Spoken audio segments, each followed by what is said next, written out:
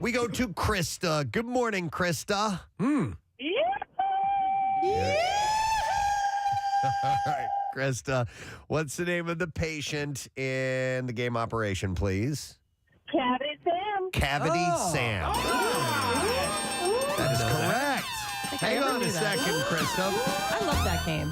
That is a fun game. Yeah. Even I like that game. Played it in ages, but Krista, hang on. We are going to give you a Hannah Stone gift card, which is good for a free massage or a facial. Hannah Stone Massage Facial Spas pre-sale. Black Friday BOGO event is happening now through November 23rd. You buy a gift card at guest pricing, and you get a free promotional gift card. Search for the location nearest you, and you can check out their exclusive online offers. Restrictions apply, and you can see Spa for details. So let's see. We're going to start with this. An open letter signed by more than 140 individuals and women rights organizations condemns the public criticism of Amber Heard following her highly publicized court case against Johnny Depp. The letter, which was signed by activist Gloria Steinem and actress Constance Wu, among others, read the vilification of Miss Heard and ongoing online harassment of her and those who have voiced support for her have been unprecedented in both vitriol and scale. It continued saying much of the harassment was fueled by disinformation, misogyny, biphobia, and a monetized social media environment where a woman's allegations of domestic violence and sexual assault were mocked for entertainment.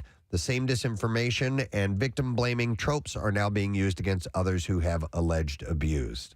The author concluded, we condemn the public shaming of Amber Heard and join in support of her. We support the ability of all to report intimate, partner, and sexual violence free of harassment and intimidation. So, all right, can you victim blame when you simply don't believe the victim? Do you know what I mean? Like, you have the right to have the opinion that you don't believe someone's story. Right, Yeah, right. Whether I mean, certainly you don't want to go to excess. I think that's what they're attempting to address here. Yeah. But I mean that you have the absolute right to say, I do not believe Amber Heard. Right. Of course you do. And people voice support for Johnny Depp, which also confuses the issue. Just because you're supporting Johnny, does that mean that you're putting down Amber Heard? And Nick, the court supported Johnny Depp. Yeah. So there you go. Yeah. So I think Kathy should decide this. Yeah, Kathy. Yeah. Oh, that's a good one. You know what? Really I don't know. I'm. Where do you stand on Amber Heard? It seems, and I think from the beginning, this has been my contention, they should never have been together. They both did stuff that they probably regret. There seems to be physicality that occurred on both sides.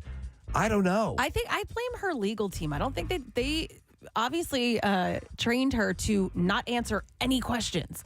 Like she should have answered something. She just kept having them go in circles. And she wasn't I a didn't good like that at witness. all. She No, was but not there's good, video of him, doing things. So I don't know. I hate both of them. To me, it's like when two of my kids have gotten in an argument over something, right? And I get called in, and and I'm supposed to decide which one of you is correct, and I'm like, I don't know what the hell to do here. Work it out. Yeah, I don't know. I can't make a decision here. You do that to us sometimes. Yeah. Like if we have differing opinions on something, whatever it is we're talking about, like sometimes we'll look to you like, okay, well, what's he going to say? And if you have like a strong opinion, it's like, all right, well, this is what we're going to do. And if you don't, you're like, well, I don't know. I guess we're all going to have to discuss it. And the worst is when it's something super trivial, but like they're so worked up about it. Yeah. We had this just, during the World Series run where two of my children wanted to wear the same Philly shirt to school. and they both had compelling arguments, and You could both wear it, or it's military school. No, one wore it to the game that they won, and then the other wore it to another one, and then I'm getting angry just listening. I know. Yeah. Well, you've been angry with me for the past 20 minutes. But listen, it's it's hard to make a call sometimes. It is. And listen, and for some people, it's easy to make a call. So they've taken a side in this particular issue based upon what they've heard or seen. And there it is. So these people are speaking up and saying, look, we believe this side. We believe, and we don't think that people should be victimized. And listen, they're just making their thoughts known. Yeah. Critics of the We're letter. pre-med. Critics of the letter argue that it ignores the idea that Depp was a domestic violence victim, with one person tweeting, Gloria Steinem now supports a self-confessed abuser who committed perjury on 3 continents solely because she's a woman. There's no winning. There's no winning. winning. Yeah, exactly. So hopefully everybody can move on, and we will see where this goes. Speaking of Depp, Lily Rose Depp told Elle magazine that she hasn't remarked on her father Johnny's recent legal battles because she refuses to be defined by the men in her life. Okay. She told the outlet when it's something that's so private and so personal that all of a sudden becomes not so personal, I feel really entitled to my secret garden of thought. Also think that I'm not here to answer for anybody, and I feel like for a lot of my career, people have really wanted to define me by the men in my life, whether that's my family members or my boyfriends, whatever. The 23-year-old actress also refused to be defined as a Nepo baby. Yeah, I would never think of her as a Nepo baby. No. It's my least favorite candy. Nepo wafer. That's it. I don't really think about her that much anyway. Yeah. I hope that might stun her. Yeah. Lily Rose said it's weird to me to reduce someone to the idea that they're only there because it's a generational thing. It doesn't make any sense. If somebody's mom or dad is a doctor and then the kid becomes a doctor, you're not going to be like, well, you're only a doctor because your parents are a doctor. It's like, no, I went to medical school and I trained. It sounds like it's very tough being her. Well, you never know. Yeah. She's in the shadow. She's in a large shadow. You know how when, like at the height of Johnny Depp's fame, that he was not necessarily handsome, but he was like a really pretty man? Yeah. Yes. Yeah, she's inherited this. Lily Rose Depp is a knockout, but she looks like her dad in the best feminine ways, if that makes it all sense. I have to see some more pictures. Steve, she's a total knockout.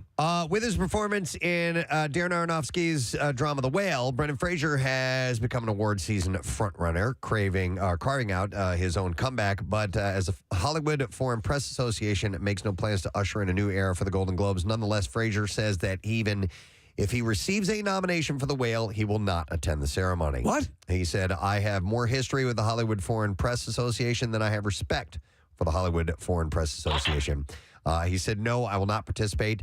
It's because of the history that I have with them, and my mother didn't raise a hypocrite. You can call me a lot of things, but not that. Wasn't it at the Golden Globe Awards where that meme of him applauding became... I think that. It was the Golden I don't know Globes. if it was the Golden Globes. It might have been. But anyhow, back to in 2018, he notably came forward and accused former HFPA President Philip Burke of sexually assaulting him at a luncheon in 2003. Following an independent investigation, they released a joint statement reading, this is according to the Hollywood Foreign Press Association, although it was concluded that Mr. Burke inappropriately touched Mr. Fraser, the evidence supports that it was intended to be taken as a joke and not as a sexual advance. Fraser never signed the release, and that was the end of it. Burke himself said in 2018 that he received no disciplinary action from the organization. Fraser said of the fallout, I knew that they would close ranks. I knew they would kick the can down the road. I knew they would get ahead of the story. I knew that I certainly had no future with that system as it was.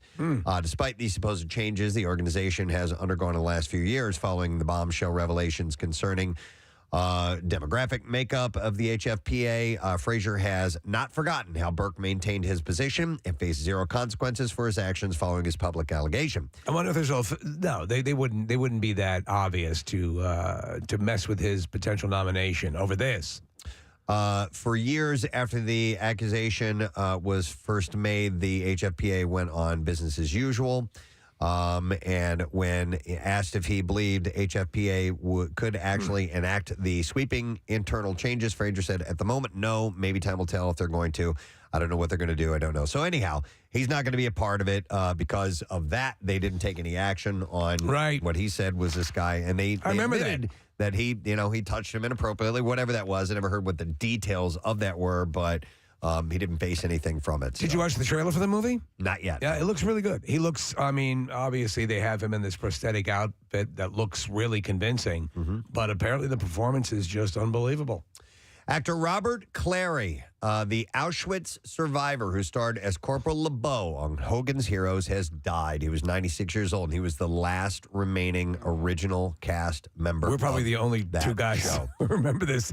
I loved it when I was a kid. I used to watch it all the time. I was too young to understand the gravity. Now, these are funny Nazis. World War II and Nazis and all that, but it was a funny show, and LeBeau was great. He was also in the movie The Hindenburg, and in that movie, he gets to perform as a French resistance fighter, basically, who is able to insult Nazis aboard the Hindenburg right to their face without them quite knowing it. And I did not know that he was an Auschwitz survivor Yeah, he was. until I read the story Isn't this that amazing? morning. Yeah. We watched this. I watched this Hogan's Heroes a lot. I didn't like it, but my older brother did. So at that time of our lives, if one person liked the show, Yeah, that's watch it. everybody else You would didn't have watch it. many options.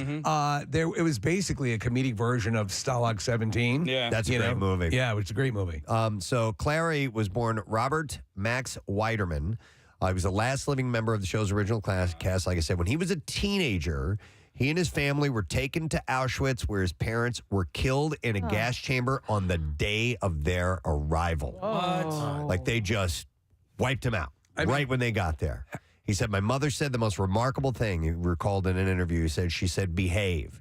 And she probably knew me as a brat. She said, behave, do what they tell you to do. Wow. He was held captive for 31 months in the Nazi concentration and death camp.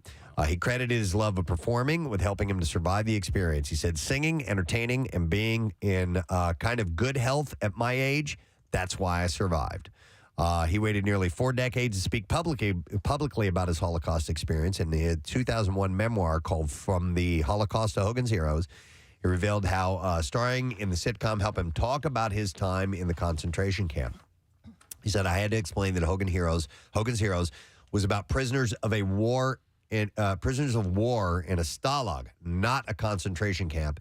And although I did not want to diminish what soldiers went through during their internments, it was like night and day from what people endured in concentration Yeah, camps. it was clearly not a concentration camp. Yeah, there were different rules. Right. I can't see them making a sitcom out of that. In addition to Hogan's Heroes, Clary starred on soap operas. He was on Days of Our Lives, The Bold and the Beautiful, and The Young and the Restless as well. So he had a career outside of Hogan's Heroes for quite some time. It's wild that so much of what he did ended up addressing World War II, though, you know? Yeah. And, he was in films as well, 10 Tall Men and Thief of Damascus, and on Broadway in New Faces of 1952 and Seventh Heaven. And he was married to Natalie Cantor, who was Eddie Cantor's daughter, until her death in 1997. So it was sad to hear of him passing away, because I did like that show. Yeah, absolutely. And then another person passed away of note. Kimberly Herron was her name. So she had a couple of interesting on-screen moments that you would probably remember. She played the Dream Ghost in Ghostbusters, the one where Dan Aykroyd gets his pants unzipped, if you remember that. But also, she was in some ZZ Top videos. She was in the video for Legs. Yes, She's the main one of that girl? cluster. She was the one in the red top with the long blonde hair. Those were all Playmates at the time that they were using those. Those actresses were all associated with Playboy. So they did not provide her cause of death. She was a model who covered more than a dozen magazines and was a Playboy Playmate before being cast in that 1984 music video for Legs. I liked that they had a theme across a couple of videos with those. It was fun. Herron told an interview that she had replaced one of the 3 women in the first 2 videos that the other 2 didn't like.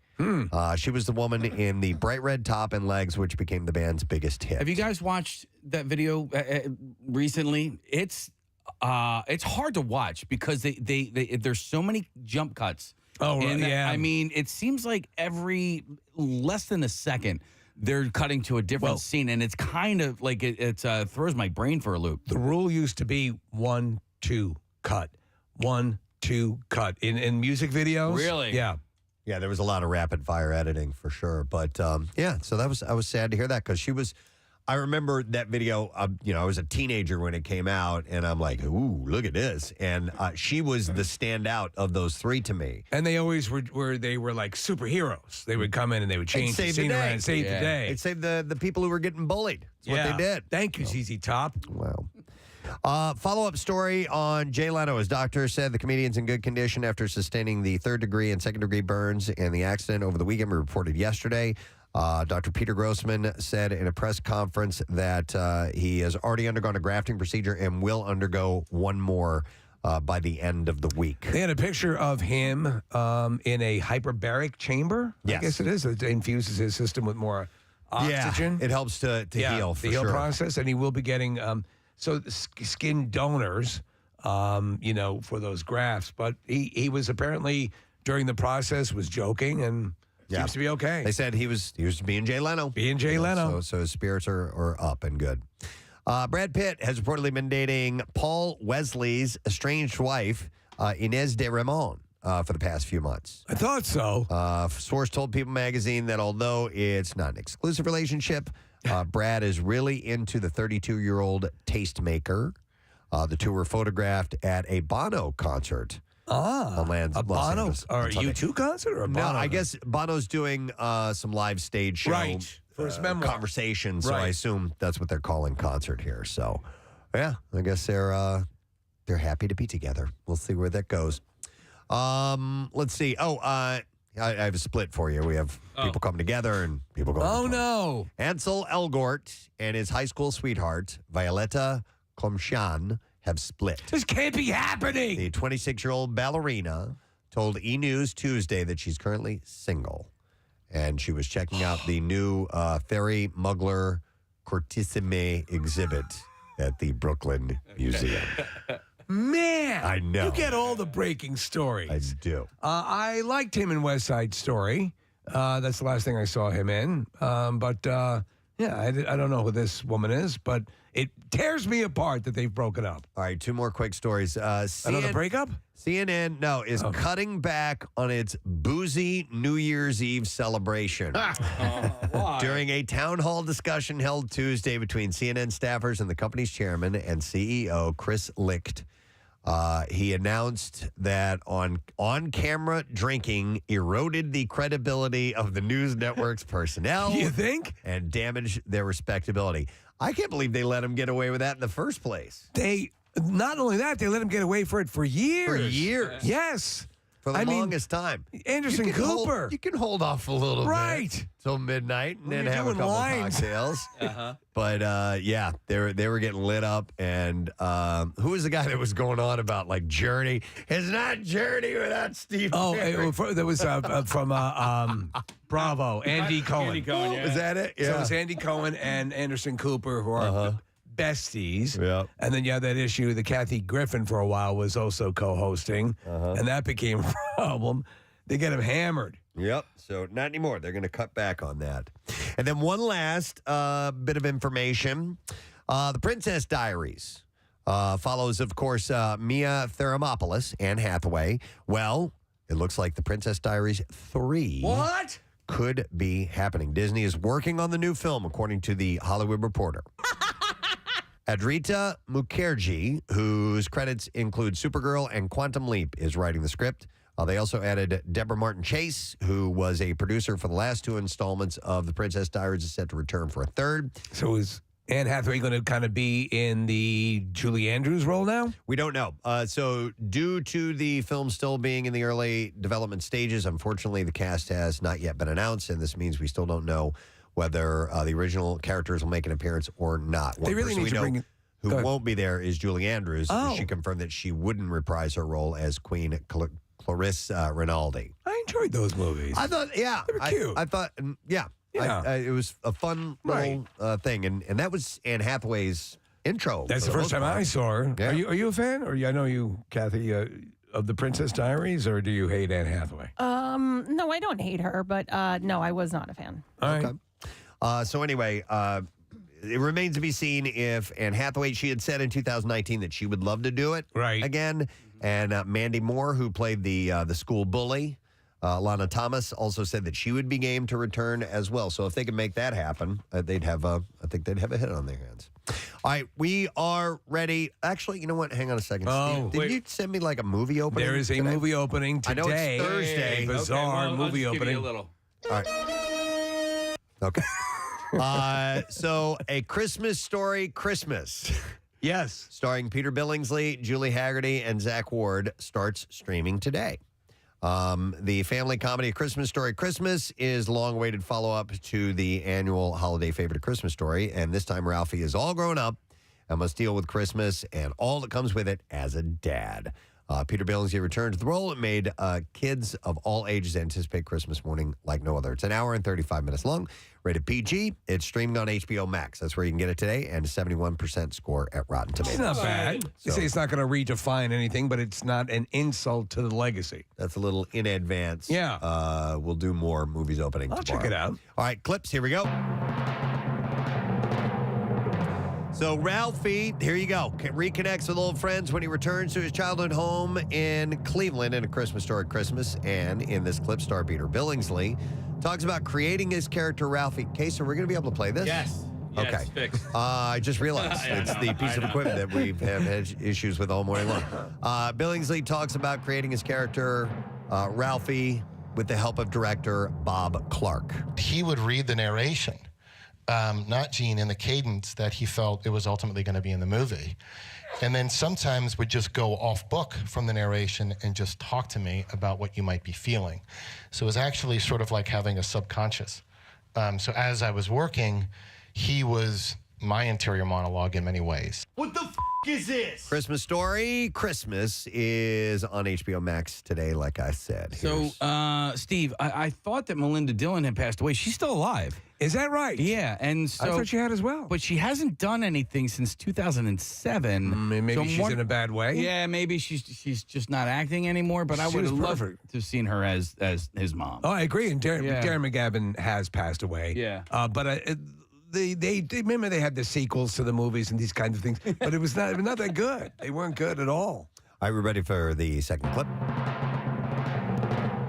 Years after her happily ever after, Giselle, Robert, and Morgan moved to a new community, and the fictional and the real world are thrown off balance in Disenchanted. Here, star James Marsden talks about how fun it was to make the sequel. Felt like it was lightning in a bottle back in 2006 when we did the first one. So now to be able to do it again and reunite with all these wonderful people and wonderful talents and invite new people in like Maya and Gabby and really, really special. And I mean, this is like, this isn't work for me. This makes me really happy to talk about these types of projects. Shut up, dummy. Disenchanted is out on Disney Plus today. I will have to watch that one. That was an important movie in our household. I enjoyed that movie. Yeah. Look at all the was movies fun. we enjoy. It's an enjoyable day to enjoy movies. It sure is. All right, and that's the entertainment report. It was great. Thank you. We learned a lot today. I think we grew. There was some as a people. yes. As a I've changed people. some opinions. Yeah. I now hate Princess Diaries. Wow, I'm sorry to hear that. Kathy convinced me. All right, well, here's something that'll cheer you up.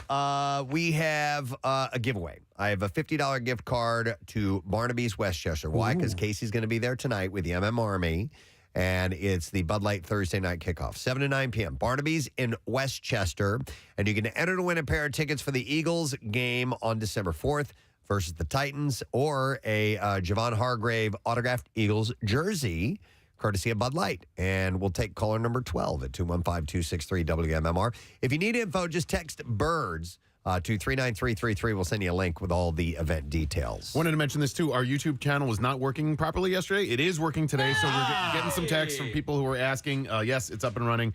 So go to the Preston and Steve channel on YouTube, and you can watch us in the studio. Nick, are we on the radio? We are. Yes. Okay. Also, all you have to do there, Steve, is turn the radio on. Okay. And then you tune it to 93.3. I'm not sure what's working and what's not. Right. All right, we're going to take a break. We'll be back in just a second. Hang in there. Preston and Steve on 93.3 WMMR. What's new? Glad you asked. You know, I kind of notice these things. Really? Yeah, I think so, because Around the corner, down a dark alleyway, across an empty field. He is the noticer. this one Nothing gets past Preston Elliott.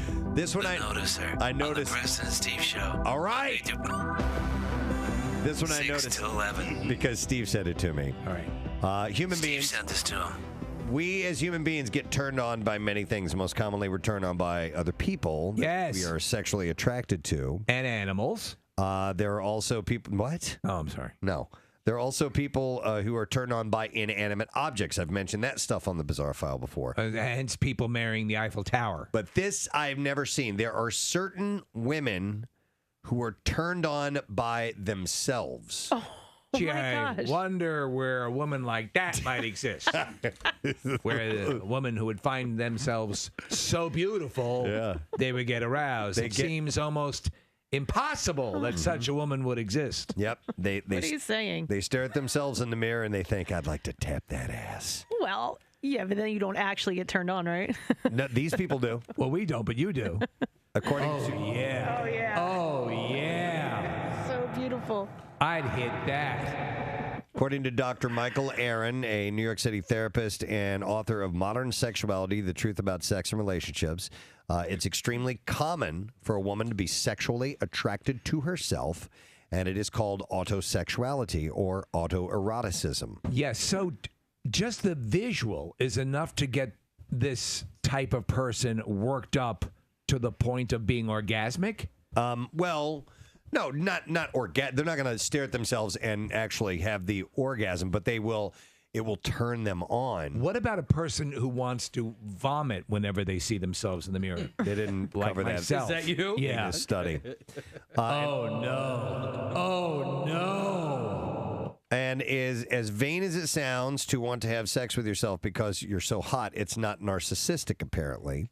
The doctor, Because it's true. The doctor said it's very common for people to be aroused by themselves to varying degrees. Some experience it more like an orientation in that they feel more aroused by themselves than by others. So do they use themselves as a benchmark to compare other people to? In other words, will they not? Does someone have to exceed their own level of beauty to warrant a physical encounter? I don't know.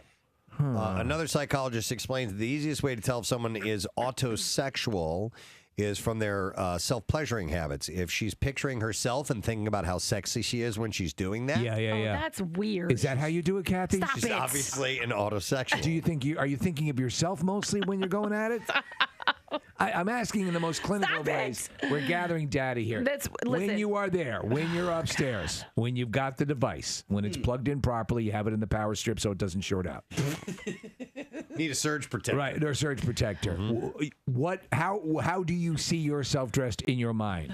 God, I'm not answering you, but listen, I do think this is very bizarre. Yeah? They said it's more common than you think. It says if you think you're dating an autosexual, you're probably not, though. It says, according to the original definition of the word by ego analyst Dr. Bernard Affelbaum, an autosexual is someone who has a great deal of trouble responding to someone else sexually, but can respond fairly or very well to his or her own touch. Have you ever made love to yourself tking of yourself? No. Yeah. Not that I I've know made of. love to myself thinking of you. Oh. Yeah. And we have to talk. We do have to talk. No. No. That's, how is I don't even see how that's possible, but some people apparently Would someone like this spend a lot of time looking at themselves in the mirror? I would think so. Yeah. Yeah, I would imagine that is definitely part of it. So. Well, I don't know who would be like that. Continuing on the sexual. More stuff from the sexual world. Yeah. The noticer notices everything, even sexual stuff. All right, this other thing I noticed, and this speaks to a few of the people here in this room. This speaks to people in this very room. It does. The noticer has no pity on you. Who here does not shower in the morning? Me. Nick and Casey. I don't shower. I shower at night. Nick, Casey, and Kathy are disgusting. Marissa, you shower in the morning. No, you're She showering doesn't. right now. She's a pig. They're all pigs except for two people. She's pointing down. No, you shower at night? She cleans everything but a cooter. Oh my That's God. wretched. I thought No, that's what you shower meant. at night. She showers at night as She well. showers at night. Okay, so Steve, you and I are the only morning shower people. Oh, yeah. But apparently... Morning shower people, shower every morning, it's true. Morning shower people, shower for me and for you. It just seemed like a song, didn't it? A folk song? Yeah. Is there a night shower people song? Night shower people. That's very similar. Arrive at work very smelly.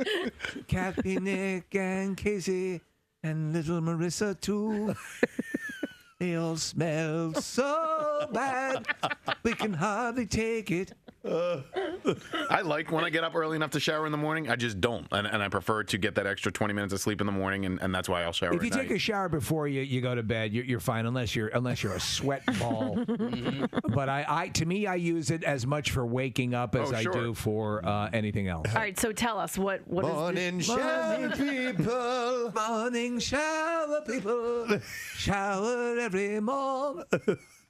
All right, so a recent article at time.com extols perhaps the single best virtue of evening showering, noting that if you want to improve your sleep, showering at night may be the way to go. Well, guess what? And this is going to be a surprise. I shower at night as well. I know you do. And in the morning. Experts say there's evidence that a night shower can help you drift off. All right, do you... Night shower, night shower. We all have to take one.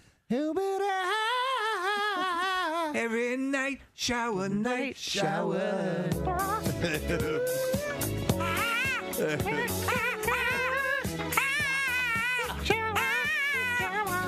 Grab me for the loofah. Get me in the shower. All right, what were you were about to say? I was going to ask if you shower fully. Night shower, night shower.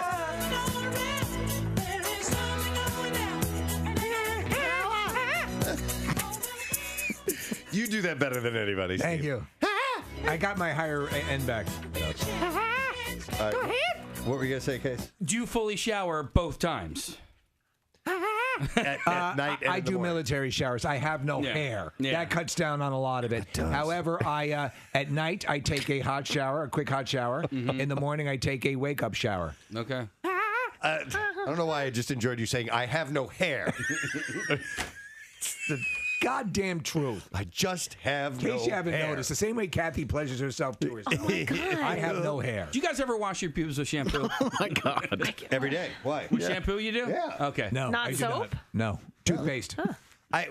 When I'm washing my hair, You then go downstairs. I have soap in my hand, so Right. use it on your pubes. He's got soap in his hands. For his nails, he's got soap in his hands. For his nails. This is getting ridiculous. Get it? And there are We had 3 hours of sleep last night. And there are real musicians in the green room listening to this. They probably have I don't think they're listening. We may be inspiring a new song napping. from Dorothy. Bedazzled Shimmer takes time. La La Land star Emma Stone was the belle of the ball at the Oscars, winning Best Actress, and she's absolutely looking the part. You should go back and see the photos, thanks to some seriously hardworking fashion folk. Stone's stylist, Petra Flannery, That's who I use. tells people that her custom Givenchy haute couture gown, custom made by Riccardo Tisci, took a mind-boggling 1,700 hours to make. Oh, Wait a second. Okay. My God. Wait, I mean, you guys don't like to talk about this fashion stuff, but I do. had the best dress on at the Oscars. She looked gorgeous. She did look gorgeous. But Kathy, I thought it was a really beautiful gown, but 1,700 hours. Well, if you, I mean, there was all kinds of beads on it. The bottom was fringe. I mean, that's all handmade. You know, that's all done by hand. All right, Miss Fashion Maven here. She also had a lot of the of glitter. It appeared glitter in her makeup. Mm-hmm. Did you notice, like around the eyes and stuff like that? Yeah. Is that stripper glitter thing still happening? Well, I think that she did it a little bit more glamorously, not Okay. so I wouldn't Not like call a it stripper. glitter. But she looked great. She Whatever did. she did, she looked gorgeous. Do you think she's I mean, because Preston, that's your style there. Yeah, porcelain skin, red hair. I think she is pretty. I think, once again, some people make her to be this stunning goddess. I Right. just think she's very pretty. Yeah, I agree. Yeah, Yeah. and she looked good. Riccardo Tisci says it took over 1,700 hours and a team of 11 from the Givenchy atelier. He said it's a beaded wonder. When you see it up close, it's a marvel of various golden color shapes and sizes. It's just incredible. Yeah. You get closer, it's like, oh my God, it's the Ark of the Covenant. I get weak in the knees. How alien is that world to us? Oh, my God. We can't even say the names of the places or the designers. I don't know it. I don't know who these people are. I don't know. I think you'd do great as a commentator on the red carpet. Yeah. I mean, who's the guy from Fashion Yeah. Gunn? Tim Gunn? Yeah. It's just crazy. Oh, you dominate. No, I have I don't know. I can look and say, oh, you look nice in that, or that looks like crap. That's pretty. Pretty much. I can it. see Yeah. your booties. Yeah. By the way, I finally saw Amy Adams. Yo. Holy God. Yeah. I mean, she's not that really busty, but she sure looked like it in her dress. Who looked? Brie Larson. Yeah. Did you see Brie Larson? Yeah. Whoa. That was nice. That's our commentary. Preston, check out the kids. Oh yeah. Yeah. We should be you're at the beginning. We don't even have the microphones. We're just yelling down the. Oh! Yeah. She's coming your way. She's coming your way. Nips. What? Nips. You guys would be kicked off the red carpet so fast. Brie Larson showing nip. Steve, the grade scale would be how many of those Marky Mark pals we throw out. I give it 4 pows, man. Yeah. That would be it. Pow! Pow! No, that's red carpet coverage. Yeah. Yeah, but Steve, like on the other end. Hey, which one? Brie Larson! Ryan Gosling's sister! Yeah. Huge kids! I hear you. I'm waiting. He's yelling over her. Yeah, she's on the way down. Right here. The Preston and Steve studio is the arena where the invincible men of Chi-Chi cooking skills await their challenge. Using all their senses, skills, creativity, and succulent delights, such as ramen noodles, canned chicken, and Doritos, the Iron Chi-Chi chefs will prepare new, original Chi-Chi never tasted before. Reputations are on the line in the Preston and Steve studio, where the Chi-Chi chefs pit their garbage bag creations against one another. What inspiration do our challengers bring? The heat is on. Who will be the Iron Chi-Chi chef? Wow. All right. Love it. And by the way, the winner of the competition will get the coveted Golden Shiv Award. That is correct. Which we have in the corner. Now, to paint the picture, our studio has been completely done up to mimic a prison. So we actually have bars on the windows. We have our various cell blocks, which are numbered and lettered. And we also have what you can and cannot do. There are some rules on the walls as well. In fact, it says privileges. You are entitled to food, clothing, shelter, and medical attention. Anything else that you get is a privilege. Yes. And we also have our prison commissary set up, which is being guarded by a full-size Hannibal Lecter statue that we have in the corner. And he is holding the Golden Shiv Award. Yes. And listen, guys, just to be nice, we're also going to throw in a couple of other things. We have some toilet wine that we have over there in the corner. We have an actual toilet in the corner with a jug of wine in it. You'll win that too. And we'll also give you a $100 Visa gift card. So we have our 3 judges. We have Nick, Michael, and Joe. Let's now meet our contestants this morning, okay? And their intros are short as well. Let's welcome Iron Chi-Chi Tim to the program. Hey, what's going on, guys? How are you, Tim? Good. How are you? Very, very good. Now, we're not going to go into the specifics of everybody's background and how they ended up where they ended up, but how long were you incarcerated? 3 months. 3 months. Okay, so a little bit of time, not a whole lot. No, but you make a couple Chi-Chis a day, so. Okay. So a couple of days. Now Tim was assuring me. He said emphatically said, don't dismiss this. Basically, you're going to love the way this stuff tastes. Really? Correct, Tim? I actually emailed Casey and I said I'd like to place a bet with everybody about them liking it because it is top notch, guaranteed. All right. Yes. Do you still make it even though you're On 93.3 WMMR. All right, thank you, Kath. I think it's time that we put on our masks and notice some things this morning. The noticer is back, and he's noticed so many things you're gonna plot. I'm going to plot. Using a lot of Yiddish these days. Okay. We're going to plot together. All right. I did notice a few different things that I thought were worth bringing up and mentioning to you. And I'll start with this one. The Brooklyn Public Library announced what its most borrowed book is. The most borrowed book at the New York Public Library. Yeah, throughout its history. Brooklyn.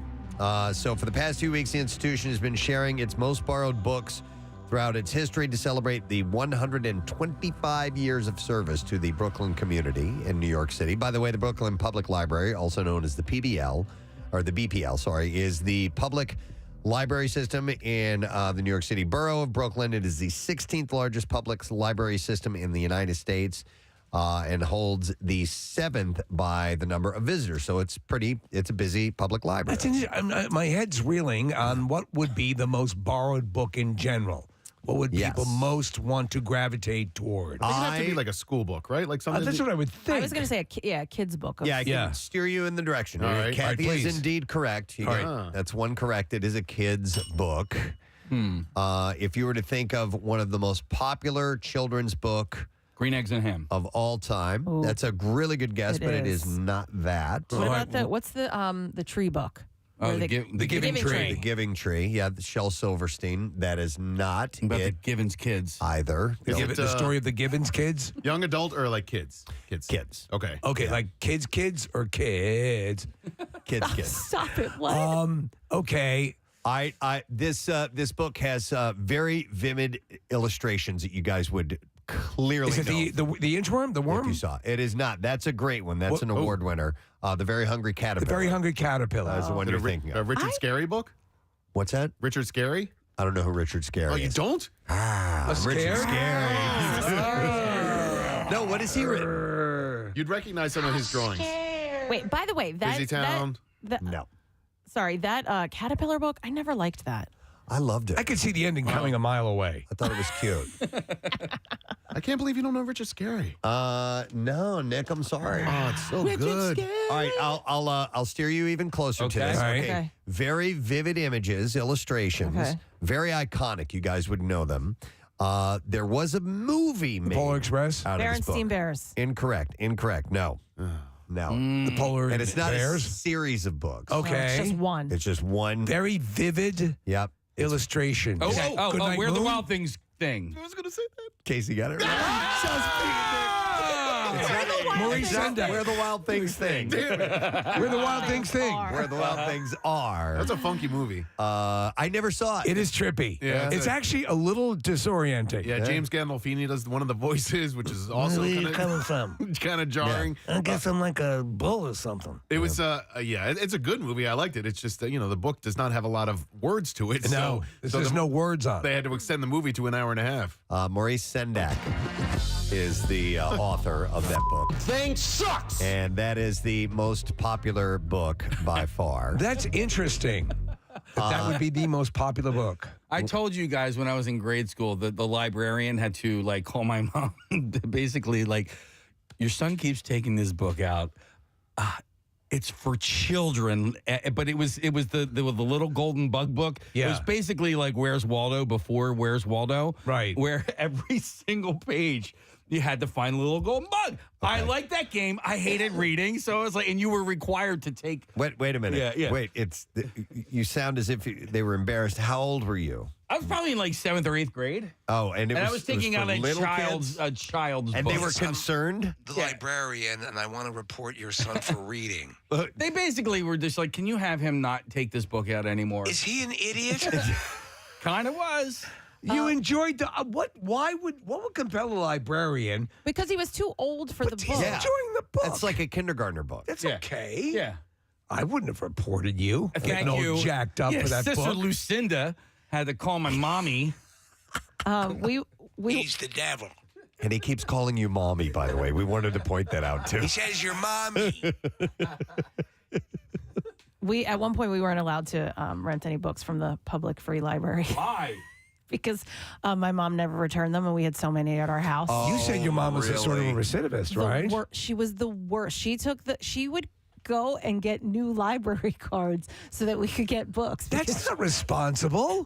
That's how you learn to be responsible with your library card. Me being a responsible adult comes solely from my father. Wow. Wow. Okay. The guy who slept with Janis Joplin. Yeah. Taught you how to be responsible. He taught you how to be responsible. No, my mom is great, but yeah, I mean, we had to, and so then I remember going home and her being like, "All right, everybody, check your bedrooms for the library books. We have to collect as many as we can and take them back." And we had to get the library books, and I mean, we would have them for sometimes they would be like, Miss Romano, you've had that book for 3 years.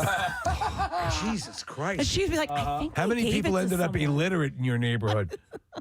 What about how were you with the video rentals and returns? Well, that was good because you could only rent, what was it, 1 or 2, whatever it was. You'd have to return them in order to get another video from Blockbuster. Library's pretty easy to take advantage of if you wanted to, unfortunately. And you know what? A lot of people have forgotten about the library and the fact that you can get your reading material for free. Including ebooks. Including ebooks Audiobooks, and audiobooks and all that stuff. One of the great joys growing up is during the colder months on Saturday afternoon, my father would take my brother and I to the library. Yeah. And we could, pick out whatever we want.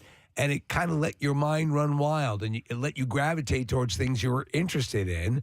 And it was great. Yeah, we didn't have air conditioning and growing up, and also we didn't belong to a pool at the time, so we spent a lot of time. So you go swim at the library? No, well, the library was. Did you have any pool books? It was air conditioned, and we would go there to cool off and maybe learn and stuff.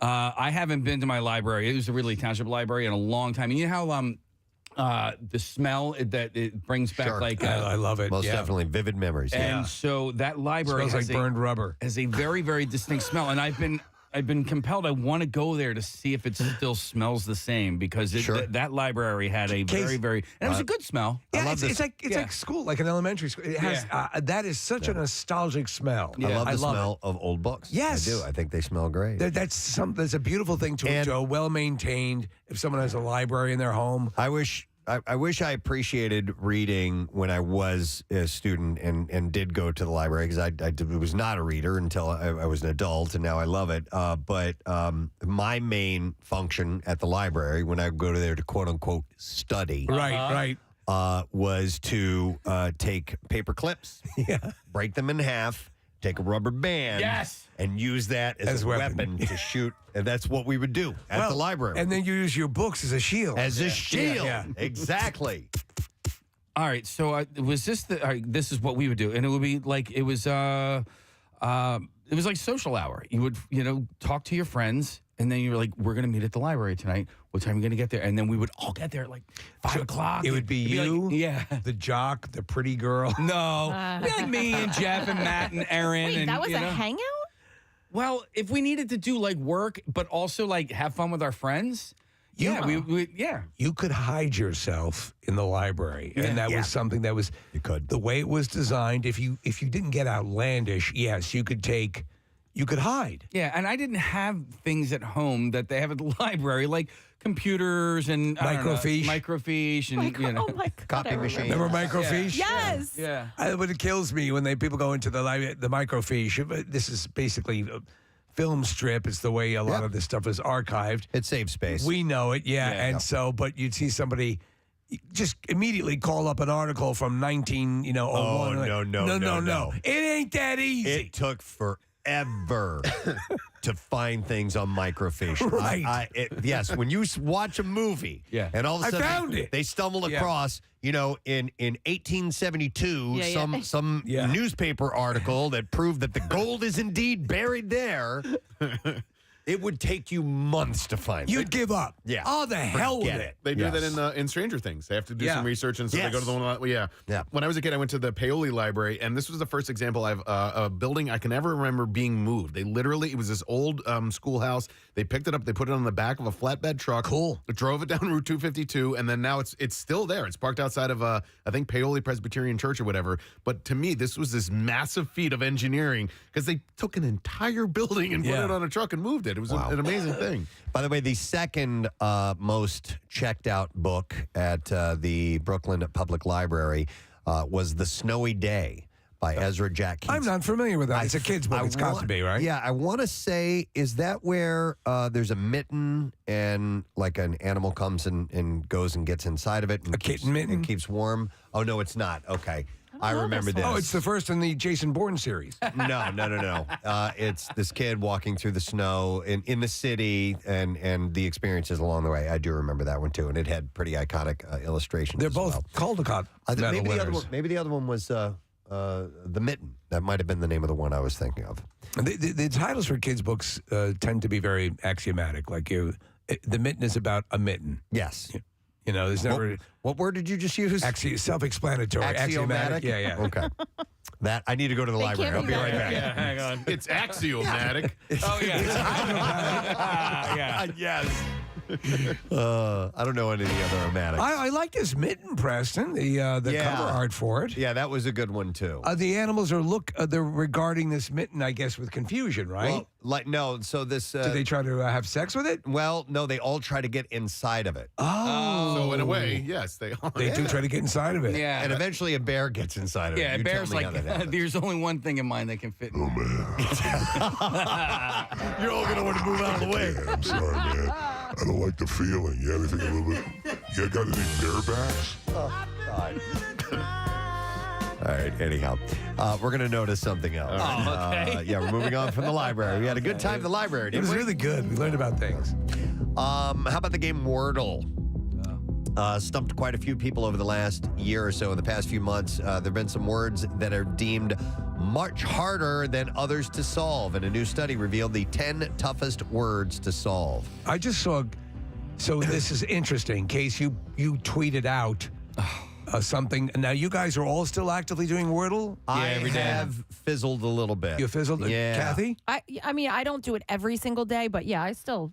Okay, and Nick, you don't really No, partake I that much. never came around on it. Right. No, so I have a. But I don't still do it at play all. it. I Yeah. still play it. I just don't do it like every day, like Yeah, clockwork. same. Me and Casey and Kathy, we have a text chain. Right. I have Wordle buddies that I text. You know, like my older brother's family, his whole family. We're part of a text chain. My sister, my wife, and Case, what did Preston, that? and I'm sorry to interrupt. What did that tweet mean the other day though about the two so words? what happened was I got a Wordle word, Yes. and my word was different than everybody else's. So So you got it right, but I wasn't got it the same. I got it right, but it wasn't the same word. So It's happened a few times. there was one day where the word was inane, and I didn't have inane. I had.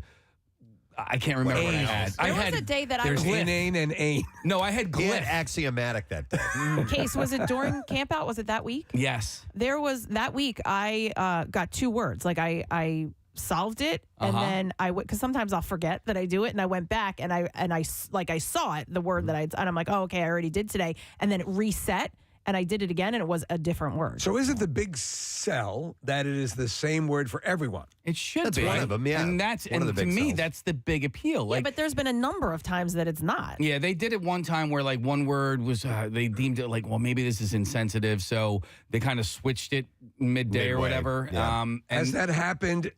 Was that basically after they were purchased by the New York Times? Yeah, Where this started to happen? Yeah. it did. So the thing that I love most about Wordle is the communal nature of it all, right? Like you're doing it on your own, but then you share it with the other people that care about it. It's kind of like fantasy football, Steve. Right. If you don't play fantasy football, you don't care about somebody else's fantasy football team. You know? But when you do, you have an understanding and I like being able to share that with Preston, and it's a competition too. Like I want to get it in less guesses than Preston or Kathy. Which you usually do. I'm pretty good. No, he is good. He's good at it. Casey's good with the words. He's good. Yeah. So the 10 hardest Wordle words Okay. of 2022, the data reveals these had the highest percentage failure rate of players who posted their scores on Twitter, by the way. So number 10 is tacit. Tacit, okay. 10% fail rate. Number 9 is found with a 14%. Okay, so that was because you have found, sound, round, mound, wound. Yeah. Booned. No, I don't know. And Hound. so, yeah, hound. You Yeah. have all these other words That could fit. If you had OND, and OMG. and all those other letters available, like Yeah. you could just sit there and that gets people a lot of times. So what Casey's method is, and I've taken it on too, is if you find out that early that it could be a series of several different words, you have to create an elimination word that might include F, M, N, or whatever it is. You know, like let's. Do you have a word like that? Well, you have to figure out to what create that it is. based on that. All right. Yeah, so yesterday I had, by my second guess, I had blank A, blank ER, right? And I had so many available letters that my next two guesses were just to eliminate letters because it could have been like wager or waker or pager. You know what I mean? It could have been so Meager. Yeah. So I ended up. It could have been memer. Anyway. Next is number 8 on this list is trite at 15%. Interesting. Here's a tough one. Number 7 is coyly. Coyly, that's COYLY. that sucks. That one really threw me for a loop. In fact, that was the only time I remember this one. It was the only time I actually had a a hint from my brother. I was doing it, and we were in the same room, and I had all these. I'm like, I don't know what word. I had all these letters eliminated. I'm like, I don't even know what this could be. Right, right.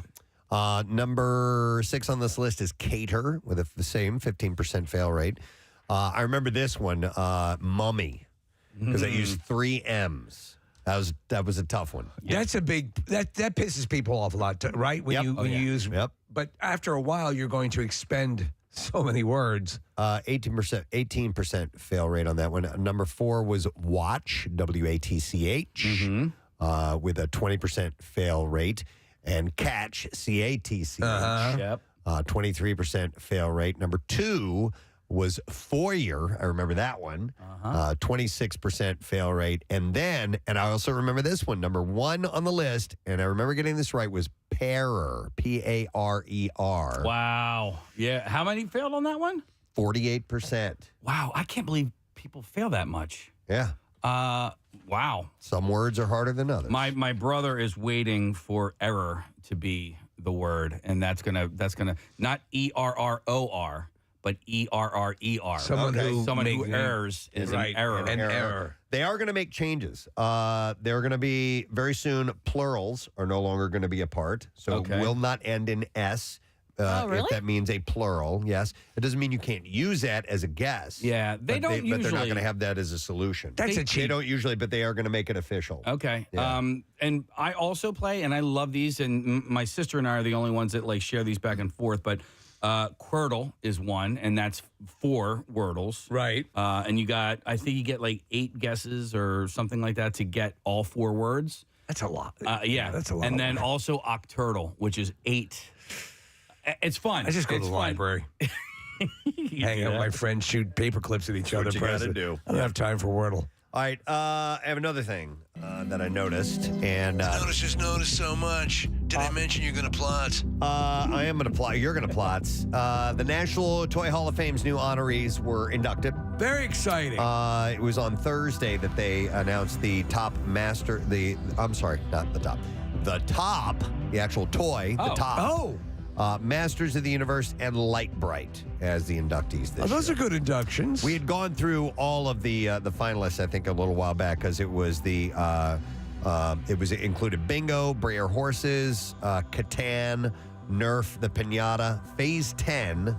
That's when you have really bad diarrhea. No, we had people call in about that card game. Pound Puppies, Racco. I don't remember Racco. It's a well-endowed clown. And Spirograph.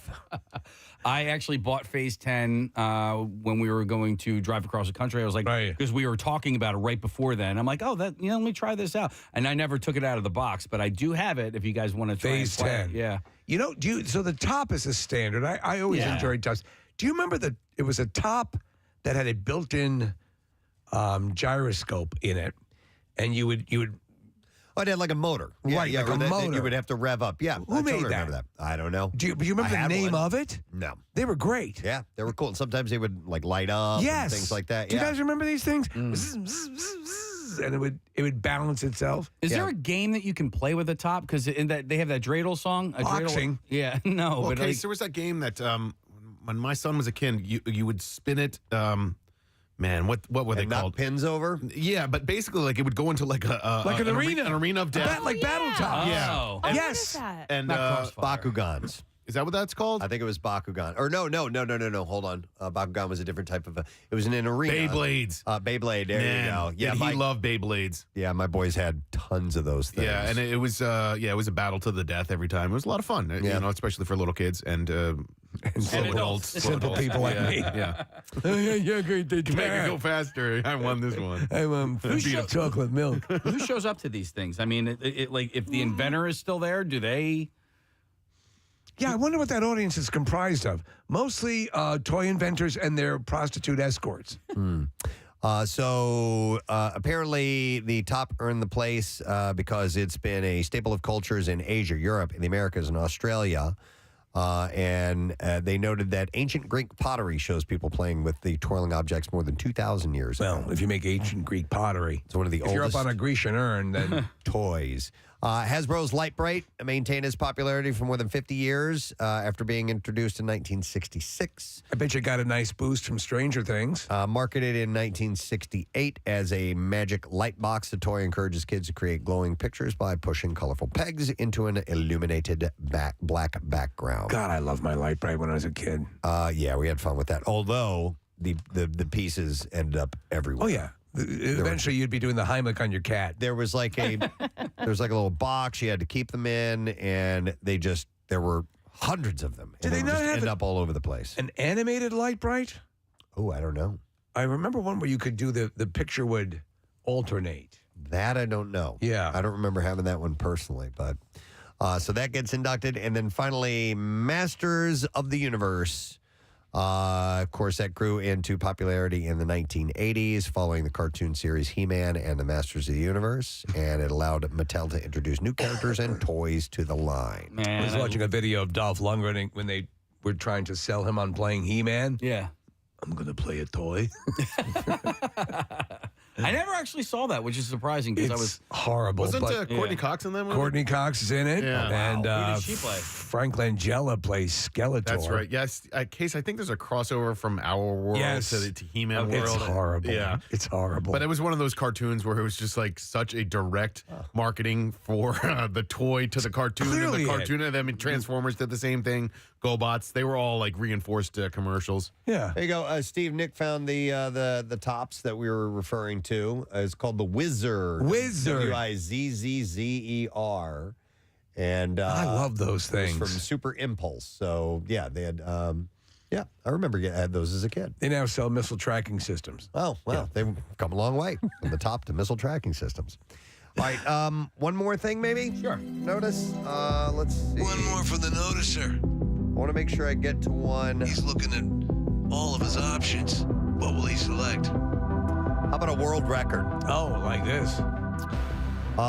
Ukraine claims one of its snipers shot a Russian soldier from 1.7 miles away. It's not a world record. It would make the shot the second longest combat kill ever recorded. 1.7 miles away, taking out a human target. Yeah. Yes. The alleged footage shows the moment the soldier drops to the ground after the sharpshooter takes a shot from a distance of 8,891 feet. That is the distance that now ranks second in the world ranking as confirmed by the Command of the Armed Forces. You play the Sniper video game, right? The Sniper video game. Oh, Sniper Elite. Yes. Yeah. Love that game. It is pretty wild. How long from shot to hit? That's a good question. How many seconds it would take to travel? Yeah. I remember seeing a long time ago a guy attempting to shoot some sort of, for the particular type of rifle he was shooting, a world record distance.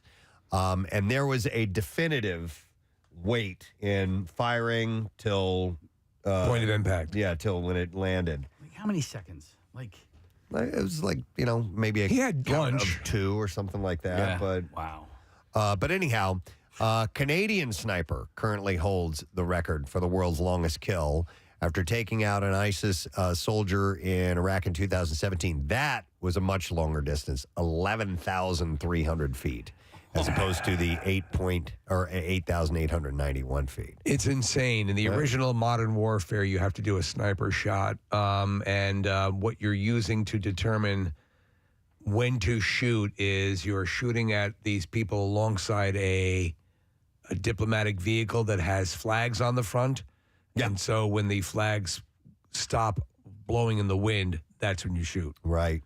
But it's pretty wild. Which is interesting because I wonder how all that works in the real world, because while you might have wind there, it's really far away. It could be a completely different situation between here and there. And so they've got to get it just right. So I'd imagine some of it, the majority of it is skill, but a little bit of luck involved as well, too. Just go punch him. Just go hit him. Just run over there. What, a couple miles point away? Blank range. How fast can you run? I stabbed him. You take it 20 minutes? Get over Can't here. make a shot like that. All right. Anyhow, that's the last thing I have time to notice for now. We have some other things to get to. Let us take a quick break, but I would like to As we do take a break, give away a $50 gift card for Barnaby's Westchester. Casey is going to be there with the Army tonight with the Bud Light Thursday night kickoff from 7 to 9 p.m. And we'll take caller number 18 at 215-263-WMMR. You can enter to win a pair of tickets for the game December 4th against the Titans. And they're also going to be giving away a Javon Hargrave autographed Eagles jersey while there. Casey will be there. All right, so caller 18 215-263-WMMR. It's courtesy of Bud Light. You can text BIRDS to 39333 for a link to complete event details. We'll be back in a second. B-File is coming up. Stay with us. Preston and Steve on 93.3 WMMR. The flavor and You miss it. Yeah. I got it. Okay. So All right, well, that's Tim. Let's meet our next contestant, the second Iron Chi-Chi. Welcome, Chris, to the studio this morning. Thank you. Chris, how are you? Doing well, you? Doing well. And for how long were you behind bars? 24 months to the day. Wow. To the day? To the day. Wow. So you didn't get out for good behavior then? Nope. Okay. But how's your Chi-Chi?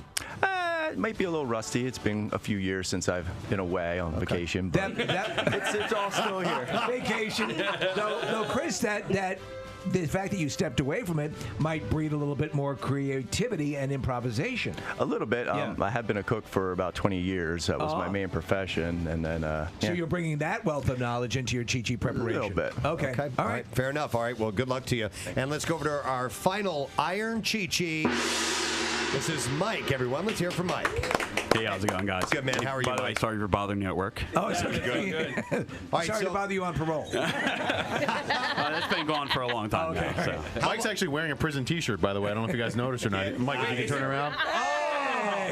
What is DWHCF? George W. Hill. George W. Hill Correctional Facility. No kidding. That's a Delco. Yes. Delco, baby. Of course it is. What pride. What pride. Hold on, they sell T-shirts, or did you make Oh, that? no. I kind of took it with me when I left, even though you're not supposed to. So you robbed the prison. You took something on the way out of prison. You gotta have a reminder to not go back. Yeah. So. But it's not a Marriott. Yeah. All right. So for how long were you away, Mike?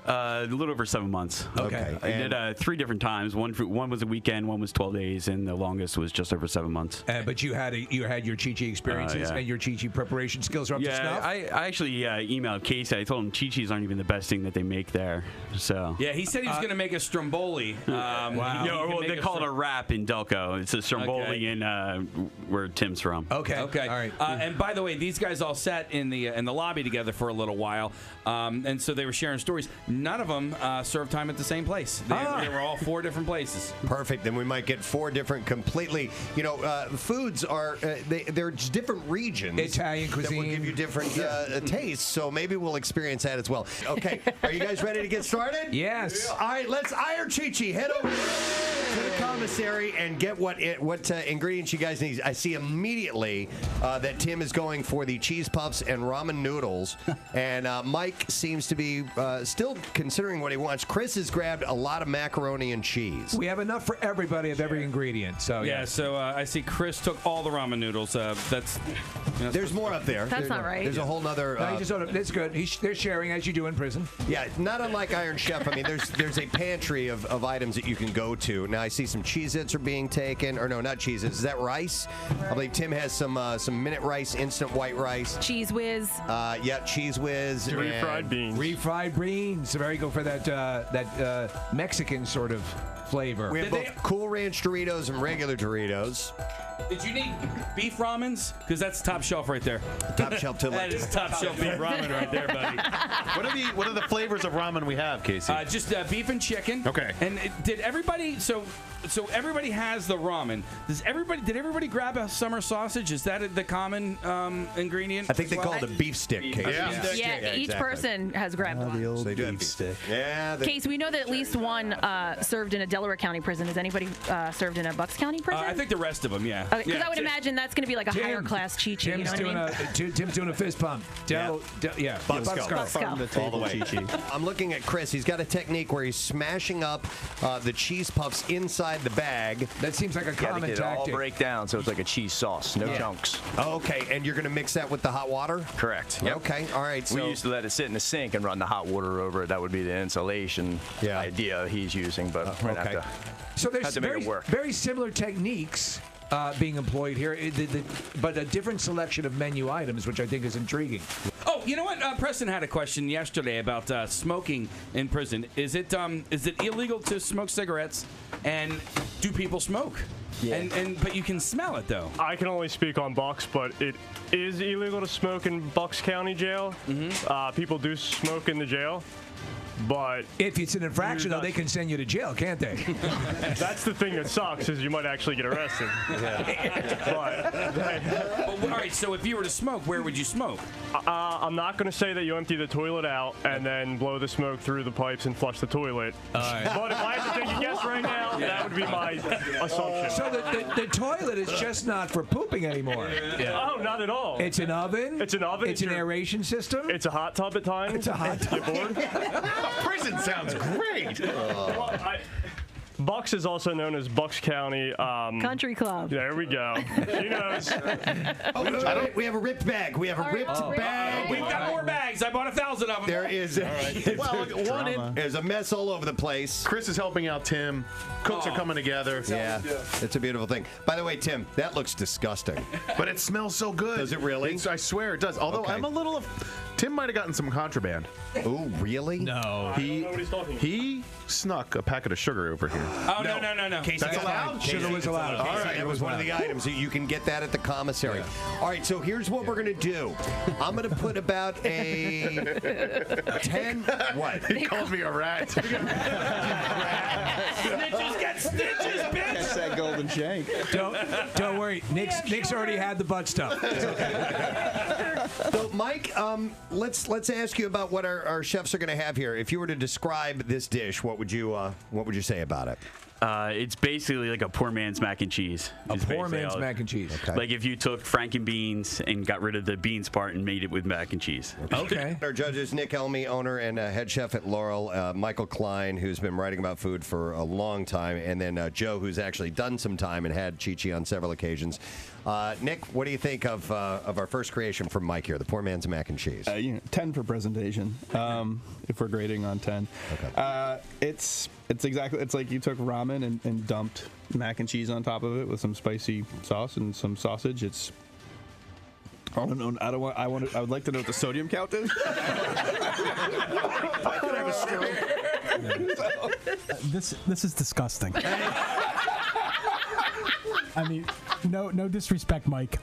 But good. But You really sugarcoated it. it doesn't seem like there's much to it. The ramen, you did get the ramen soft, which I'll give you credit for, but it's just, yeah. It's just, The presentation though was incredible. Let's go over to Joe, the Chi-Chi master. Joe. All right. Well, from an inmate standpoint, it's pretty bad. Okay. Well, we want to get that perspective. It's wet. It's super wet, and it's not. Oh, that's right. You like it dry. You said that earlier. Okay. Mine's pretty short and sweet. Never used the pickles before, so I just have the shredded cheese, some of the cheese whiz, beef stick, ramen, a little bit of hot sauce. What do you think of this particular Chi-Chi? Again, it's super wet. This one, there's less taste. It's I'm absolutely convinced that I only ate this stuff because I was starving.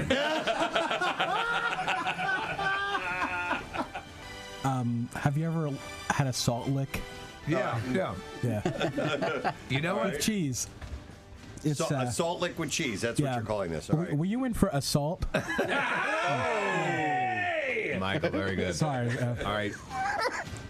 I do appreciate the added texture of what are those nachos at the end? The little bit of the jalapeno chips I put on. Perfect. Yeah, I Take like it over that. the edge a Beautiful little touch bit, right little at the extra. end. It does taste like someone found noodles and put movie cheese on top of it. But I mean, it's yes, I like it a lot. Okay, he likes it a lot. Really? Wow, Those words dude. came out of your mouth? Chris, write that down. Nick Elmy of Laurel says, I like it a lot. Tim is garnishing the dishes. Yep, and Marissa is handing them out now. So we'll start this time. We'll let the judges sample this, and it definitely looks completely different than the others. The other ones definitely had a very moist consistency to them, a little bit on the runny side as well. This looks dry. And we'll let our judges get a quick taste, so it's going to be completely different. Much different. Yeah. In fact, it's dense. I'm actually this weighs a lot.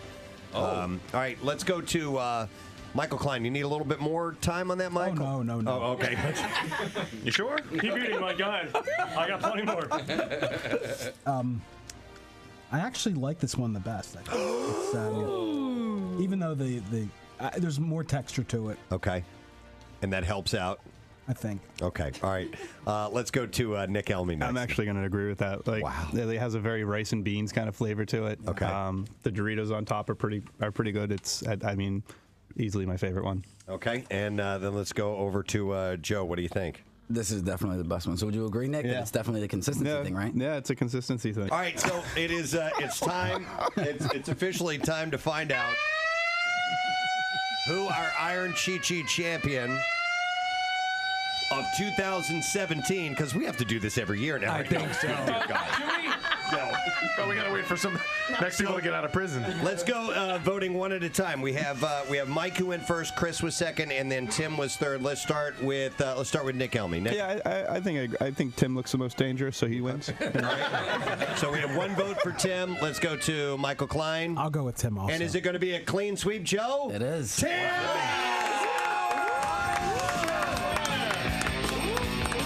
The Iron Chi-Chi, Tim. Let's get a word from our winner, Tim. How do you feel? I'm going to Disney World. Yeah, even better news. Kathy cleaned out her closet. Yeah. Wow. You should put something up on social media about the journey. I think it's very brave of you. Yeah. To get in there and I really appreciate it. and clean out your closet. It was difficult for me. There was an extra sock that was unaccounted for. She broke out her documents and her spreadsheets. I can't imagine a Kathy closet was in bad shape. You needed help with this? I know. I'm telling you, it got freaky. It just got I was like overwhelmed, Carrie. and I've known for a while now that I need to do it, and every time I would go to do it, I wouldn't get it done. And to be honest with you, I asked a couple people to come in and help me. People got canceled, whatever it was. Some help and I need it now. Stop. Carrie, when you went in, did Kathy take mud and put it under her eyes and tie a red bandana around her head? She's rosy. Oh, no. It's time. We're going in. It's going to get bloody.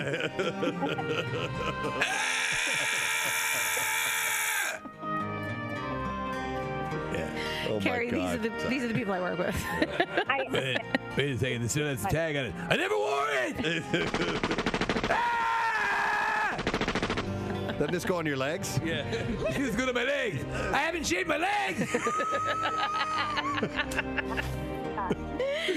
Sorry, Carrie. Great to work with. Yeah. She was an ideal client. I was asking her the questions. Kathy, do you really need 25 black, tank tops? No, you don't.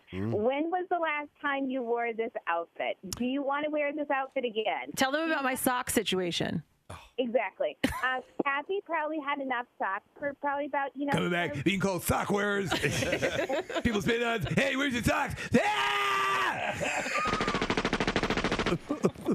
You should donate your socks to Carrie, high how school much kids. did you sell Kathy's throwaway underwear for? I was actually thinking of that. Listen, I had bags of throw it out, bags of consign, bags of donate. I mean, there was a ton of So you had stuff. plans for these. But do you have family members that you'll let do a once over? Yeah, like I separated it. Yeah. I organized the. So you know who would yeah, like I maybe just like something? Right, exactly. A couple and like nicer things. I'm not going to take my junk and try to pawn it off on somebody. Like, you know what I'm saying? There's stuff that I threw out that I'm not, have stains on it, rips in it, like whatever it is. This one has skid marks. Listen, you know that that didn't happen in any of my items. There's some pretty severe stuff. This one looks like an Ohio road map. I kid you not. If you brought in old throwaway panties, we could give them away. We could I'm not absolutely giving away my underwear. We could auction them off for charity. Absolutely. How or much? like underwear going for it? We could even do like a buck a sniff or something like that, you know? Does it smell like cod or salmon? You could do a kissing booth with your panties. Yeah. I did throw away a lot of underwear. Did you? Mm-hmm. Did you guys read the sex issue of Philly Mag that came out last month? It was, no. There was it was an interesting read, but there was a woman who is now an escort, and the way that she got her start was by selling her panties online. Traffic on 93.3 WMMR. I was not paying attention. What were you wowing about? Morris Day in the Time. Ah. Playing. At Rivers. Yes. That could be fun. That could be great. A lot of fun. We need Yeah. to see if we could have Morris Day on. That'd be awesome. Debbie Gibson's going to be there in the beginning of December. Guess who's going? You. Or is it you, Kath? Me and Matt Cord. Me and Matt Cord. She was Matt Cord, I believe's first radio interview. Right. I remember something about that. He worked on Long Island, and he went out to her school to interview her. I loved Debbie. I got to confess my love to Debbie one time we had her on. I told her I was a huge fan, and it's a total Oh, yeah. Wait, no, wait. No, sit. You know, we didn't do it. There's a misunderstanding. I love that scene. Debbie Gibson, it's awesome. Well, anyhow.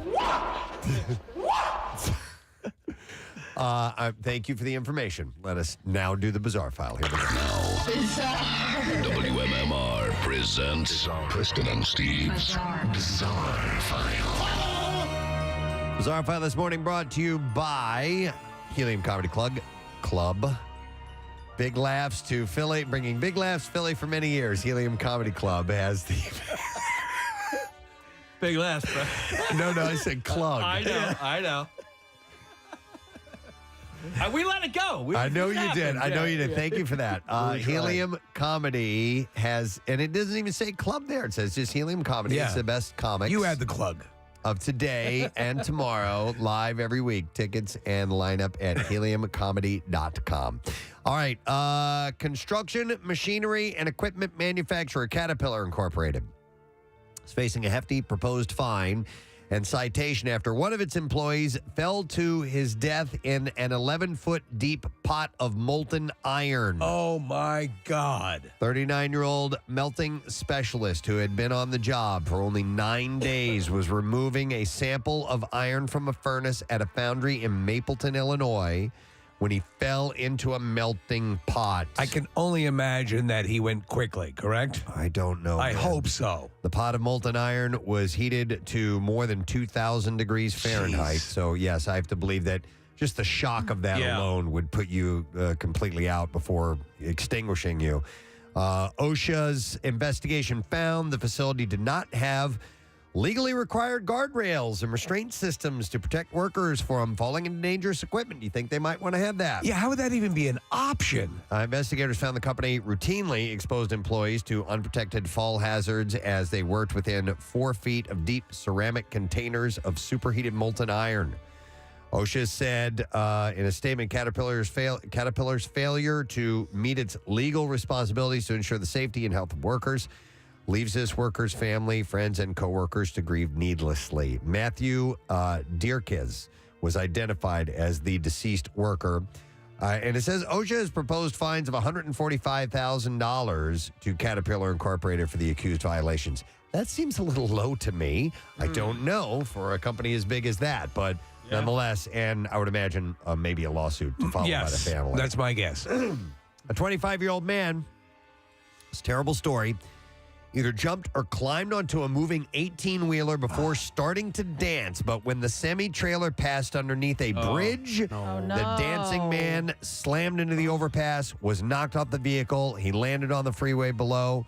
The man was rushed to a local hospital. He was later pronounced dead after this. That's awful. And there's video of this, by the way. Authorities say they believe the man might have been recording himself as he danced atop the truck. A video shared on Facebook shows the man dancing on the semi-trailer before the fatal incident. Police questioned and released the driver of the 18-wheeler. He was apparently unaware that the man had climbed on top of his truck. Yeah, I can see that. An investigation is ongoing. It's right out of a cartoon, a bad cartoon. Crazy. 3 adults and dozens of dogs on board a twin-engine plane are okay after an emergency landing on a golf course in southeastern Wisconsin on Tuesday.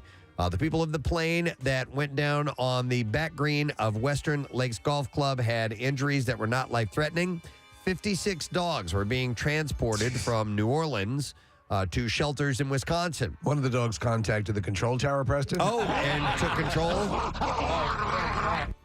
Humane Society employees were waiting for their arrival on the Waukesha Airport and went to the golf course to retrieve the animals. Authorities say the dogs were not seriously injured. The plane struck a grove of trees after it crash landed and lost its wing. About 300 gallons of fuel was spilled. The Wisconsin Department of Natural Resources was called to the scene. An investigation is ongoing into why the plane ended up on the golf course.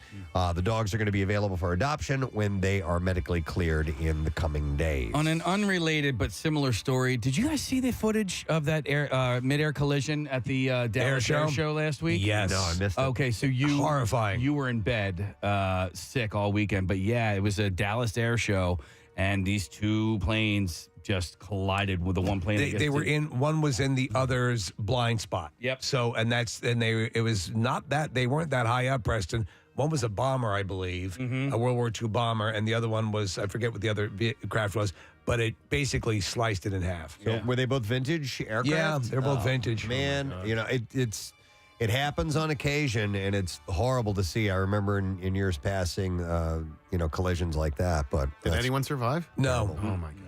All right. On another note, a man in Germany found a lost check for 4.6 million euros made out to the confectionery. Now, is it Haribo? Is that how you pronounce that? Oh, the gummy bears. Yeah, exactly. Yeah. So it was made out to Haribo, and he ended up receiving what he thought was a pretty cheap thank you gift of candies. And our G was his name, was on his way home from visiting his mother when he saw a piece of paper floating around on the ground. He picked it up and saw that it was a crossed check for 4,631,538 euros, or $4.8 million, made out to Haribo from German supermarket chain Rui. And he said there was such a large sum on it, I couldn't even pronounce it. He then contacted Haribo, whose lawyer told him to destroy the check, which he did. He even sent a photo as proof, as requested. He then apparently Haribo sent a thank you gift to him, which included 6 packs of the company's products. Oh my God, 6 packs. Such as gummy bears. Yeah. Yeah. So you helped us avoid a $4 million disaster. Here's a couple packs. Haribo is known for its gummy bear candy sold in the gold bag. He said, I thought that was a bit cheap, but Haribo confirmed the incident, but actually, Steve, since the check was crossed, only the company could have redeemed it anyway. I see. The confectioner added that it sent its standard thank you package. You eat your gummy bears. Yeah, get on out of here. I get it. Leave us alone. Facial hair enthusiasts claim to have set a new world record for the longest beard chain during a recent event in Wyoming.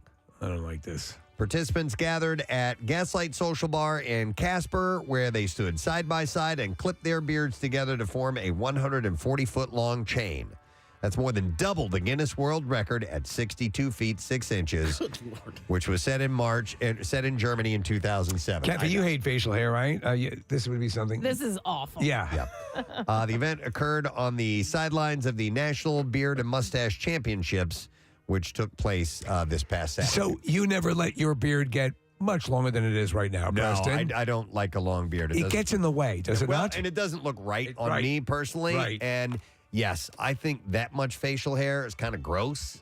The idea of it, me personally, I can't imagine having that much hanging down off my face. And if so- it blows in the wind, I think I don't like it. Yeah, but I some don't people, like it. some people who can grow it out absolutely love it. Who were we? It was Todd the Mofo from Rival Sons last week. Oh, yeah. Yeah. Serious. God, it was down to his navel. And that's you a know? thick beard, though. He's got a lush beard. And he can grow it out quickly. But he I was also like, kind "All of keeps it together, like he, puts like little ponytails in there. Like And- Brandon Marsh on the Phils. It's totally unkempt and kind of disgusting. But Todd the Mofo grooms it. Yeah. And it's he puts bands that hold it in place down that way. So, whatever, man. To each his own. All right, let's take a break. When we come back, I understand we're going to do Great American Smokeout. Excellent. Vape Out. Dr. Rosenpenis is indeed here. Yes. And we'll talk to him a little bit, then we'll send him off with some people who want to quit the habit for good. And he does good. He does what he does, man. We'll come back in just a moment. Stay with us.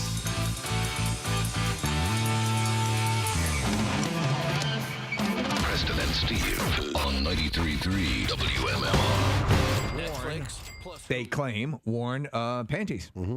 And it's a bending because you're on the go. Right. Your perversion doesn't stop, for anyone. You got to get to work. Yeah. Yeah. I'm just going to grab a cup of coffee and a quick sniff, and I'll be in by 10.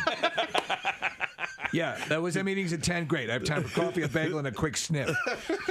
Quick. I'll see you in 10 minutes, Yakamoto. Yeah, I'm going to have some coffee, put a woman's panties on my head, and then I'll be in. On my way. Yeah. Going to sniff the microfibers out of that sucker. I should see you by 11. Is that a conference call? Good, then I can keep the panties on my head. Right, exactly. All right, and then finally, Tom Hiddleston does not want to talk about that time he wore that I Love TS t-shirt. So stop Shut up! about it. Shut up, you whore! Jesus. We have audio of him on the on the Today Show. Shut up! Shut up! Stinking whore. God damn it! All right. Shut up! Whoa. All right. So No, he was him. Savannah Guthrie asked. I think he does. He toes the line, and he is able to deflect these things, and he's a very nice guy and wants to talk about the industry and all that stuff, but he's trying to keep his private life private. I have a different anecdote, but let's listen to this. Okay. This. Here it is. I read a GQ profile of you, and don't kill me for asking, but of course, it was asked about your relationship with Taylor Swift. And I thought when I read it, I thought you gave really thoughtful answers, and I wondered, what it was like to kind of go through all that and to be in the public eye in that way. It must have been kind of... It's already in the public eye. All right, anyway. Yeah, I know. It's a stupid question. Disconcerting. You're like... Well, it's, I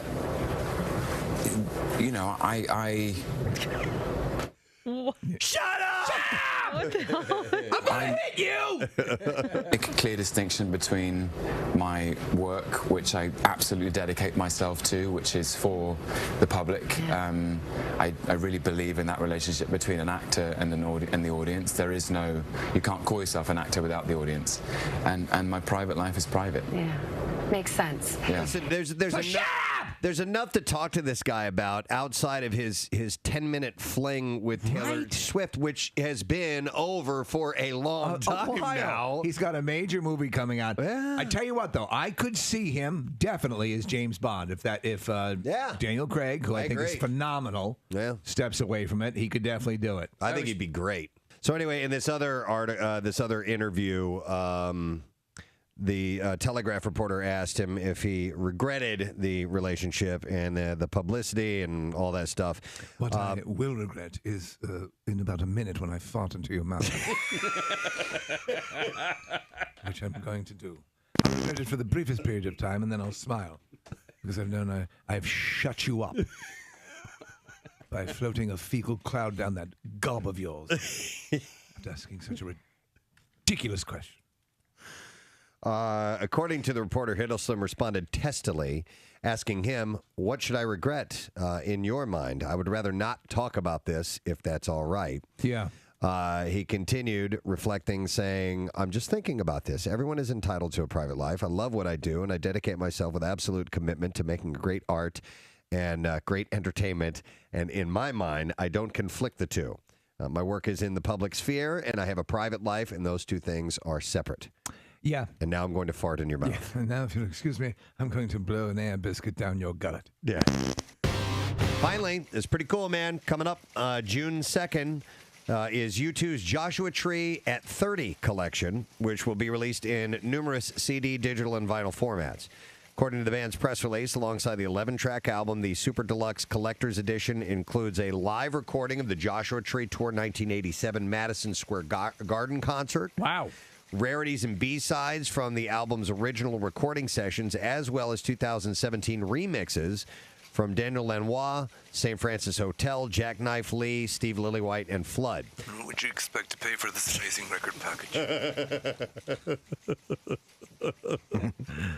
He does his own K-Tel commercial. Yeah, he does a commercial for it. Yeah. Hi, it's Bono. You caught me in the living room just listening to some great tunes.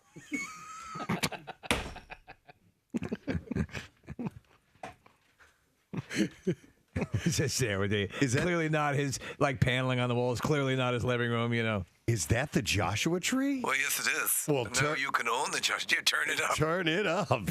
Now you can own it in your very own home. So the package will also include an 84-page hardback book of unseen personal photography shot by The Edge during the original Mojave Desert photo session in 1986. Stephen, that commercial, The Edge should be in the kitchen. Right, yeah. And he's making lunch. Are you telling the people about the collection? Yes, I am. And look at this incredible coffee table book.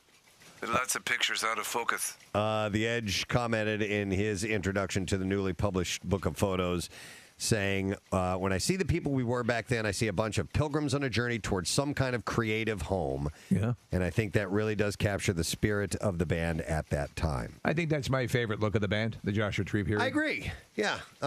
They had a cool appearance about them. I think the album is a masterpiece. I think it's exciting that they're going to play it and they're going to be in Philadelphia. Did you get to hear Pierre yesterday? No, but I heard Jackson yesterday, who didn't even know that they were going to be playing the Joshua Tree while they're coming to town.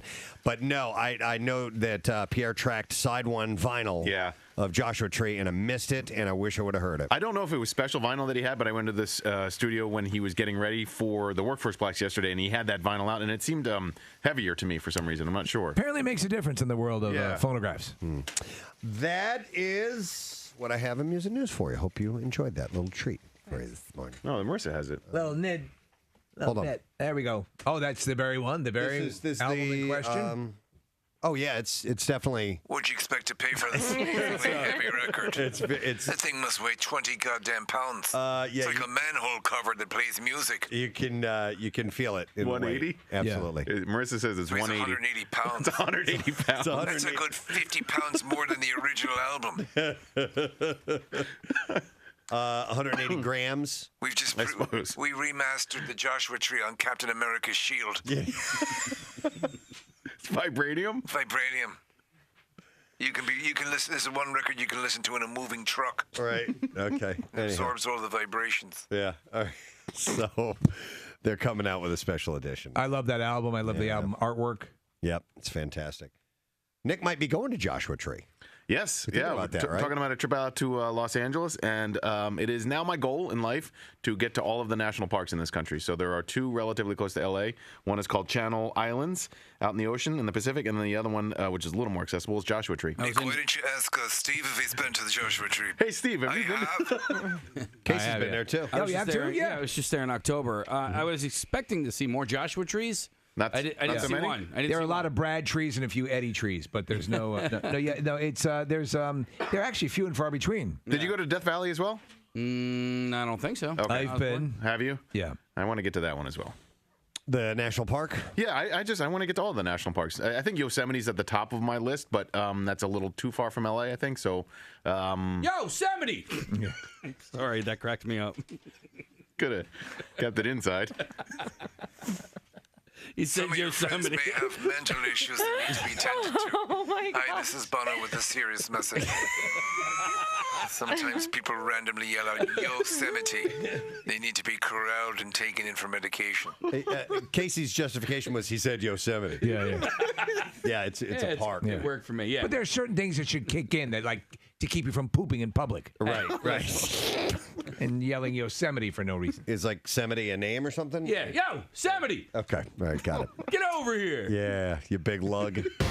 Amanda Seyfried and Thomas Sadowski secretly eloped on March 12th after less than a year of dating. It's such a secret, I don't care. They are expecting their first child as well. So he's the dad. The newsroom actor broke the news on the Late Late Show with James Corden Thursday night after Corden noticed his wedding ring. Sadowski said, "We eloped. We just took off into the country with an efficient and just the two of us, and we did our thing. We had a great day, and it was perfect." I actually like him. He's a funny comedic actor and a good serious actor. So I approve of this. Please let them know. The sole guest of honor was Seyfried's Australian Shepherd named Finn.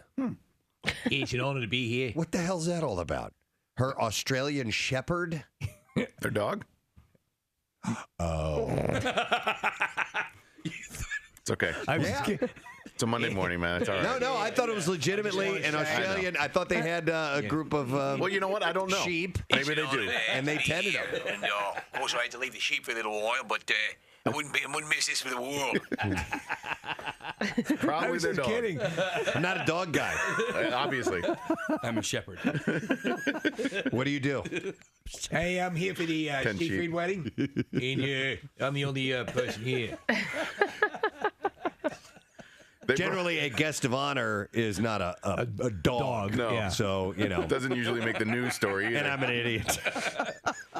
They wrote their own vows. And It was lovely. Finn gave a great speech at the reception. I gotta say, I'm a little nervous. I've been known more for my shepherding skills and the kind of man who gives a speech at a wedding. But I gotta say, it was quite an honor and a little bit of a shock to receive the invite. Casey, do we have any crowd ambiance of? Just want to say a few words about the couple. Emerged my surprise, standing out there in the outback playing with didgeridoo, tending my flock. And here comes Western Union. We didn't invite.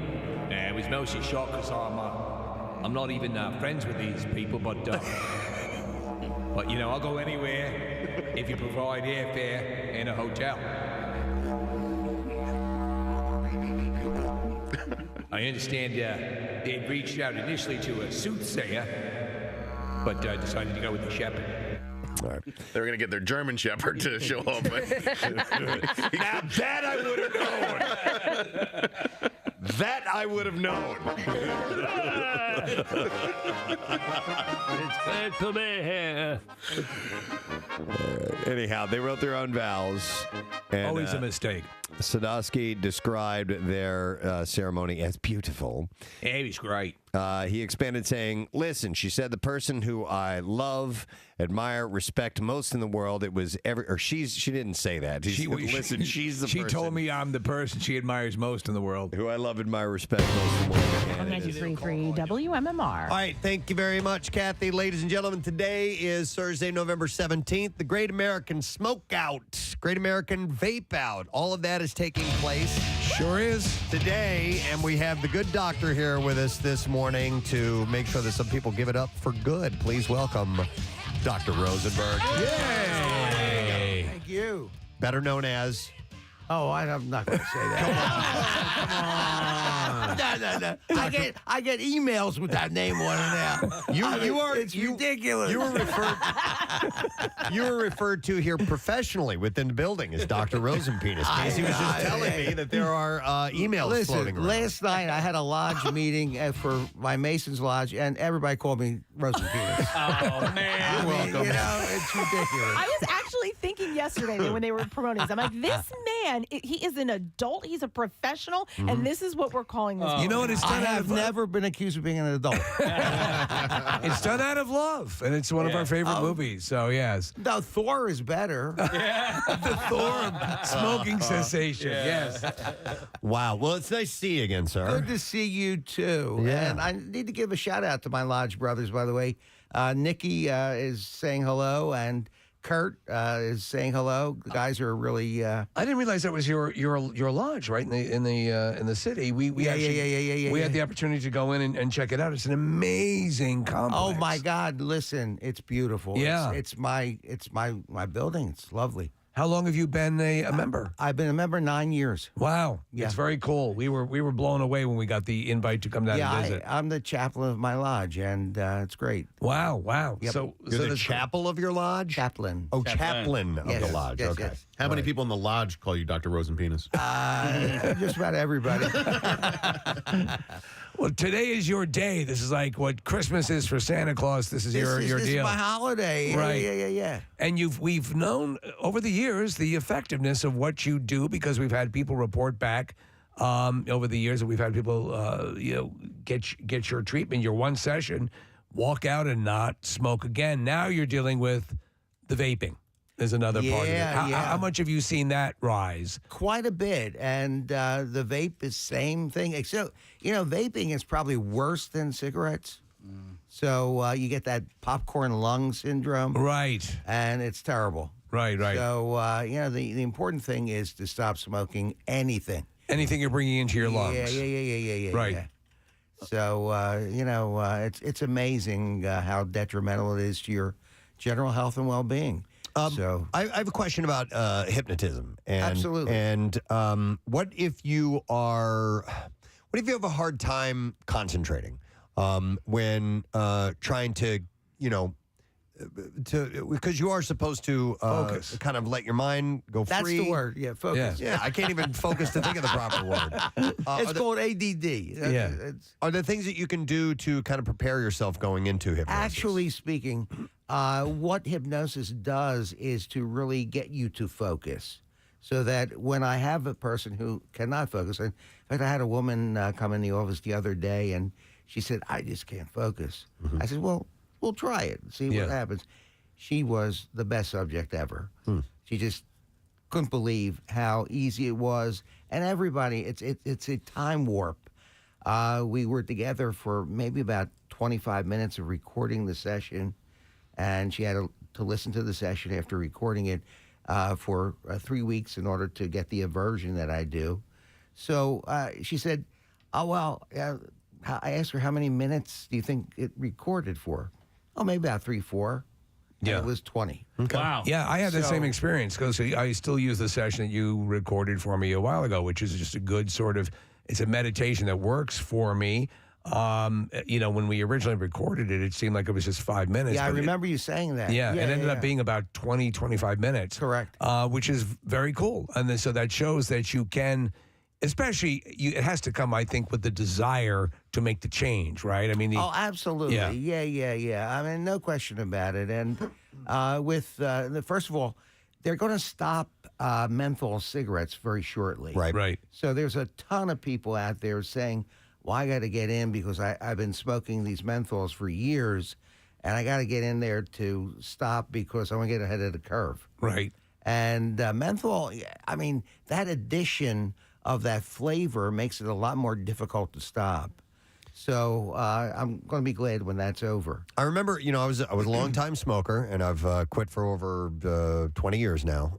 But I remember when I wanted to quit for a long time before I eventually did. I knew that it was bad for me. There were a couple of reasons. I knew that it was bad for me. I also knew, and what you do, doctor, is you associate bad things to the sensation of smoking. And I remember knowing, like, there would be times where I'd be like, "Oh, I smell bad. This tastes bad," but I still wanted to do it anyway. So I already had that kind of foot in the door of, this tastes bad, but you kind of push it even further and really ingrain that into something. Yeah. So I like to do this aversion therapy, and it is aversive. And the main thing is to get that aversion into the head. So I ask all the participants, and we have a ton of participants out there that are raring to go with this, and they're going to record it on their cell phones and then listen to it for 3 weeks. There you go. If you really do something for 3 weeks, you are breaking a habit and creating a new habit. So it's great. Get that aversion into the head. It's wonderful. They'll stop. Guaranteed they'll never go back to it. That's the one thing is, and it can be very hard for people, is that to just invest that initial time, it's hard to believe something could become a habit or a ritual for you. But before you know it, if you just invest that time, it will be. Absolutely. You're right. You're absolutely correct. It seems like you're climbing Everest on the other side of it. But once you get it done and adopt it, it's like, how could I not have done this before? Yeah. That's exactly it. Yeah. You are the Thor. Yeah, I am the Thor of realization. I can only speak from my own personal experience, but when I quit and I eventually got over it, once I look back, I'm like, man, how did I ever do that in the first place? And B, I will never do that again because it is now, it's repulsive to me. You know what I mean? Well, and that's I did it for years it and is. years. Look, and I couldn't, I'm sorry to interrupt, Doctor, but at the time, I couldn't imagine myself not doing it. Yeah. You know what I mean? But it is repulsive if you think about it. Yeah. It's a very nasty and disgusting habit, and it's an addiction. Look, nicotine is probably 10 times more addictive than heroin. Right. Oh. Wow. So I can't understand it's legal. Right. So let's just get everybody to quit. Look, if people were shut out of today's performance, they can catch me at the office, be happy to work with them. They get a Preston and Steve discount for up until the end of the year. Okay. And it's great. Come on in. You can operate, you do, a lot of your stuff now can be done remotely if someone can't make it over to your office. Absolutely. You're the Thor again. Again. I mean, it's amazing. I've been doing remote for over 20 years with people who are out of the country and out of the state. So I was all set up to do a remote situation. And probably right now, about 80% of the people I see are remote. Listen, you take it out for a spin. If it's something that you've never tried, you might be surprised. I was surprised at the effectiveness of it. And it's the kind of thing that again, when I listen to it, I feel rested. I can't fall asleep. I can't take a nap. But by listening to this, when I need it, it does provide a recharge for me. And that was the goal. And it's something that my wife does it. My wife is a. Oh, that's right. Yeah, I remember doing her program too. Yeah, and she wants another session. So yeah, it all works to the end result. And in this case, that end result is giving up vaping and smoking. Absolutely. Yeah. And we do other things too. Look, there's a guy that was an avid listener of yours that lost 150 pounds. Wow. I got him. I do this. It's amazing. I got to tell you, I'm amazed. Okay. I was just going to mention your website is quititnow.com. Yes, www.quititnow.com. And there is a discount that's available to the end of the year for Preston and Steve Show listeners. Correct. Excellent. We're ready to send you on your way if that's cool and get you change down a couple to our lives. listeners. Yeah, and actually, you can throw my phone number in there if they can't. People who aren't. Go ahead. 215-782-8414. Leave off the last P for penis, right? Why not? Nice. All right, let's get the doctor out of here. Yeah. And we have someone to escort the doctor down to where he needs to be. Well, Marissa is going to come in, or she's going to direct someone to come in here and move the doctor along and get him into. We have a special conference room. Yeah, a couple people. Where we have some listeners that doctor is going to go and hypnotize, and hopefully they're going to give it up for good. Good luck to you, doctor. We'll be listening in. Thank you so much. All right, the Thor of hypnotism. Don't drop the F-bomb. Dr. Rosamuse, yes. Please do not drop the F-bomb while you're there. You know what? Hang on. While he is making his way down the hall, we have a listener on the line. This is Tom. Hey, Tom, good morning. Hey, sorry to bother you at work. That's all right, Tom. So you've had an experience with Dr. Rosenberg? Yeah, so 17 years ago, I just needed to quit. My father had throat cancer. I needed to quit. So I did a hybrid technique. I went into my primary care physician. I got Chantix, but I knew myself. I couldn't probably trust myself, so I went and got him as the alternate therapy. So I started taking Chantix and included his hypnotism. And I've been going for 17 years now. Wow. Great Nice. job. That's excellent, Good for man. you. Yeah. 17 years. That's a good 1-2 punch, man, if you can come at it from different angles like that. Yeah, I mean, again, I tried Chantix the first time, and I just went back to smoking right away after I stopped taking it. When I used that and went to him, the way he describes things, and I don't want to get gross because I think you guys have heard his stuff. Right. That's why I'll leave it at that. But it's worth the thing because you have no risk with him. Yeah. And again, I'm 17 years out. Hey, Tom, I don't know if you've ever done the math on this, but you've saved yourself somewhere between $60,000 to $70,000. Oh yeah, every year on my quit date, I put on my Facebook page how much money I've saved. I think I'm being conservative because when I quit, I think the packs of cigarettes were like only $2 before the huge tax increase. So I don't know exactly how much, but I always have it about 35,000 right now. Nice, So, pretty amazing. Yeah, but go buy Phenomenal. yourself a car today. Yeah, there, you've earned it. All right, thanks, Tom. Happy to hear about the success story, man. All right, thank you. All right, we'll see you later. There's a text came in and asked if could he? What did it say, Nick?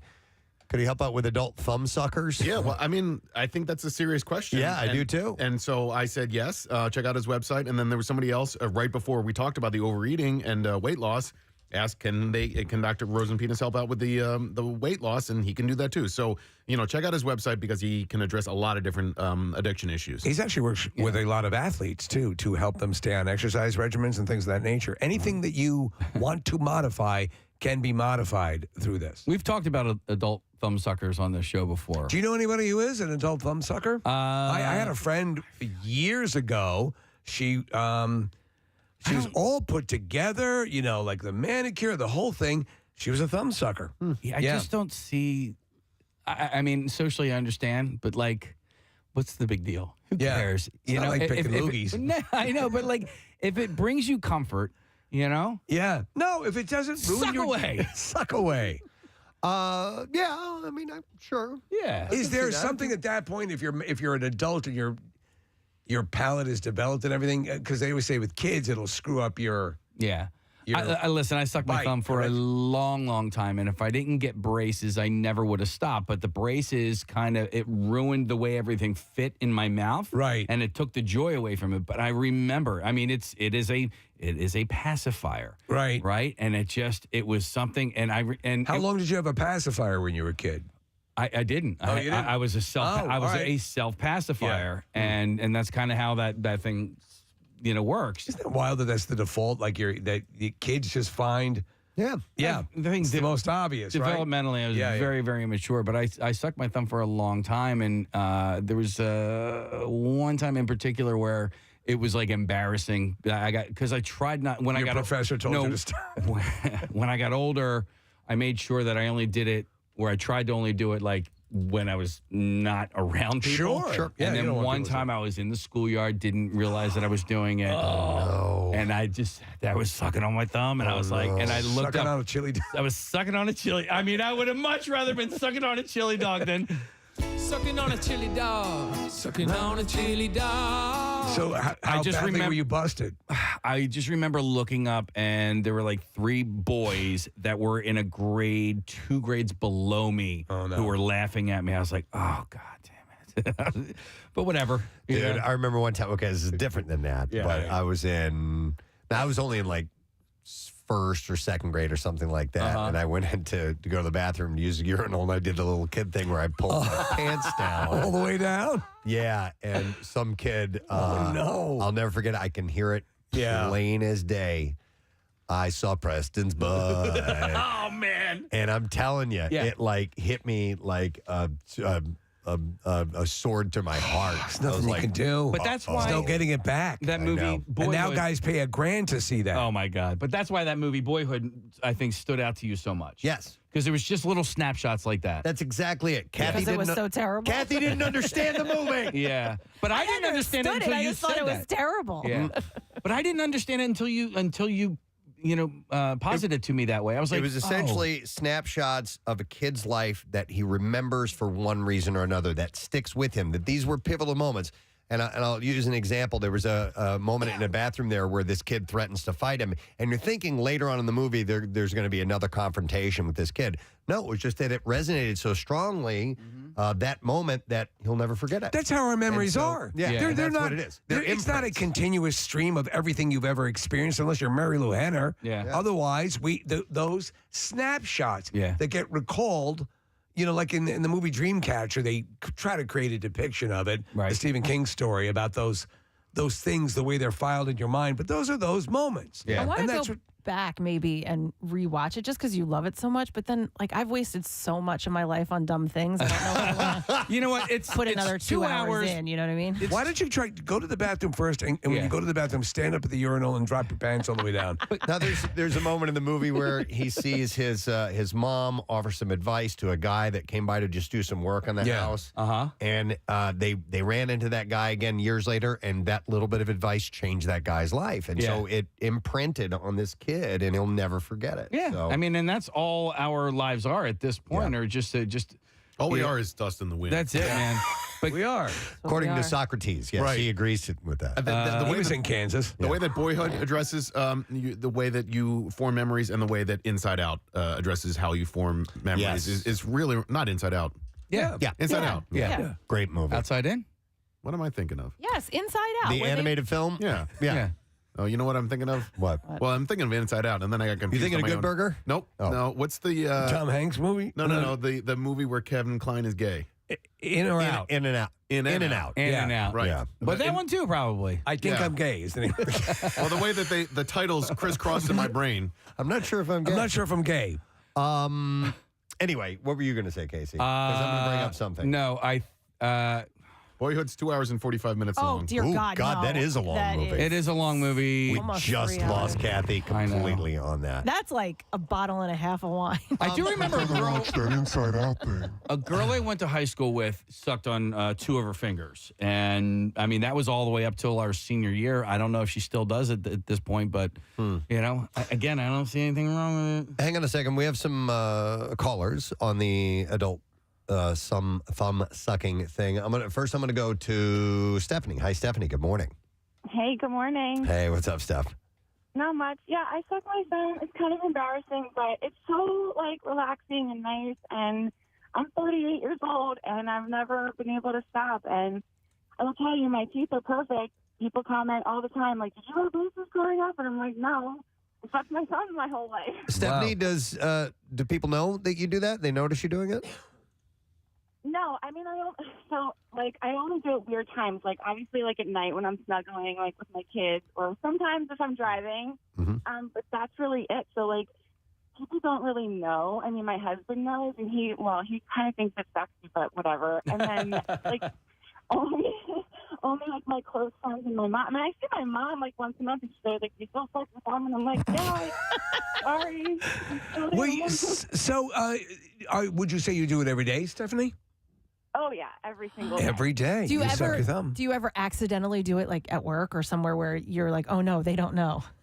Well, no, thank God I work from home, so like Okay. that's never an issue.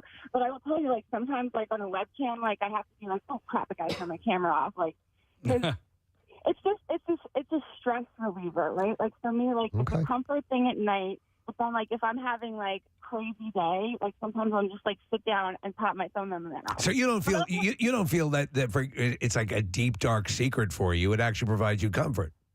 It does provide me comfort, but I mean it's embarrassing. I'm 38 years old. Yeah.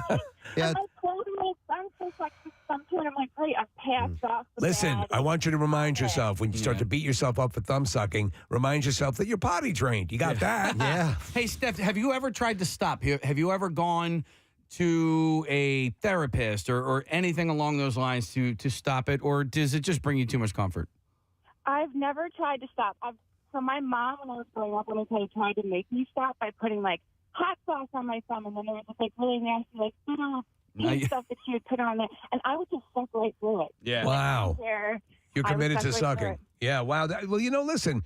I think it's a therapist, like a Dr. Rosenberg Yeah, might be able to doesn't sound like she wants to assist. stop. I mean, or maybe she I does. said I do want to stop. She says she wants to stop. Because my older son is 12 and he still does it, and now I have a 2-year-old, and he's like addicted to the binky, and I really don't want to be a bad example. Like, you have to stop sucking your thumb as I'm sucking my thumb. I hear you. Yeah, that makes sense. You want to set an example. Stephanie, I'm going to try to ask this in a sensitive Thank you. way, Yeah. but has your husband ever complimented you on your sucking? Yeah, no, it's definitely a nice way to practice. That's why It's he's a training aid. Yeah. Yeah, and you develop muscles in your jaw and your face. I'm sure. There you go. Listen, if it brings you comfort, and then there's no harm. It's okay. In that. Yeah. You know, I mean, but though you obviously want to stop it, again, you may want to call Dr. Rosenberg. Yeah. But he's I might. he's very I very gentle well in the way he approaches it. And yeah, give it a shot, all Go to right? quititnow.com, okay? Awesome. Thank you All right, guys good so luck. much. All right, thank you, Yeah. Stephanie. Thank you. We'll see you later. Bye-bye. It's kind of that thing it's not horrible, but she's embarrassed by it, and she wants to be an example for kids who are, it's hard to tell a kid not to suck your thumb when they can't understand you because you're sucking your own thumb. I have a therapist who's on the line. This is Jamie. Hi, Jamie. Good morning. Hey, Hey, bitches. Hey, what? All right. Jamie, you being a therapist, have you dealt with people or had patients that have had that issue before? Yes, I have. But the funny thing is, and I also am in my 40s, but I still have a blanket, like a baby blanket. A whoopee. A binky. Yeah, whatever you want to call it. Yeah. But yeah, it's definitely like an attachment issue in general for people who have like blankets and thumb sucking and whatnot. But yeah, to Casey's point, like you could smoke or do drugs, or you could have a freaking blanket and suck your thumb. Yeah, I make that point. Dr. Mike makes that point all the time. It's like you're not making meth in the basement. You like a little blanket. That's so from a therapy level, Jamie. That's you give yourself permission to have these things, right? Exactly. It's kind of like at the end of the day, you could be doing a whole other lot of stuff that would cost you a heck of a lot more and a lot more like treatment Right. than just having a blanket or sucking your thumb. You're not giving handies to guys in alleyways so you can get a blanket. Right. Right. Yeah, Exactly. yeah. So Will you? talk about like why people like have it and stuff, and why if they want to know like what the attachment issue is and whatnot. But at the end of the day, like unless they really want to not have it, it's like, dude, it's fine. Okay, good. Will you offer that advice or just your opinion? It has come up a couple times, and usually people are embarrassed about it. Yeah. So if it's something that you kind of always go with like what the person wants. If they want to kind of just know about why they still do this, then we talk about like attachment situations or find out maybe where that came from, the attachment. But then, if they're just need more like reassurance, like it's really okay. Yeah. It's okay to have that. Yeah, it's If not you destructive really don't wanna behavior. do it, if you really don't want to do it, then we can talk about like working on how to wean yourself off of it. Yeah, Jamie, I see that 100%. I mean, if you pick the meter or the level at which your comfortability sits, and if it's something you're embarrassed about, then you work on it.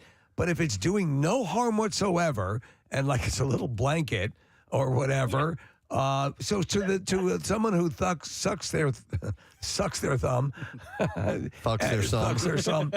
I said TH. Yeah. THUCK.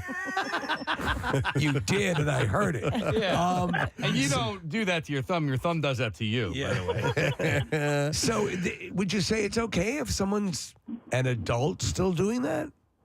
Yeah, to be honest, yes. Okay. I All don't right. think there's any issue with it because honestly, usually when people do have that kind of situation going on when they're older. What about tig old biddies? Well, Jamie, so as a kid growing up, it was all the adults that were like telling me that it was bad and that I shouldn't, I Well, remember if it's affecting your teeth my and teachers and, your my mouth dentist and sure. yeah. All right. Well, yeah, there's that aspect of it, and like again, it's like if they're worried about that, then fine, we'll deal with that. But yeah, I mean, as an adult, it's like just Relax. like either you're gonna smoke or do drugs, or just have a freaking blanket or suck your thumb. Which one? I like that. Yeah. I agree with you. Blanky. Yeah, I like Kathy.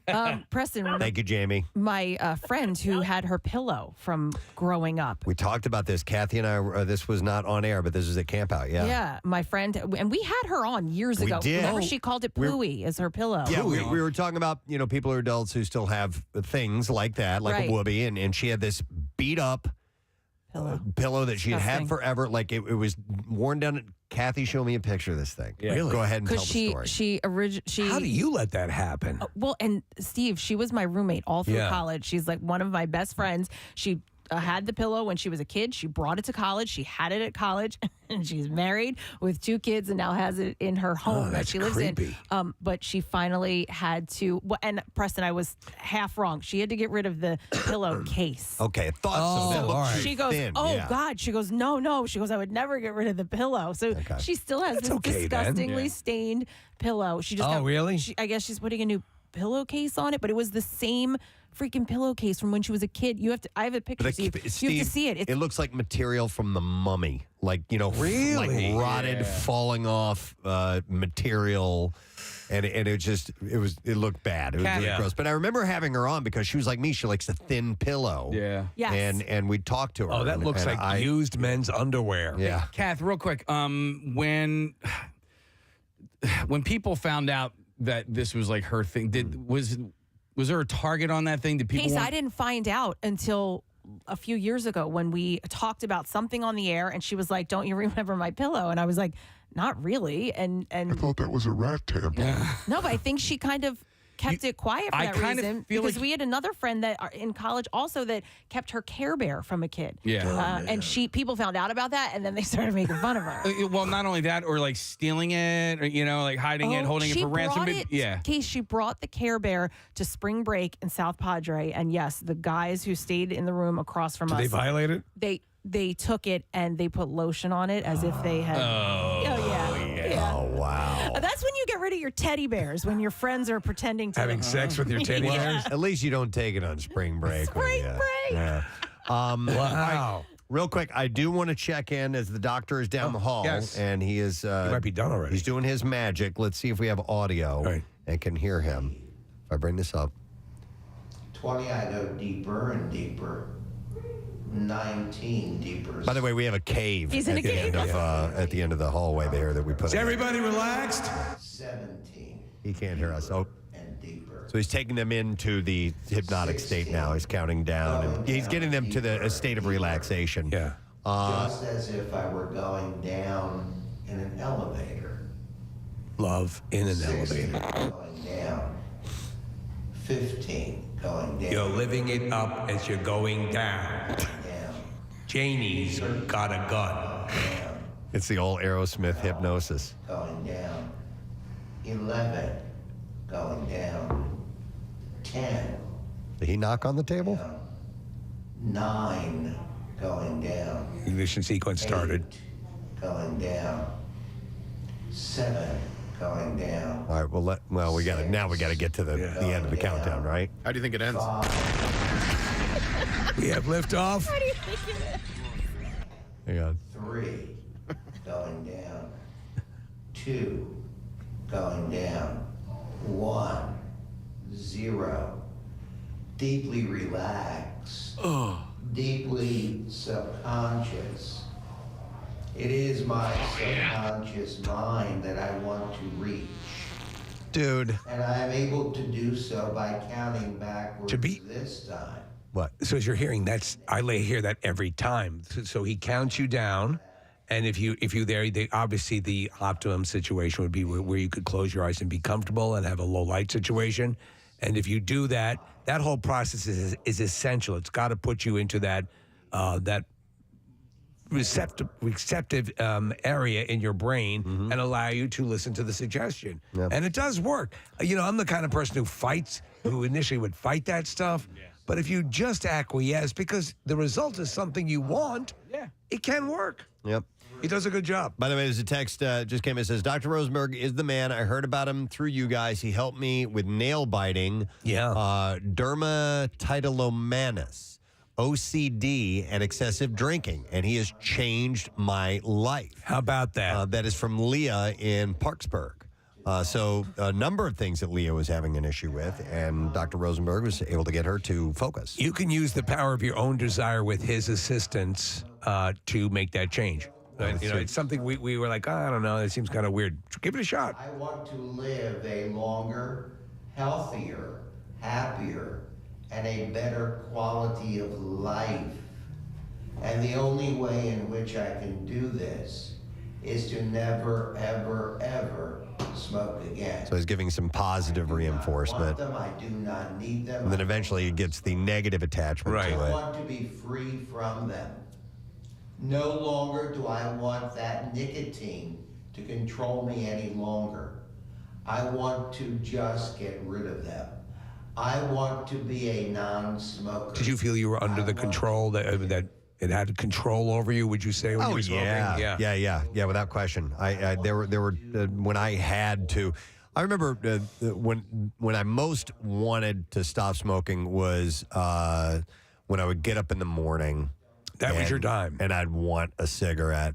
Yeah, absolutely. That's one of my. What am I doing, man? This is it's 9 o'clock in the morning. It And I'm always lighting seems up a like cigarette. And that to me is like a Mel Gibson in Lethal Weapon. When he gets up, it's like you're starting anew, and that's your first thing is to smoke a cigarette. Yeah. Or when I see someone, to each his own. I don't mean whatever rocks your world, but like if I go out hiking and I see someone, it's a beautiful crisp day, and I see them go out and light a cigarette, it's like that to me runs contrary to this beautiful. I know. You know? Totally. Yeah. I'm with As you. a non-smoker, that's easy for me to make that. Yeah, but as a former smoker, I can tell you, you'll feel better. Yeah. I will tell you without question that after, you've given it up and it's behind you and it's a month or so, you'll look back on those days and go, man, I wasted a lot of time doing that. Listen, we all know it's a long road, but it is. Yes. Imagine it, friend.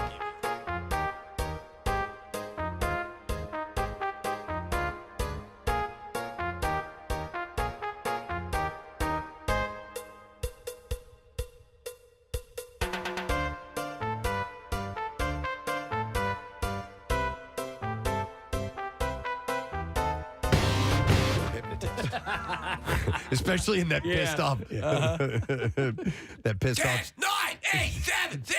Come on! Jesus. You like to smoke, don't you? I want what they want. You not smoking. Rambo therapist. Do you know a pack of smokes in New York City? How much does it cost, Nick? $13 a pack. $13. Oh. In New York. I mean, like, Preston, you talked about saving lives. But like, in case you mentioned this earlier, just saving money alone. Oh, yeah. You know, if you're looking to cut some costs. You like the way it makes your breath smell, do you? No. Come back from Vietnam smelling like Marlboro Man. $13. $13?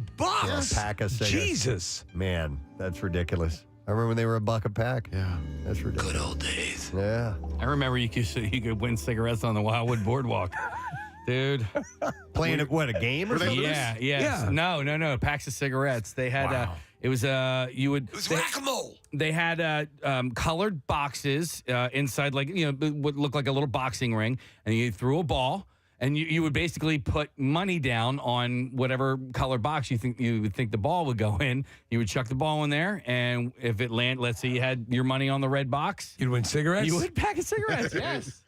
God. You remember in Letterman, they used to have Larry Bud Melman go greet people who were visiting tourists, visiting Manhattan, and he would hand them a carton of cigarettes. I remember that.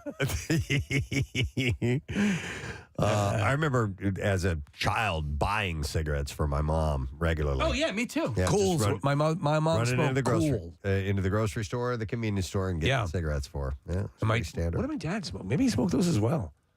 My parents were Winston. Yeah, mine too. Uh-huh. My dad loved a Winston. And then my mom was Benson and Hedges after that. Were those the thin ones? No. Those Virginia were Slims. Virginia Slims and also Capris. Lady cigarettes. Capris. That's what Joan Collins smoked on Dynasty. Smoked a Alexis. What did she smoke? Capris. Capris. Wow. And Eve. Didn't they Eve. make a cigarette? You got your own cigarette now, baby. Had little flowers on Yes. it? Yeah. Yeah, they were pretty. Yeah. My parents weren't smokers, but Nerds. my grandmother was. She would smoke when her sisters came down. Speedballs. And like we couldn't believe it. Like when she would pull out a cigarette, we'd be like, "Why is Nana smoking? What is she doing?" Everybody around me smoked, and it was I did not. My brothers did not smoke. But so it was kind of weird, dude. It was more a reaction to I just couldn't. Yeah, we were never a smoker family. Like all of my aunts were at some point. My mom and dad never. No, both my parents, and when we'd be in cars on long rides, and it'd be like a gas chamber, and I'd be like, even as a kid, I remember thinking this cannot be good. Mm-hmm. Yeah. All right, let's listen. Is that him playing? Is that Dr. Rosabuse? This is smoking. Yeah. Let's check in with him again. See how he's doing. Smoking in the boys' room. I spit out that cigarette. I run back in. I rinse out my mouth. I come to the conclusion that I will never, ever, ever, ever, ever smoke again. I do not want them. That ain't you. I will not smoke them. You're better than that. I want to be free from them. Free at last. Free Thank God to never, Almighty. Ever, ever smoke again. All right. I am a non-smoker, and I'm making a commitment to myself right now and to my loved ones. Yes. That's right. It stinks. Ever, ever smoke again. I am a non-smoker. I am stronger than any cigarette. I am invincible. I am Rambo. Oh my God. All right. Well, let's monitor along. And He's in the zone. yeah, he's getting them. Believe it or not, besides our kidding around, it does work. It really does. And hopefully they walk out of there never smoking again. Wouldn't that be amazing? Yeah. Right? Yes. All right. Let's take a break and come back in a moment. But you know what? I got some giveaways to do because Casey's going to be at Barnaby's tonight. He will be at the Westchester location. Yeah. Go see him. It is the Bud Light Thursday night kickoff, 7 to 9 p.m. at Barnaby's in Westchester. If you're caller number 16, we'll give you a $50 gift card, 215-263-WMMR. Stop by because they've got tickets to give away. They got autographed merchandise to give away. It's courtesy of Bud Light. And by the way, you can text BIRDS to 39333 for a link to complete event details sent to you. All right, we'll be back in just a moment. Stay with us. Preston and Steve on 93.3 WMMR. Celebrity wedding involving the gowns and pounds worth of gleaming jewels and glossy magazine covers used to be the regular thing. More and more stars are opting out of the limelight for the big day. It's just those two, the efficient, and a guy in a robe with a crook. He's a crook. Giant beard. He's not Moses. Yeah, shepherds don't. There are shepherds still, and I don't think they look like that. Yeah. In my mind, they all have crooks. I have no leg to stand on at all to criticize anyone. No. At this point. No, the Australian Shepherd. Yep. It's a dog. What's more ridiculous, having a dog? Hell no. I'm here for the wedding. Now they invited me. Well, here's your proof. Look, it's wool all over me. I'd like to play a song I composed for the couple on my didgeridoo. Goes something like this. Thanks for attempting to back me up, Casey. Yes, it would make more sense to have an actual human being, as opposed to your dog, be a witness at your wedding. Yeah. How does dog sign man. the witness sheet? There's an ink pad. By the way, I think I'm going to get lucky with the Shih Tzu at table 7.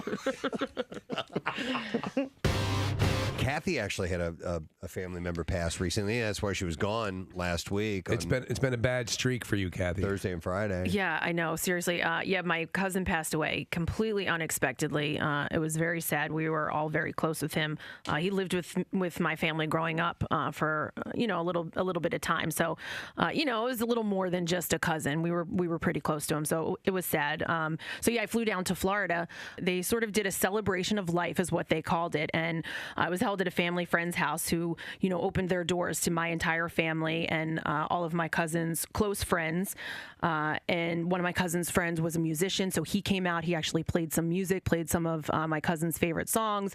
One of their other friends is a minister. He spoke, and we prayed, and all of that happened. But it happened in someone's backyard with palm trees overlooking the backyard. So it was a different feel. It was nice, and it was definitely, I think, a little more enjoyable than a traditional funeral would be. But I didn't think that, I don't know, there wasn't the keg stands weren't appropriate. Well, there wasn't time really for mourning. Yeah, and speaking of keg stands, one of my stupid cousins and his dumb girlfriend, who was like a mixture of Joan Rivers and the character Magna on Something About Mary. Okay, that's basically who his girlfriend was that he brought. Well, they took it as a party and a reason to just get wasted. And it was I just felt like it was so disrespectful, even though it was sort of that vibe. It wasn't a let's get wasted and party vibe. Right. And unless you're like an alcoholic, and then everything is the let's get wasted and party vibe. Well, and maybe that played a part into it because they to me, they looked like they were high before they even got there. Okay. So I think they had something else going on. But when they walked in, they were like, yo, what is up? Wow. Stop it. I wanted to shove his face in a trash can. How old are these people? Are they? Oh, well, she told the entire party that she was 46. I'll tell you what, she was a minimum 60. Okay, she was not 46, but she continued to tell the party the entire day that she was 46 years old. Well, all right. So there's a scene in Grown Ups in the beginning of the movie because they all get together because their Little League coach dies. Yeah. And David Spade's character, he gets weird. He doesn't know how to act at a funeral. So when he sees all his old friends, he's like, "Hey, what's up, buddy? He's like, oh my God, I'm so sorry. These things weird me That's out. Casey. That's kind of what it was. And my cousin looked like Panama Jack. Really? Yes. What a mess. And listen, Hat and people, everything? had everything. And listen, people, showed up in. Some were in suits, and other women were wearing black, but other people were a little more casual. I had like a long dress on. It really didn't matter, but they were a little over the top. It just was a little much. At one point, they were doing the electric slide in the backyard to not the electric slide music. Yeah. Like, I was just like, okay, we're enjoying music because his friend is here playing. Sit down. Sit the hell down. This was just those two? Yeah. Just alone doing that? Alone, just the two of them doing the electric slide in the middle of the yard. I know. Sit down. I get that you're trying to go for a more upbeat vibe, but I don't know how. I don't know if I'd know how to act. Listen, and everyone was kind of like, what are they Do we have doing? fun? Do we? How well do you? I know their family, but how well do you know them? I mean, do you only see them at family functions once in a great while? This couple? Yeah. Yeah, so I only see him every once in a while. Fortunately, I don't have to be subject to him Panama that Jack? often. Yeah. Panama Jack and his 75-year-old girlfriend. Yeah. So them, no, I am not all that close with. Anybody say anything to him? Well, at the end of the night, when she told the widow's wife that she was a bad mother, then people said something to her. Whoa. Okay. No. Wow.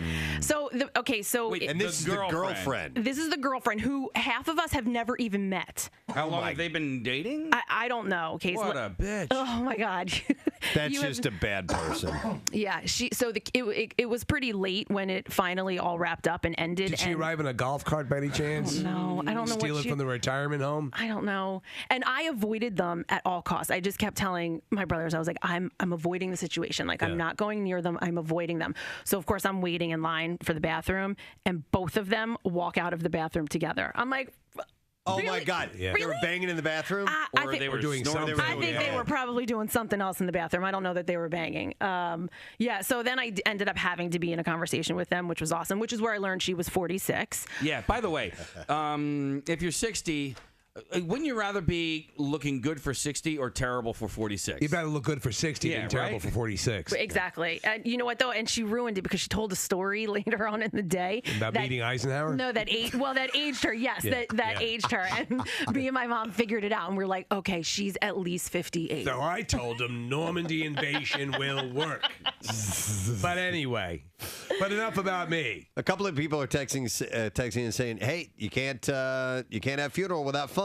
Yeah. No, and listen, but there was. Listen, like my cousin who passed away, his brother is a very fun person, and he was distraught over the loss of his brother, but enjoyed himself, had fun. We told stories about him. There was fun to it. It wasn't this couple didn't need to do that. Yeah, they killed it. They made it awkward, and they were disrespectful. Right. It's the difference between a pleasant, upbeat affair. Mm-hmm. A positive, life-affirming memory. Celebration of life as opposed to, look at me! You honestly, you really you need to take the lead from those closest to the deceased, right? So those most affected by the deceased's death, whether, a husband, wife, kids, brother, sister, whatever, you take the lead from them. If they seem to be having a good time and upbeat and all that sort of stuff, then you take that lead, right? If they're not, then you need to kind of be at their level or lower. Yeah. But, I mean, your cousin's just an a-hole. I mean, that's all there is to it. Was the family all talking about it? Yes, of course. Yes. Yeah. Well, that's the risk you run with something like that, is that people, but again, someone who has even the most basic social skills would know how far to push it. You should not be doing the electric slide. Yeah. At funeral. And so, even though it's a completely different occasion, they would be the a-holes at the wedding, too, probably. Yeah, right? I'm sure. They clearly had some issues that need to be worked out. So I'm sure that was the main reason for them. But This is the way we did it at Gatsby's house. Yeah. Yeah, I just wasn't into it. Yeah. What's that? I can't wait to see Ham-Ass 2, Casey's Revenge. Ham-Ass 2. What was Ham-Ass 1? Yeah, it'd be the first. A lot of people were calling for now my involvement with the Greater Philadelphia Film Office, Miney and the Effed Up Horse. Miney and the Effed Up Horse gets made finally. Finally. There's that one, and what was the other movie? What was the other one that Isn't there another we kept one? Oh, referencing? yeah. Stinky and... Stinky goes to college? Does it Stinky goes to college? No. My name after poor. Maybe it's Stinky. I think it's Stinky goes to college. Stinky goes to college? It's Stinky goes to college. There's a couple of other There was a ones. script Yes. floating around for one of them. For Mighty and Effed Up Horse. Yeah. Well, there was a cast listing for Yeah, that. That's what it was. Yeah. It was a movie that we would have loved to have had made. I think it was the time that Barbaro got sick. Right. Yeah. Yeah. And Miney, wasn't it when the miners in Pennsylvania were stuck underground? Sure. And, yeah. So it's a powerful story. Miney. It's like that Antonio Banderas movie meets Seabiscuit. An author, his name is Yuval Harari, argues in his book, which is called Sapiens, A Brief History of Humankind, that gossip is the foundation of our species' survival. Gossiping or sharing social knowledge involves retrieving previously acquired information about an individual from our vast social network, a process that's more complicated than this sounds. So how far does it go back? It goes all the way back, I guess. Guess who put finger in Stegosaurus? Oh, my God. Are you effing kidding me, Og? Saw it with own eyes. Put finger right in Stegosaurus. Then sniffed it. Get out. Saw it With own eyes. with own eyes. I bet at some rudimentary level it was part of campfire talk. Oh, yeah. Yeah. Are you kidding me? Stegosaurus facing away. Og walk up, finger go in. I saw it. Own eyes. Of course, it's the original storytelling, probably, man. Yeah. Steve, I have a response to somebody texted over. Give me the story again about the Stegosaurus, please, because I have a response to that. All right. Og, put finger in Stegosaurus. Saw with own eyes. Shut the front rock. So dumb. You are so dumb. Yeah. Shut the front rock. Saw it. And somebody also said, get out of cave. Shut the front rock. So thank you to Clint Buffington. Clint Buffington. Sounds like a pretend name, but it's real. Yes, and I almost said Clunt Biffington. Clunt. Name is Clunt. Clunt Buffington. Biffington. Punk. Clunt Biffington. Biffington. Because it's Clint Buffington. Clunt Biffington. There you go. What's your name, stranger? Biffington. Clunt. Biffington. Did you say Clunt? Clunt? That's not a name I've ever heard. Many Indians in this area have all sorts of exotic names, but Clunt's not one that I've heard. Oh, my God. Clunt? Well, you heard it now. So he is he's the guy that finds the messages in bottles, and he actually tracked down the one that was dropped off of the cruise ship. A guy who was on a Carnival cruise ship. He's from Philadelphia and had been floating out there for years, and he found it and got back to him. So it was Cramp Difford. Cramp Difford.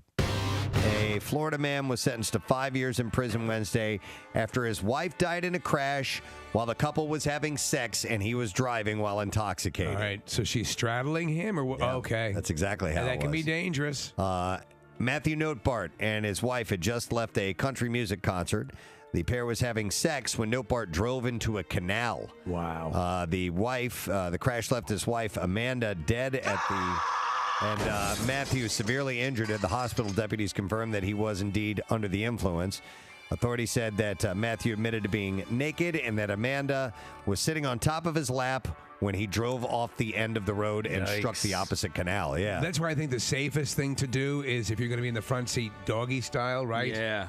So you could both see what's coming up. Yeah. You can both Look steer. out! Sorry, I didn't see that. Yeah. Hands on the wheel. Yep. All four. So you put the seat back. It's going to be a little snug. I'm not going to lie.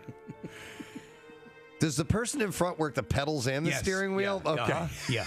No. All right. Thank you very much, Kat. By the way, I would like to say hello and congratulations to Joseph and Michelle and Stephen because they're non-smokers now. They came by to hang out in the studio. So Dr. Rosenpenis has waved his penis. Absolutely. Magic penis. Magic penis. Imbued with the power of Hogwarts. and now they're not smokers. By the way, I did want to mention, I wanted to clarify something. It was written in my little info sheet here about Dr. Rosenberg, the Great American Smokeout. If you get in touch with him at quititnow.com and you let him know you're a Preston and Steve listener, you save $100 on your session. Yeah, that's correct, right, Doctor? It says it on my info sheet. I guess It is so. now. He just said, where did we get this $100 information? It was in our email. Okay. Yeah. All right. I don't know. He just goes, I guess so. It is now. I don't know, man. That's what it says. That right was here. a simple copy and paste. Yeah. All right. I just got to make sure that's correct. Listen, we go to great lengths to make sure that some of this is accurate. By the way, other than smoking, weight loss, insomnia, stress, and more. What? We were hearing all sorts of testimonials while you were doing your magic, Dr. Rosenberg, about people who've gone to your services and used them and now have quit all sorts of things. It's a beautiful thing. It's unbelievable. It actually made us cry. Quititnow.com is where you want to go. Oh, and Casey, there was something you wanted me to mention. Oh, where? Yes, It's right here. there. So we had at the basketball at the Papa Shot Challenge. Yes. Coach Spiker came out. Yeah. Great guy. From Drexel. And he wanted us to mention this, the fact that there is a Drexel men's basketball coat drive that is taking place tomorrow night. So they're looking for coat donations.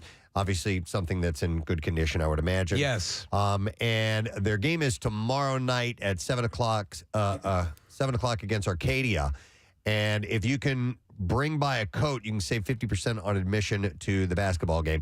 Even if you can't make it to the game, I recommend if you have a coat. Yeah. Oh, it's so important. Please drop it off because, and we're going to start to feel like, Sunday's high is 36 degrees. Mm-hmm. So we're getting hit by colder weather earlier this year. And certainly there are people who could use maybe a coat that you haven't put on in years or doesn't fit anymore or whatever it may be. You can put it to good use. Or if your kids have coats or things like that they've outgrown, please pass that along. So they're going to do that at Drexel tomorrow night, 7 o'clock is the game. So Coach Spiker spearheading that. And Yes. wanted to make sure that we mention that for Noble us. cause. Happy to do that. And he also wanted me to extend his congratulations on the numbers for the Camp Out for Hunger last week, which he has been a part of the Camp Out for Hunger for a number of years now. He has. And he has actually turned into a big fan of the show. Oh, really? Yeah, he listens Excellent. every morning on his way into practice. Didn't even know that.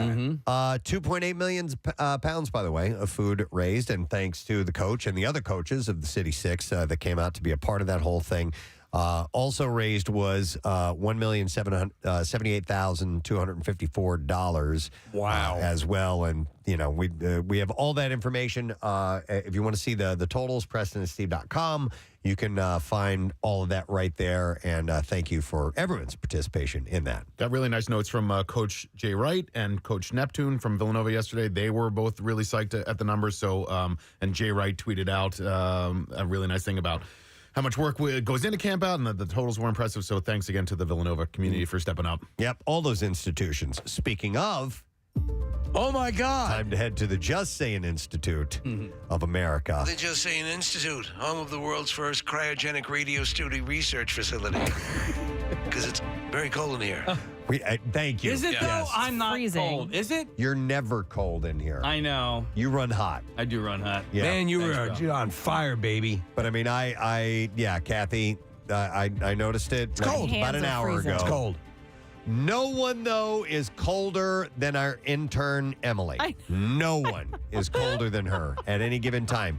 You should have seen her at the Camp Out for Hunger. She looked like she was dressed for Siberia. Yeah, she was. Yeah. And it was chilly, but it wasn't that It cold. wasn't that bad. In fact, it was probably one of our warmest. It was our warmest camp out of all time. It was. Yeah. It definitely was. So But she looked like she crawled out of Siberia. Yep.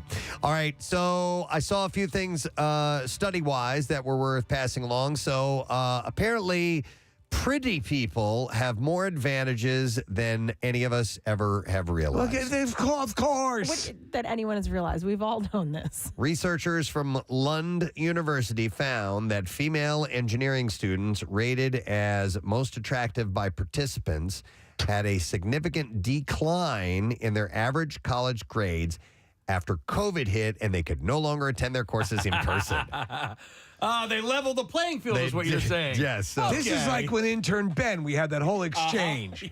And he was talking so about mad. working so hard. Imagine. Yeah. And who was in the studio was one of the dancers from dancers Club Risque. Right. Yeah. And she was rocking A's. Yeah. So This is absolutely disgusting. yeah, he was This is goddamn ridiculous. he was incensed by the whole thing. She wears a belly shirt and gets an A. This only applied to qualitative courses where teachers and students were more likely to interact, like business and economics, and was not found in quantitative courses like math and physics. Right. Where you have to show the work. Where the answers are more subjective than objective. Yes. Right, Nick? Did I yes. use okay? They are that in Yes. Come to know English. as. Right. Lead researcher. I mean, sometimes you start a sentence and you just have to bail. Yeah. Yeah. And sometimes you don't know when to bail. And Right. You end up, that's All of that's those when you things end up happen. Casey. My trouble today is not launching into those sentences. But I try. You can suck on your thumb now. I can. Yes. No, but it's not the same. I know. Lead researcher Adrian Miek said the finding is not surprising because attractive people are known to have higher salaries and have other benefits in the workforce. The world rewards the more attractive. It's part of the standard. Doesn't mean you cannot excel if you are a creature, as are we, or not except for Kathy, obviously, and Marissa. I don't want to bring us all down. Right. In Casey, you're The pretty dudes. cute. Nick, you kind I think it's just you and me, Steve. No, you guys are and you're better looking than I am. So let's just say No, I'm me. not. Yeah. You poor But guy. you know, it's like, but I'm very comfortable with that. God. Okay, let me share something real quick. I know you got a point to make, Nick, but yesterday, out of nowhere, Angela Perfetto, multiple cover girl on our Totally Office calendars, sent a picture of her and I and Lauren Harris. Okay, and it was she just sent it to me out of nowhere. I haven't talked to Angela, and it's been probably months. It was great to hear from her. And it's a picture of us at one of our calendar release parties. And by the way, I have this stupid grin on my face. And I'm looking at it and I'm just like, Jesus I'm just like, look at you, you beast. Look at you. Right. Disgusting. In any normal version, That you clip. disgusting, filthy beast. Get away from me. Susan Lucci clip. I have to show you guys the picture. I bet. From me, you disgusting, disgusting beast. And it's unfortunate, President, because naturally your eyes go to yourself first, right? And then you look at the very attractive women on either side of you and you're like, man, they're pretty. And then you go back to you and you're like, what the hell happened? Anytime I'm in a picture, I'm always amazed that there are not angry villagers with torches behind me, chasing me. What were you going to say? You can imagine what I look like or what? No. I'm going to give you my honest opinion. I think you're going to be a lot harder on yourself. Than. Okay, and I swear to God, I'm not going to do this for comedic purposes. I'm going to look for pubic reasons. For pubic reasons, I'm not going to do it.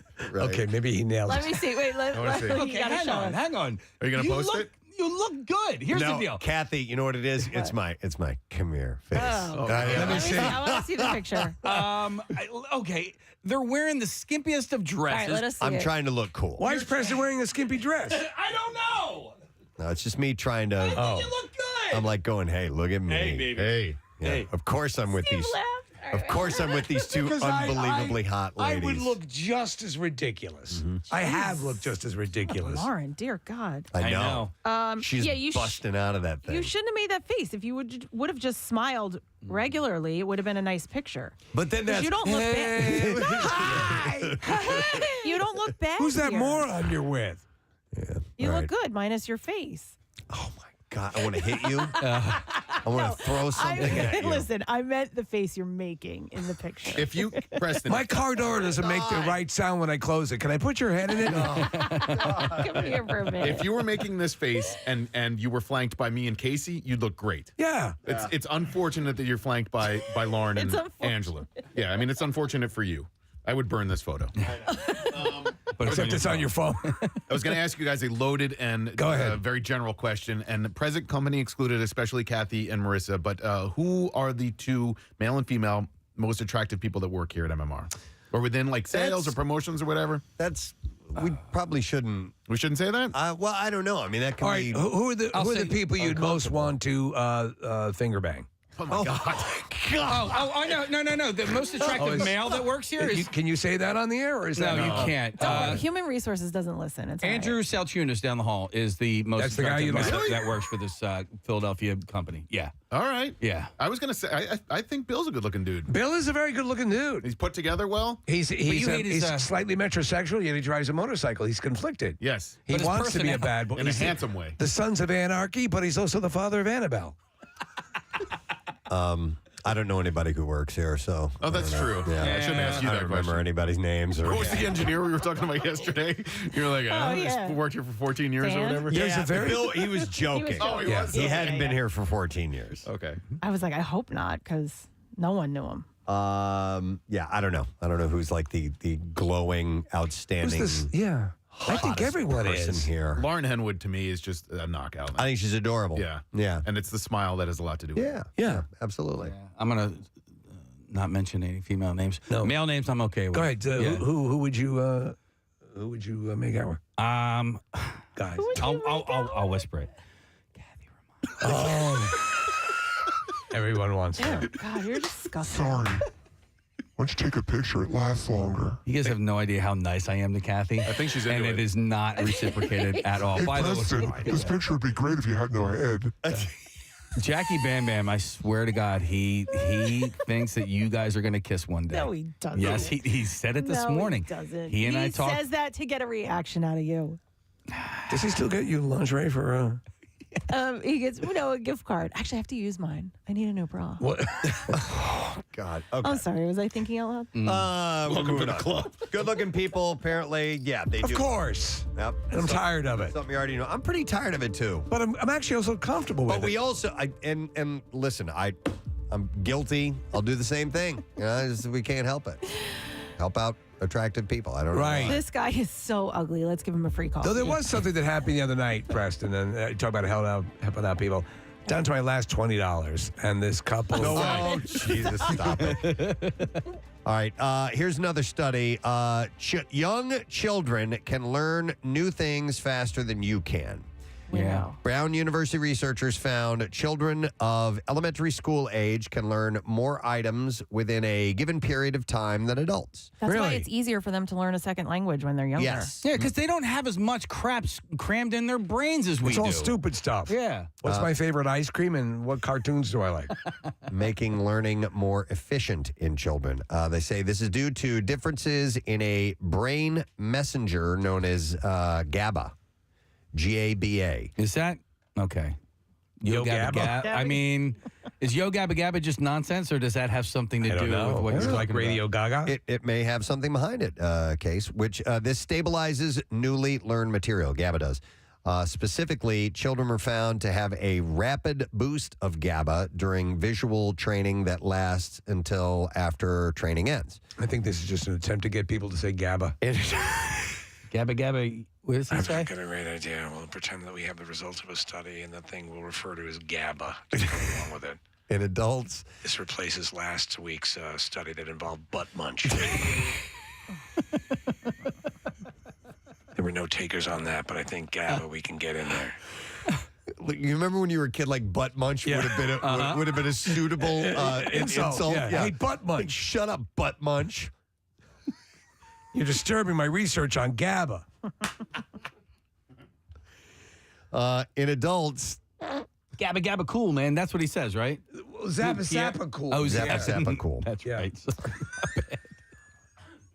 So anyhow, in adults, GABA concentrations stayed constant, and this all suggests Zappa cool, man. that children's brains respond to training in a way that allows them to more quickly and efficiently stabilize new learning. Well, that's why kids pick up a second language quicker. They don't have, they have no knowledge, and it makes it easy for them. Yeah, they have more open They're a space clean slate in there, I guess. So, but you know that whole theory that used to exist quite a lot. It was used in the movie, I think, with their Scarlett Johansson becomes Lucy. Lucy. Oh, yeah. That you're only using 10% of your brain. Right. That's not accurate. You're No. actually using a lot more of your brain. Yeah, I remember that being debunked quite a while back. That we use way more than 10%, what was considered, to be the ultimate amount. There was something that kind of ties in a little bit of this.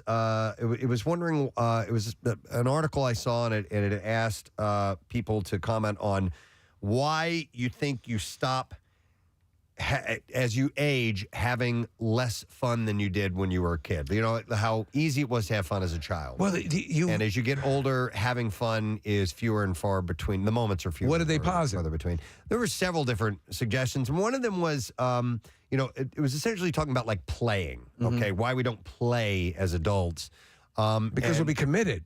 I think it's well, yeah, that yeah, too. yeah. But one person, there was one comment that resonated with me a little bit, and it said because we as adults over time unless a task is either somewhat challenging.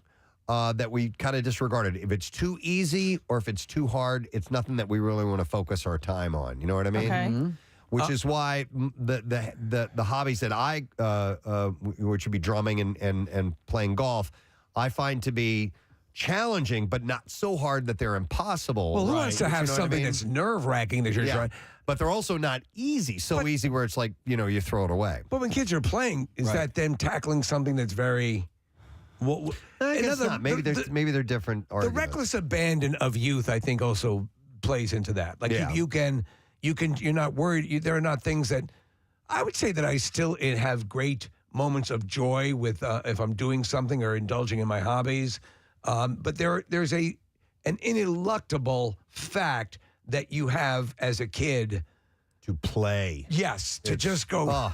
I remember getting home from school, running out the door, and then that would be, just hours of playing. Yeah, just going outside and find something to get into. Absolutely. It was great. Well, your brain chemistry is different too, and so I've seen some studies recently talking about. There's a lot more Nutella. Well, when you're 2 or 3 years old, do you want me to continue with this point? Yes, Okay. yes, all right. I'm sorry though. I am interested, but that was funny.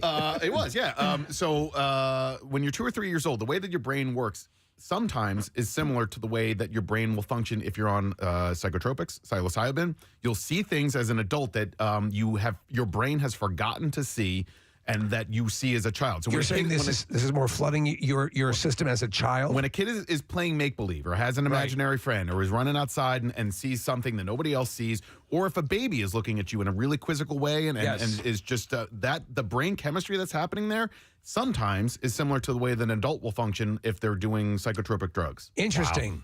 That's interesting. Yeah, why not?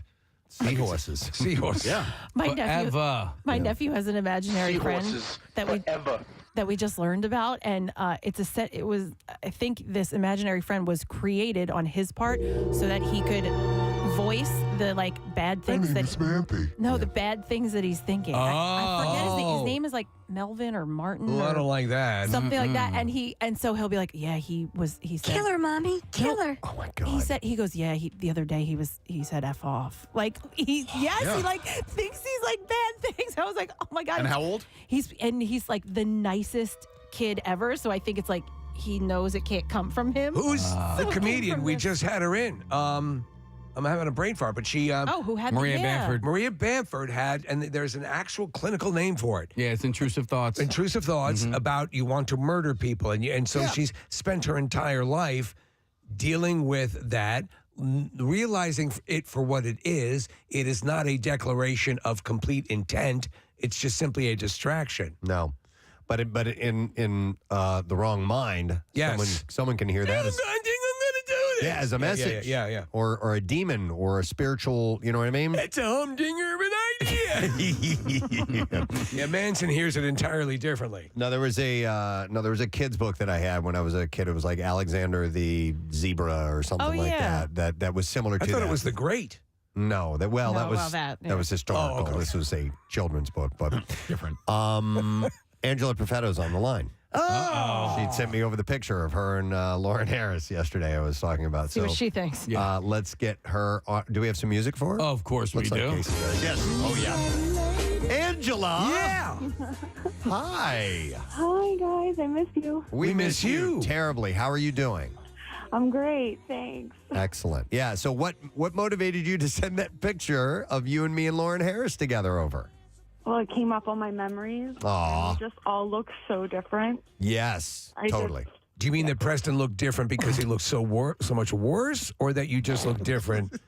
No, Preston actually looks better now. Oh, see, I had a feeling this would be morale boosting. Don't you think he's aged into that sort of distinguished man that is that is a champ in both the boardroom and the bedroom? With the bedroom, that's aggressive. That's aggressive. I'm not prepared to go there. I don't think I want to go there. But I do like how he turned into a silver fox.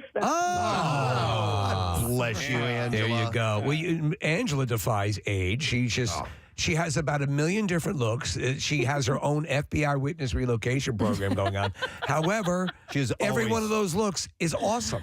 Always had an evolving look. Yes. Yep. I do feel like I look better than that picture as well. You do.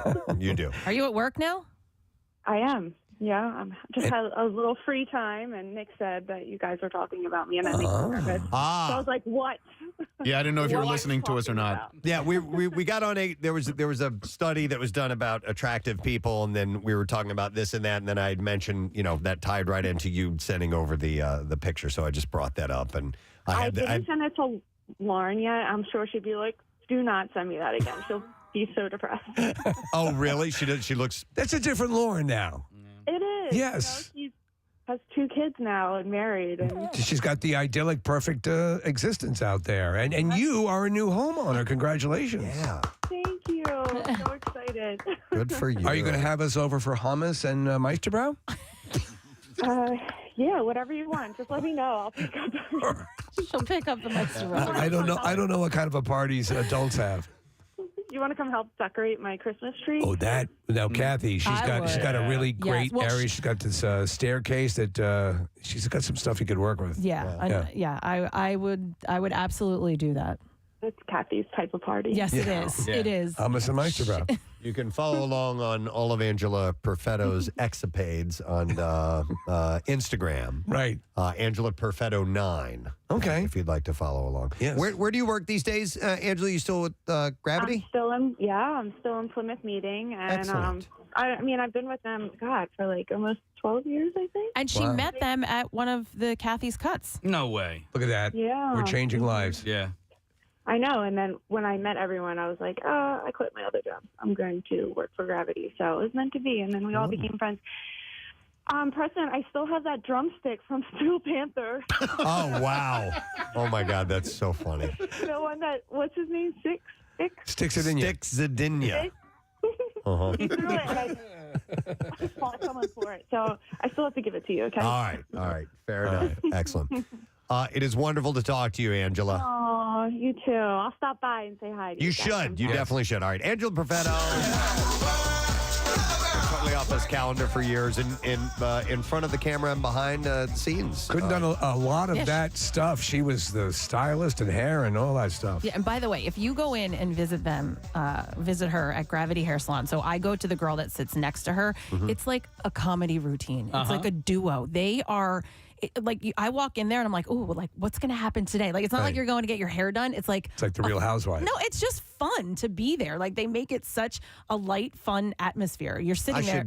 I should go there. I don't think I've ever had her cut my hair before. You should. And you're a silver fox now. Yeah. How about that? Take care of you. You should go in there. She's at, there's 2 locations, and she's at the Plymouth Meeting location, but it honestly, it's like a comedy act going in there. All right, I have something, because we are at the Just Saying Institute. And, That's right. Nick had mentioned, kids having this sensation like they're on psilocybin or hallucinogenics or something like that. Well, concerns are being raised about the side effects of a psychedelic drink enjoyed by many people, including those like Aaron Rodgers and Miley Cyrus. Oh, yes. Ayahuasca. Or ayahuasca. Or AOL. I'd pulled up a pronunciation for it, and it said ayahuasca. So if you want to say ayahuasca, I ain't going to stop you. That almost rhymed. Yeah. You want to say ayahuasca? I ain't going to stop you. That should be their slogan. Has anyone here ever done it? No. I'd like to, though. I do know one person who did it and had that sort of walkabout thing going on, that sort of Carlos Castaneda moment. So researchers surveyed more than 10,000 people from more than 50 countries about their experiences of ayahuasca. Ain't going to stop you. They found 70% experienced at least one adverse physical effect, and more than half say they had negative mental health issues while they were on it. The most commonly reported physical side effects were vomiting or nausea. Sounds great. Headache and abdominal pain. And a small number suffered seizures. Okay. I mean, the vomiting is very, very common. That happens with mushrooms as well. Well, that's the big sell. That's how you know it's working. Yeah. It's like Tegrin. It's tingling. However, these negative effects were rarely severe, and nearly 90% of the users considered them completely or somewhat part of a positive growth experience. Well, Aaron Carter was suggesting, not Aaron Carter. Rogers? Rogers, yeah. Rogers. God almighty. I'm sure he's done it as well, though. Or did it. That the effect was performance enhancing on the field. That it helped center him. Yes, I think he did claim that. Yes. Some have blamed that for some issues that he's had in the past as well. But for at least a century, it's been used for spiritual purposes by the indigenous peoples of the Amazon basin, typically in religious rituals. But the drink is now gaining popularity in the Western world. So we saw a bowl of it. Do you drink like, I don't know the actual procedure. Do you drink like an 8-ounce glass of it? Yeah, I don't know how much of it you drink, but they will dose it out to you. I mean, that's why you usually do it with a shaman of some sort. Right. And or your accountant. Well, no, and you usually have a guide through it all. Really? So somebody who monitors you? Somebody monitors you and guides you through your journey. Yeah. It's going to feel like you have 3 testicles. So the most common side effect, vomiting. 62% of participants say that it happened. That would count me out. Followed by hearing or seeing things, 28%, and feeling disconnected or alone, 21%. Other side effects reported included nightmares, 19% of people, with visual distortions in 15%, and difficulty determining reality. Yeah, they're tripping their balls off. That's what that is. 13%. That's what that is? Yeah. Super concentrated, Casey? I guess so. I don't really know much about it, but I just only have my experiences with psilocybin and LSD. Do you know how long the high lasts from ayahuasca? Hours. Okay. But I don't know how many hours. Who's the country comedian? Ron White did it for back-to-back days. He did it. His first time was not good. He did it a second day and found it to be very enlightening. That's, I guess, what you're going for. But the first day was described as a kind of really nightmarish. So here's the question, though. Is it enlightening? Is it only enlightening while you're high? Or does this give you carry something with to you? carry on What's the and benefit? use later on? Yeah, thank you, Bill. Yeah, I think it's supposed to be like a spiritual experience. It's supposed to, it's like like when you A go on seahorse these, party. you go on these like retreats and stuff like that. Like Right. you ever hear of Kairos? Kairos is like a thing that these high school students go to. There are no hallucinogenics, but it is a retreat, and you're supposed to come back feeling more spiritually fulfilled. Right. And that's what these are. Like, yes, 6 to 8 hours of this retreat are spent in a heightened state. And do then, you carry the benefit of that to Preston's question? That is the hope. So the hope it is, carries with you. Yeah, the hope is that you're perhaps carrying this stuff. It's like Botox inside of you that you're able to unpack in a spiritual way. Right. You see something that gives you answers. Yeah. We, to whatever sort of traumas you may have. Okay. And everybody has different. Listen, some people have some serious traumas. Yes. And then other people have, they got caught sucking their thumb in the schoolyard, and that stuck with them for a long time. You know what I mean? But no, I hear you. Yeah, and so a lot of people have different weights to unpack, but they need to unpack them nonetheless. I was just curious about the method and is this okay? So you take this and then boom, things are answered for you, or is a therapist of sorts, talking these things out with you while you are having this experience. That's you know what your I mean? guide is essentially for. I don't necessarily know what the Could you get the same results by eating unrefrigerated Chinese food?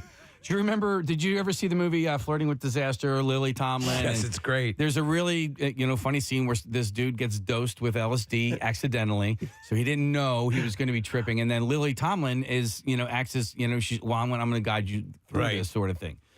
I think you would need on what people report the level of experiences like. I think you would need someone at least on site to monitor Yeah, no, you. it is. There is somebody there. Right. There, like Casey said, it's a guide, and because they do these retreats. We could do a Preston and Steve retreat if you want, instead of like a mystery trip next time. Yeah. We can all. Why do you go want and to try? this. Why don't we do ayahuasca live on air in a sweat lodge? man. Bill would love that. Dude, if we've done drunk days, ayahuasca days should be next, or shrooms.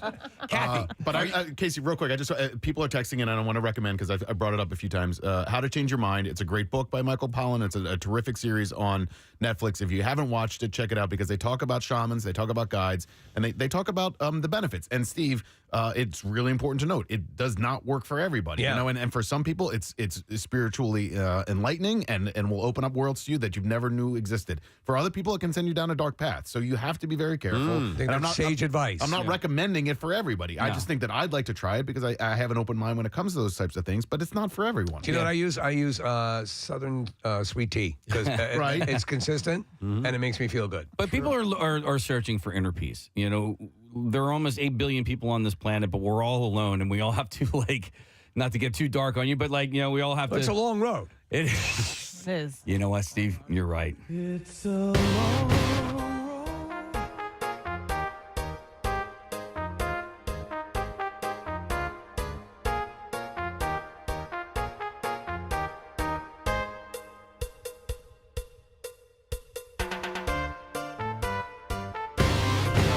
Some people have heard about this and they are intrigued and they want to try it. And I'm amazed, Case, that the trendiness of this has not worn off. That this is still a thing. Well, because they've made because it's also born from.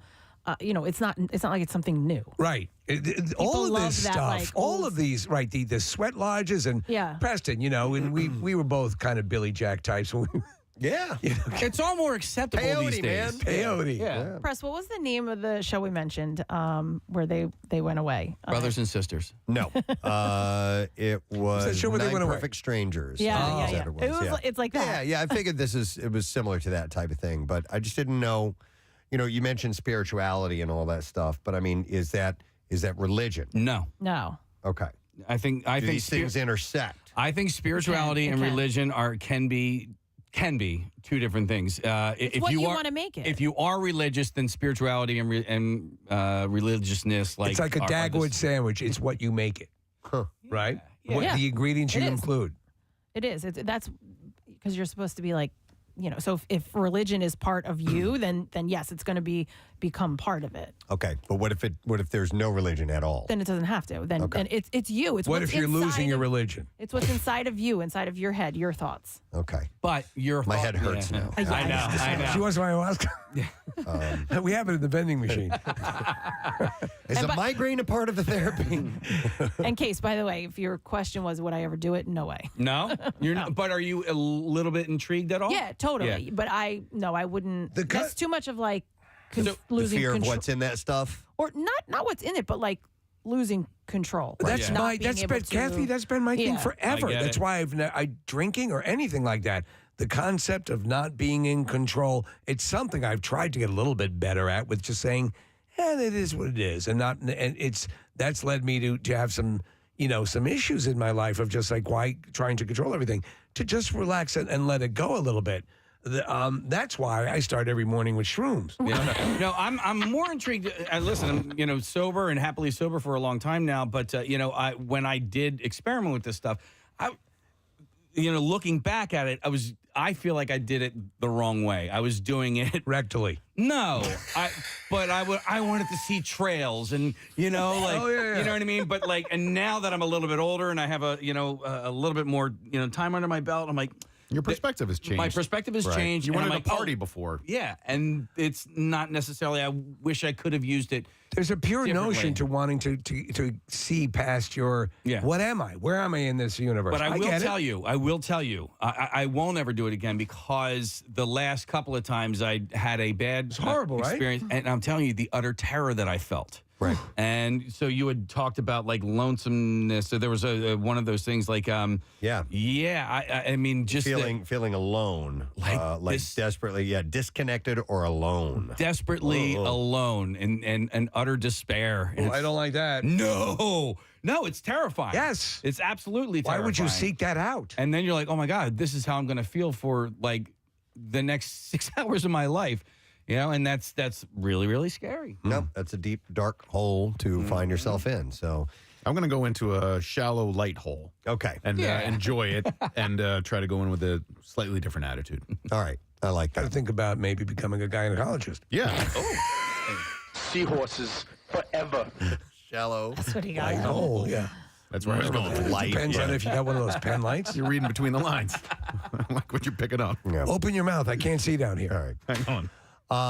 I think we better close up shop at the Just Saying Institute. So we're going to do that right about now. And if you need help for any of these things we talked about, call Dr. Rosenpenis because he can fix it. Actually, for you. I'm sure he could. At quititnow.com. Yeah, he's probably sat over here during this entire conversation going, I can fix all that stuff without you drinking this mysterious stuff. You got any shrooms? Got any shrooms on you, Dr. Rosenpenis? Okay. All right.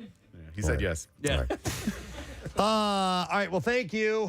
We need to take a break and come back in a moment. I have one last one of these to give away. It is a $50 gift card to Barnaby's, Westchester. That's where Casey will be tonight with the Army. It's the Bud Light Thursday night kickoff, 7 to 9 p.m. Stop by. He's got a chance for you to win tickets to see the Eagles play December 4th against Titans. Also, a Javon Hargrave autographed Eagles jersey, courtesy of Bud Light. So let's take caller number 20 at 215-263-WMMR, and we will set you up. We'll be back in just a moment. Stay with us. Preston and Steve. 93.3 WMMR. The new and improved MMR app is out. It's faster, better organized, yet fully customizable to your liking. Start poking around now. If you want to know what's going on at MMR this week, select our featured section to show up in your app feed. Stay on top of what Pierre, Brent, Porsche, and Jackie Bam Bam are up to and select their show pages. Michael, good morning it. Good morning it. Good morning, it. Good morning, it. Good morning, it. Just hanging out. Good morning, it. What you doing over there, buddy? What are you doing? Just good morning, it. Good morning, it. Yeah, no, I have a home office. You're going to have to hang on a second. Look it. Just hanging out. Good morning, it. Good morning it. Look it. It's good morning it outside. Jesus. Oh, my God. Hey, Michael. Good morning it. The Cabbage Patch, though, was such a huge, huge hit, and they smelled nice. They smelled like baby bit powder. like babies. And so That was like fight over them at the store during Christmas Right. time. Oh, There were 'Cause bulls. They would release new ones. Kathy, that Schwarzenegger movie, Jingle All the Way. that is predicated on those famous toy store brawls over Cabbage Patch dolls. But the cool thing about Cabbage Patch, they all had Xavier or whatever the guy's last name's. On the butt. They all had a tattoo. They were all branded. the Cabbage Patch dolls were part of the Nexium cult. But so I have a very vivid memory of I got my first Cabbage Patch doll. I couldn't wait. I was 10 years old. I got him for my 10th birthday. You get the birth certificate, and I was able to rename him, right? So you send that thing, and you get the birth certificate back. And so mine was named Casey Jr. I was so excited to get this thing, right? And the Cabbage Patch doll, the Cabbage really? Patch doll. I was so because it was the thing. I was 10 years old too. Right. It was the thing. It was the thing that everybody had and whatever. My neighbor across the street, and I'm going to say your name. Your name's Wayne, and you're a piece of trash because he called me the slang word for a gay person. Because you had a doll? Because I had a doll. He was an adult, Kathy. This dude is probably like 30 years old. Called me, and I was so happy about having this thing for my birthday. That's terrible. And he called me terrible. that. Terrible. What a jerk. How old were you? And I how was old were you? 10 years old. 10 years old. And it was my birthday. What a dick. What a I know, but like, oh my God. Where's that dick now? I have no idea. Wayne. All right. Terrible person. How many times you asked that question in your life, Kathy? God, where's that dick now? When I need it. There are so many dicks that I'm wondering where they are. Yes. All right, back to toys. All right. Toys. Okay, so Casey's in therapy now. American Girl dolls. I'm out of it now. I'm out of it. And then there was we already did another pre-screening. Like Marissa hosted that, right? She hosted it last night at the AMC Fashion District. It was last night, and then Casey hosted a screening last week at the same exact place for the movie Free Guy. Yeah. And while we were on vacation, we got a text from Casey out of nowhere explaining that things didn't go quite the way he wanted them to So go. if it's possible to suffer a concussion without actually hitting your head, that's what I think you experienced, Casey. Yeah, and so I don't want to. I'm hoping I'll find the text. Okay, Here. I'll read it. I'm hoping that I didn't lead you guys down in the wrong direction of where you think this story is going to go. No, we don't know anything. We know that, but it was so heartfelt, the text you sent out, that we knew it had to, because there have been similar situations in all our lives. But this one seemed like, wow, this really had to be a little bit more. Yes. So I have the text here. Okay, it says, "Oh my God, I'm at the screening for Free Guy." And by the way, I sent you this text. I'm still there. I have not hosted the screening yet. Okay, I'm still there. I have already embarrassed myself, and I needed to go somewhere and be by myself, decompress for a second, and then I had to admit to somebody what an ass I am, and just to sort of make myself feel a little bit better. And guess what? It didn't help. I still felt terrible. And I said, so they asked me to hype up the crowd and then introduce one of the stars of the movie. So this guy named Joe Keery, who plays Steve from Stranger Things, is in the movie Free Guy. Yeah. He was there to introduce the film, and I was there essentially to introduce him. Right. So I had come back I was on vacation in Wildwood. I had come back just to do this. I thought it was a really cool experience. Real quick, had you met him at this point, or is he still? Yeah. Okay. All right. Oh, By the way, he so- seems all right. like he's awesome. I love that character, Steve from Stranger Things. He seems like I've seen him interviewed before. He seems like a cool guy. He was a great guy. Okay. And I will say that, categorically, he was a great guy, and the movie is hilarious. It's a great movie. And the movie had been on the shelf for a year. Yes. They wanted a theatrical release, and so they were like, we're just going to wait. Only theater. And only theater. So, and then I wrote, I just had a classic embarrassing moment. It's a classic shut the F up, Casey, and walk away kind of a moment. I'm pretty embarrassed, but it's also a really funny story. So, And you said you weren't sure if it was going to translate on the air. I'm not sure if it's going to translate on air. Okay. So, well, let's hear it. Well, deliver it in the original Farsi. Right. all right, so here's the deal. This movie was at the Fashion District, the old Galleria, the AMC there. It had never been there. By the way, what they've done to the place, the whole Galleria, the Fashion District, is awesome. It's really, really nice. So I get there. Joe had gotten there earlier than planned. From the movie company. But I had also gotten there an hour early, so I decided to walk around a little bit. Right. Side story, but it also is part of the story. I went to a place called Wetzel's Pretzels. Have you guys ever heard of Wetzel's Pretzels? Yes. Yep. Okay. Yeah. Listen, I love Philadelphia Pretzel Factory, and I love Annie Ann's. Yeah. Wetzel's Pretzels is like the best pretzel I have ever had in my entire life. And I was so happy with myself for going, you know what? I've never had a Wetzel's pretzel. Let me stop by and try one, right? Hey, me. And this thing was amazing. And you were really proud of yourself. And for I was that. really proud of and I couldn't believe how it was big. Oh, is this hand shocked? Yes. It was amazing. And I'm sitting there, I'm eating this thing, and I'm going, I think I need to open a franchise. I'm like, this is like I have just discovered gold for the first time. That was amazing. So I get done eating the pretzel, and Hannah from Allied Advertising she's my handler, and she says, "Hey, Joe's here. I can bring you back to meet him." I'm like, okay. I decide to use Wetzel's Pretzels as an icebreaker. Okay. Well, you were completely enamored of Wetzel's Pretzels. It would be ridiculous not to. Okay. I've been sober almost 10 years. Yeah. Okay. I go into this place like I had just done 7 rails of coke. Okay. You're hyped up. I'm hyped up. Okay. And let me also preface this by saying I'm fairly aware of who I am as a person and what I am as a person. And sometimes I have, how do you say, no chill. You have moments. Yes. No, I have these moments. But listen, that's a valid criticism of yourself. Right. But as we've told you throughout the years, to put a tap on that would be throwing out the baby with the bathwater, because that same energy delivers so much greatness to what we do on the radio. On the radio. Okay. In person. On the radio. With a stranger. Yes. Might be different. So yes. Like someone who's never met you. Right. Who's in a new town promoting a movie. And there are 3 people in this room that have never met me. And so, as the great Ted Lasso once said, know thyself, rest in peace, Socrates.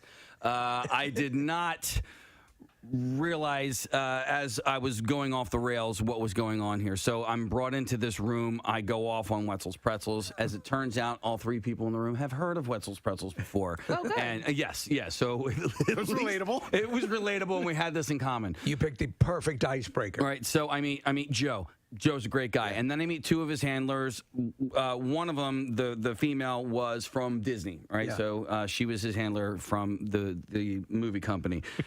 Hannah, who had brought me in and introduced me, has now left this room. We're in like this office, and I just go off the rails. That's all. Like, I was just being nice. I was being a nice guy, and I just didn't shut up for like 5 minutes straight. And that's sometimes your Caseyism. Like, you don't know when to end it. Yeah. Is that what it was? Well, so I had 2 or 3 different times talked myself into a corner. Well, let me jump in here also.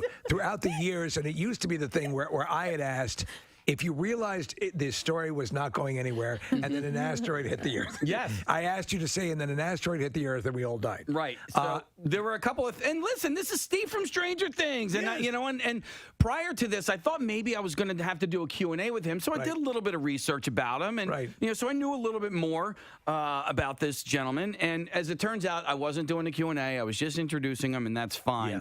So.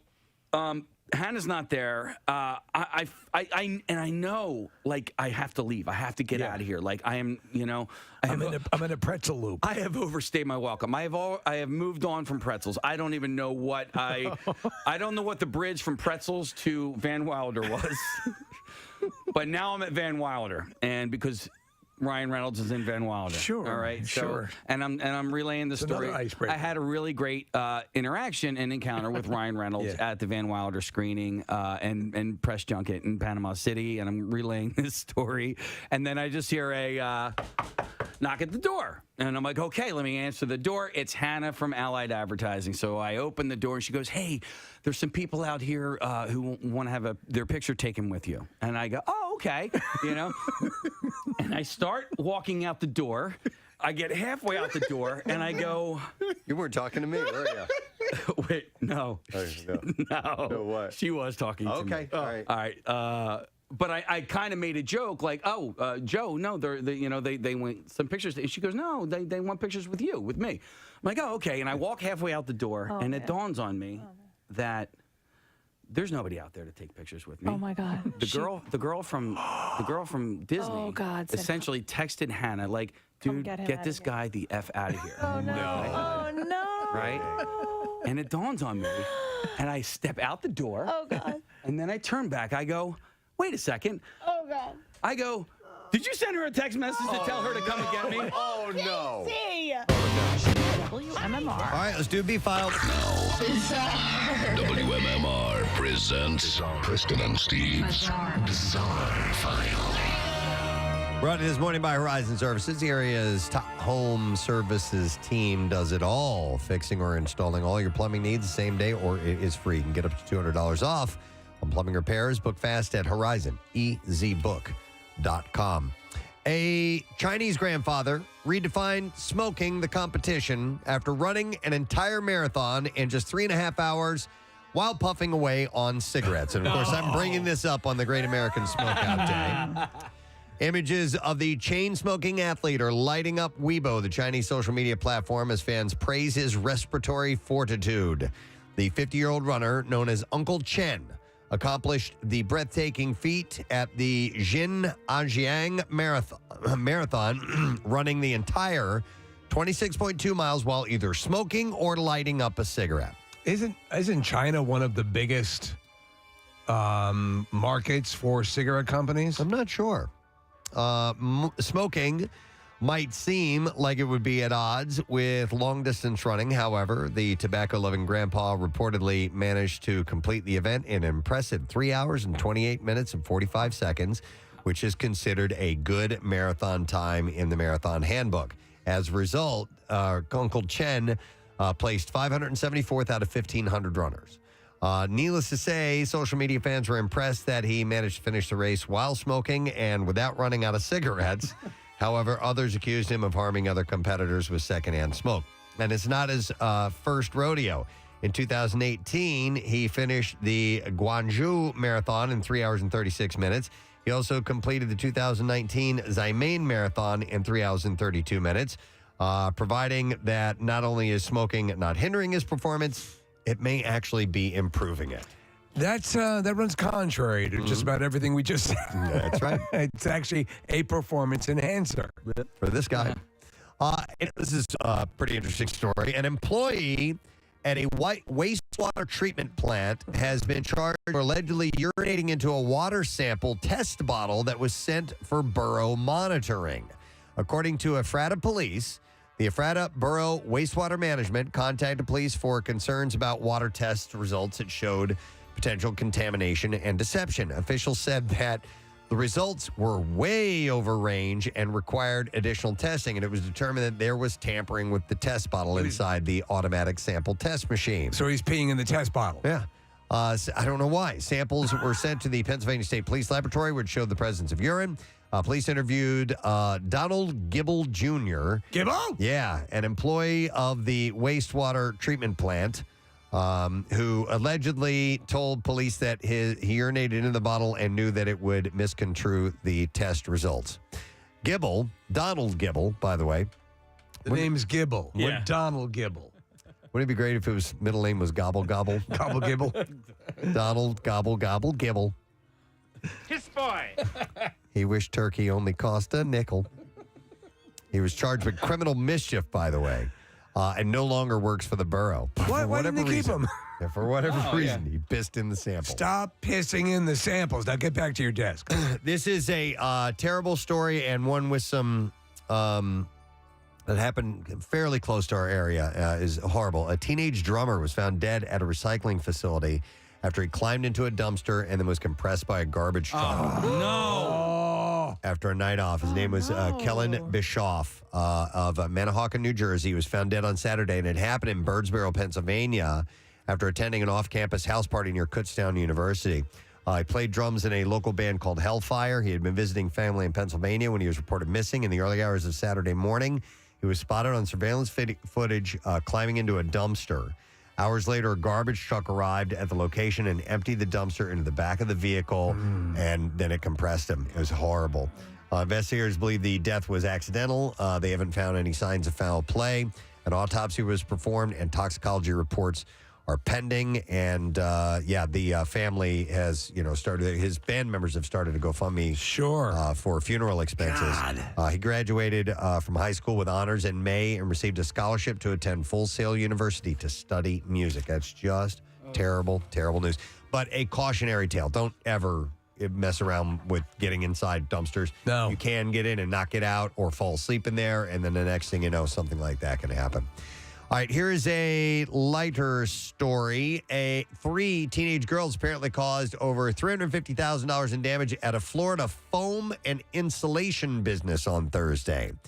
According to a news release, teenage girls who were 12 to 13 years old on Thursday caused over $350,000 worth of damage at the Imperial Foam and Insulation in Ormond Beach, Florida. The girls allegedly slashed bags of raw polystyrene material, moved forklifts and crashed them into other products, and smashed property and graffiti. Deputies Little vandals. Reported that 2 of the girls allegedly spray painted their names on the foam blocks.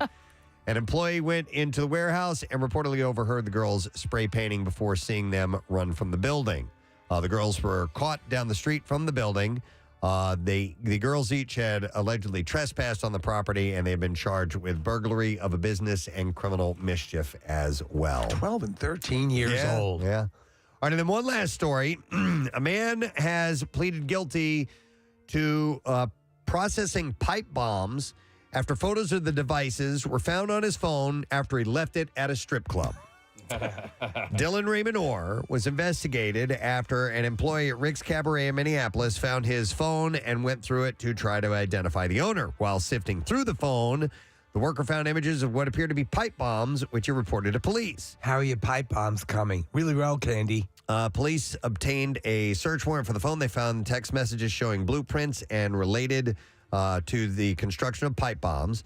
One of the pictures showed 2 pipe bombs next to a piece of mail that had Orr's address on it as well. He's doing everything he can to help. In a search of Orr's home, police found 2 6-inch pipes, including one with BBs attached, 4 end caps, and explosive powder. Nitroglycerin and nitrate were also found. Well, again, thank God this guy's a moron. All of these components could easily be converted into an explosive device. Orr did not have the proper registration to possess these devices. He pleaded guilty to 1 count of possession of an unregistered destructive device.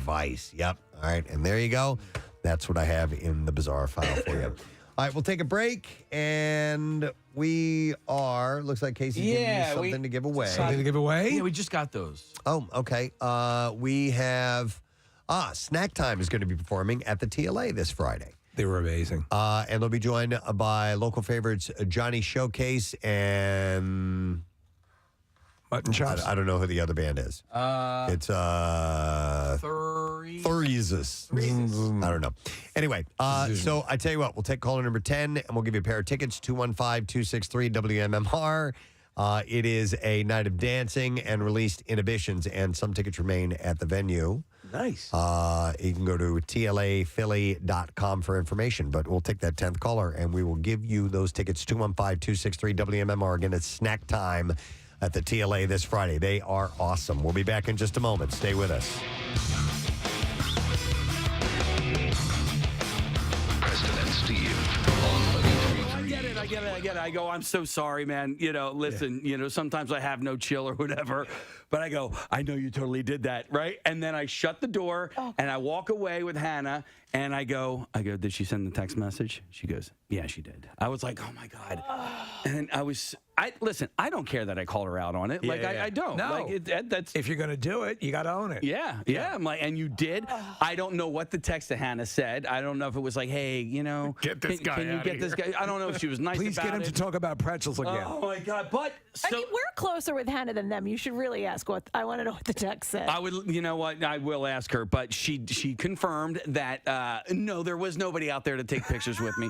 So now I'm standing outside of this room, and there's a step and repeat background. Yeah. Nobody's there to take their picture with me, and now I'm like, oh my gosh, now you're thinking. I was a child at this point, I was so embarrassed, and I was like so inside my own head, and I was like, this is terrible. I am so embarrassed. I almost felt like crying, and then because I was depressed, I was I legit got depressed at who I am as a person, and then I was like a little bit mad. I'm like, but I was being nice, you know what I mean? I'm a nice person, but God, Case, you're a 46-year-old man. You should freaking know. You have met a celebrity before. Stop being such an a-hole. You were excited over pretzels. I was excited over that. Was the problem. You were excited over great pretzels, and I still want to open a franchise, and it's not that expensive to open a franchise. My wife said, no, I'm not allowed to open a Wetzel's Pretzels franchise. And I was trying to think of where could I open a Wetzel's Pretzels franchise? Where could I? I thought this would have been you going, I need to go back and apologize right now, and then go back in there and then they're with this guy again. Yeah. We can't get rid of him here. What was the conversation? What was the... There was no conversation, right? Was it just you talking and not ending? Right. All right. So, no, I try to get people involved in said conversation. So the questions were asked, I think. Right. I'm pretty sure. Do you recall a real exchange, like a conversation, or did you ask them to write down their questions and submit them to you? I don't know. So Was there any point at which I don't know. I tell you what, there were questions asked, and you didn't breathe to let them answer. I had another moment over the weekend too, where Well, wait. Before you go to that, to this point, did you encounter them again? Did you get a chance to apologize to him, our buddy from Stranger? I talked to the guy. Yeah. All right, so I never talked to the girl again from Disney. I talked to the guy. So I had gone into the theater after I had walked away and hung my head in shame for 10 to 15 minutes and texted you guys to try and make myself feel a little bit better. I was then asked to go into the theater to let people, because they collect your phones a lot of times before. So they had just gotten approval to let everybody have their phones back, and then I announced a surprise to hey, by the way, we have one of the stars here, so if you want to take a picture while he's in the theater, you can go get your cameras now. So I did that, and then I brought Joe on to the stage, and while Joe was addressing the crowd, I talked to the gentleman. I go, yo, man, I'm so sorry. I go, listen, sometimes I have no chill. And he was so cool. He goes, dude, he's like, you were fine. He's like, he's like, I want to hear the rest of the story. Oh my God. I'm like, this guy, you're Was lying. he texting while he said that? No. I'm like, you're lying, but thank you so much. I appreciate it. And you know then how sometimes we have these events and there's the person who's in charge of making sure that the other person's okay. Yeah. I wonder if the publicist did that on Joe's behalf and he didn't care at all. There's a good chance that was the case. And Like I said, I she's wasn't just trying to put up a barrier and get out in front of a situation, because I've been at these things before, and I've been at them with you, and you're just friendly and you're you're totally fine. But every now and then, somebody gets weirded out. You're speaking the truth. 9 times out of 10, it is not the celebrity who has put these restrictions on. It is the handler. Or it could be like that scene in The Running Man where Richard Dawson, the guy mops over his feet and he goes, hey, you're doing a great job. And he walks in the other room. If that a-hole is working here, later on today, you're going to be mopping the floor. But is there a chance maybe we could see about getting Joe on to talk to him and just say, hey, are we okay? I'm really sorry. I'd love to talk to him. I'd love to interview him anyway. I would too. I really would love to have an opportunity to perhaps. Well, go to the Disney rep. She was impressed. Yeah, I know. No, here's the deal. If we were to get Joe on, he's not gonna be like, he's going to be very diplomatic in that. But Casey, I have had more moments in my life like that where I've walked out of a room and just felt horrible about myself for whatever way I reacted or have just presented myself, and it's a common thing, I mean, I told you guys about this. It lives in you. Yeah, it does. I told you guys about this, and I'll just call it an argument that I had in a Wawa parking lot too long ago, and I felt worse about this encounter than I did about that encounter. I really did. I felt worse about myself. And that one almost came to blows. No, it did. Yeah. It did, and I won't go into details, but I will let everybody know that I was in the wrong to begin with. But I had a very similar experience on Saturday night at the Fish concert. I was talking to a gentleman named Dave who he was telling me about these guys that were standing behind me, and one of the guys just so happens to be a guitarist of a band that I actually just started listening to, and I was like, what? Pretzels! I'm like, oh my God, Corey Wong! Pretzels! I like pretzels! Do you like pretzels? You ever had a Wetzel's pretzel? No. So the guy's name's Corey Wong, and he's the guitarist for a band Wolfpack. And I love Wolfpack. Thank you. Yeah. So do I. And I started going a little bit off the rails. And then Dave, who introduced us, he sort of had to qualify it. Hey, this guy is the producer for the #1 morning show in Philadelphia. Yeah. And that's what he says. And I'm like, oh, man. I did it again. I'm doing it again. I'm like, he's totally he's saying to this guy, this dude's not just although I am. Yeah. I was like, okay, all right, let's reel it back a little bit. But this one time when you did the thing, no. So I tried to reel it back. Pretzel bread. I like bread. So listen, I didn't feel as you bad about probably that felt encounter. it was worse than it was because now you were hyper aware of it. Yeah. I'm sure it wasn't that bad. It's challenging though too, because when you're with friends, when you're with loved ones, everybody smiles and nods and it's cool. When you're with strangers or somebody you've never met before, it changes the dynamic. And you have no idea what was going through Joe Keery's head. I'm sure he's fine and probably hasn't thought about it since then. Right. Well, and Or I've that's also, the subject of his new movie. Now, I've also been on the receiving end of a few of these experiences, right? You know, people listen to the show and they're huge fans. Or, like, somebody will introduce me to somebody who clearly doesn't listen to the show, and that's fine, too. And now these people have to act like, oh, yeah. And I'm like, you don't have to. okay. It's Right. okay. It's okay. It's okay. Like, you don't have to listen. I know you don't, and it's fun. But because of that, like, because of my experience that I had with Joe Keery, and to, you know, anybody, like, if you want to come up and say hi to me at a restaurant or a Wawa or where, like, please do it. Absolutely. Because the deal is, like, I don't have a job if it's not for you that's listening right now. Like, it just, you know, it's as simple as that. Like, all these, you know, great luxuries that I'm able to provide for my family are a direct result of you in your car or your home or your office or whatever listening to me right now. And so, same thing for you, Joe Keery. No. Pretzels! Pretzels! Wouldn't it be great if you guys open up a pretzel franchise, you and Joe Keery? You know? I just want to own it by myself. Local broadcasters open up a Wetzel's Pretzels with one of the stars of Stranger Things. This is my thing. This is not Joe Keery's thing. This is my thing. And I was trying to find a bridge. No, there is no bridge. And you know what? And so at the very end of the night, an asteroid hit and we all died. Right. There you go. So the worst part of this whole story, guys, is once I got done introducing the film and I walked out of the movie theater, I went to go to Wetzel's Pretzels because I wanted to buy some more to bring home to my family. They were closed. It was closed! I was like, what did you do with all those extra pretzels that were in the display case? When was the last time? When was the last time you remember an all-night pretzel place? It wasn't that late. hey, it wasn't even 8 o'clock. Was it as quickly when they introduced you to Joe? Was it as quickly? Hey, man, how you doing? Hey, have you ever had Wetzel's Pretzels before? Was it that quick? It was pretty close. Yeah, It was pretty damn close. That I mean, I think I've seen you do that before. Yeah. I've seen you do that type of thing where it's like, and I know what you're doing. You're just looking to have a normal conversation. It's an with someone, icebreaker. so. You're gonna charm them. All right. Well, anyhow, we have to take a break, I think, right? Yeah, no, we do. As a matter of fact, because otherwise I would go to these calls, but we have to. No, we got to take a break. The regional manager, Sorry. Wetzel's Pretzels, is on. Santa's got to go. He's Pretzels got to go. The Northeast region and wants to talk to you about franchise opportunities. Listen, the closest one here is at the Fashion District. I already checked, and like they're in like North Jersey, but that's the only one that is around here. All right. So I can't believe the winner in all of this is Wetzel's Pretzels. Right, big time. You know? You kidding me? And you got to swing this bigger for me. All right. All right.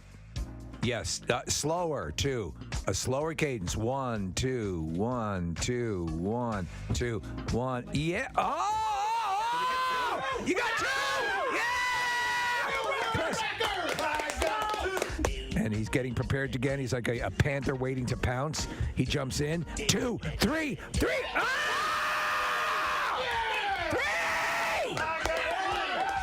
3! And he's doing the Irish jig. All right. Casey's spying his time. He's in. 1, 2, 3, 4, 5. Everclear. 10:25, the Preston and Steve Show. Let's not forget that Everclear is going to be one of the bands playing Cardboard Classic. That's right. In Scranton, headed to Montage. New and improved. Yeah.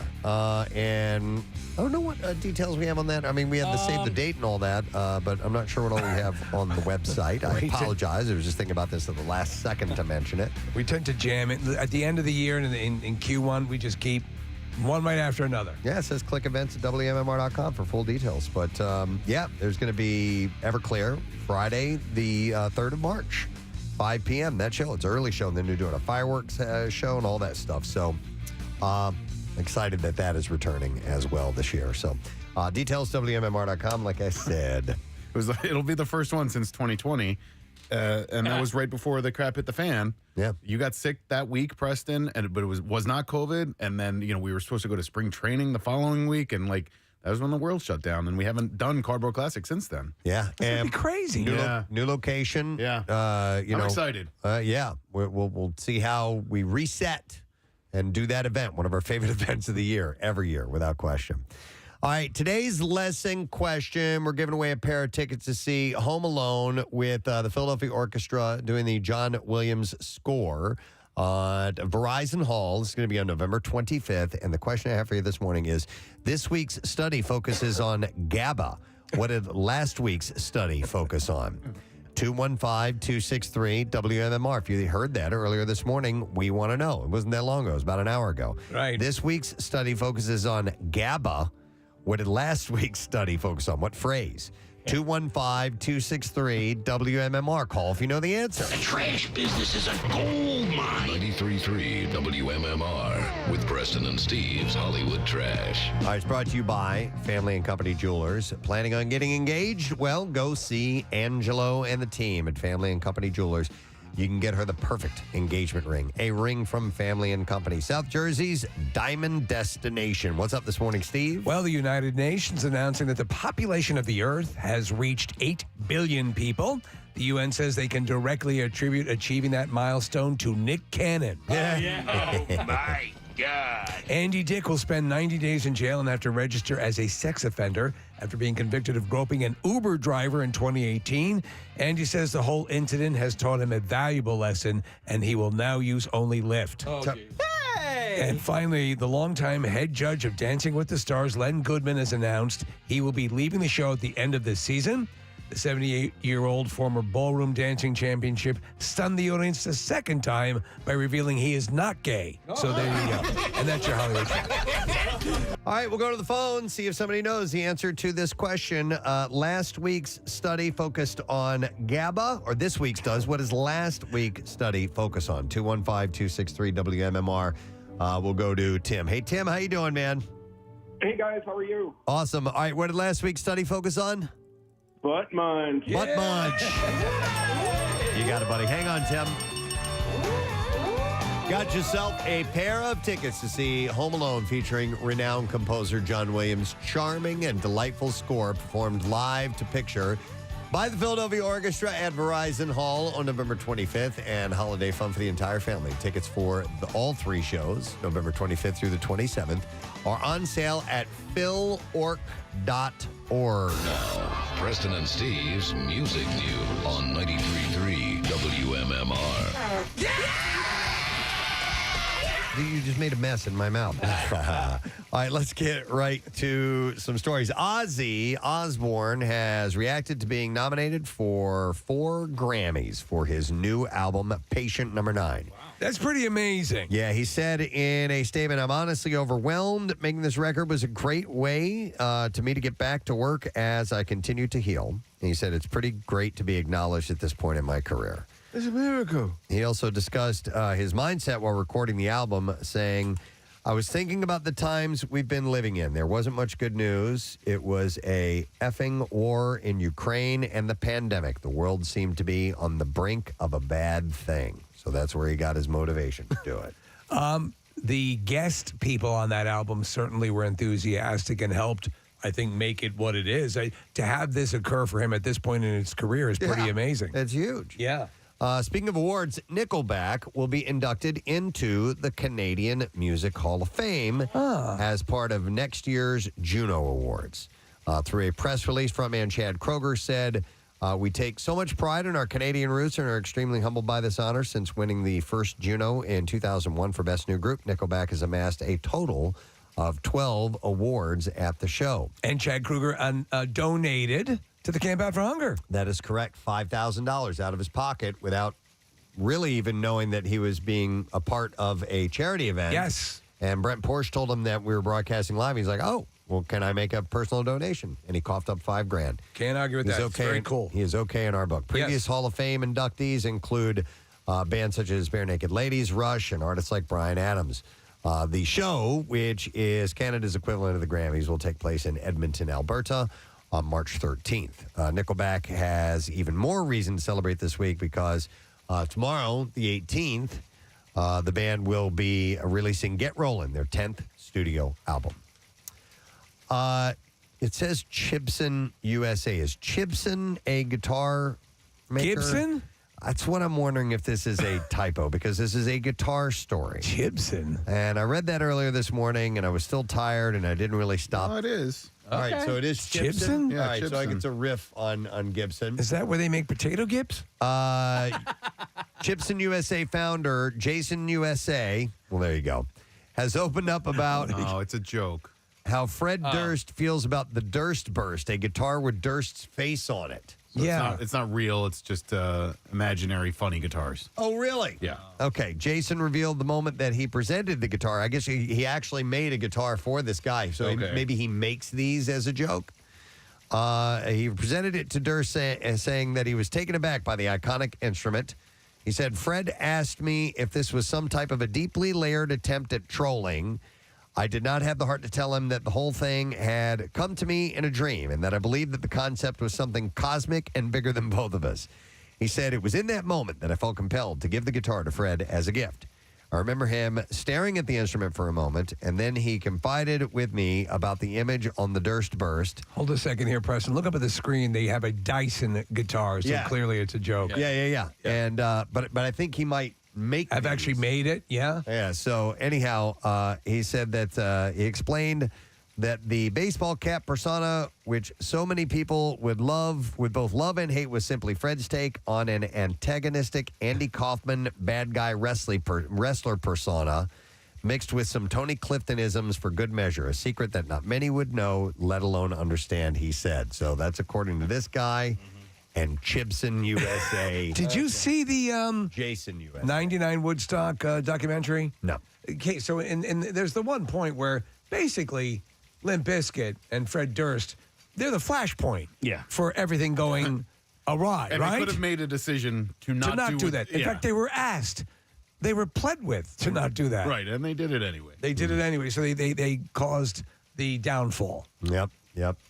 So, they were, at that time, they were considered the abrasive band. Yes. I mean, they really got everybody fired up. There's all kinds of parody guitars on this account, this Chibson USA, that Nick has pulled up, like a Windows Explorer guitar, the Ash Hole. Yeah. There's one for Christian rock that's called the Pastor Caster. The Pastor Caster. Is there a drum equivalent to that? Or what is the most outlandish looking set of drums? I mean, what is the most... usually, to me, it's when you're dealing with drums, you're just dealing with an excess of drums, correct? Yeah, usually. But there have been some that have been, look like a toilet or something like that. I like that. That's a good question. Yeah. Neil, Maybe you need your own comical drums. Yeah, that's interesting. I don't know. I'll think about that. I've seen lots of strange contraptions, but who knows? Finally, Neil Young is completely against performing at venues that are fed by factory farms. I don't like it. During an interview with Canada's BCB Radio, Young explained his reasoning, which can ultimately affect his ability to tour in the future. He said, when I look at the compromise that I would have to make to do that, the things I don't believe in that I'd have to endorse, it doesn't turn me on. He said, I can deal with the power for the venue. I can make it clean. I can make the PA clean, the lights clean, the electricity in the building clean. I can clean up all my vehicles. I've got the right fuel. I can do all of that. But the food, all those places are fed by factory farms. He said, I can't support it. He also said that he would want good food that has to be clean food, sustainably grown, and presented in a sustainable way.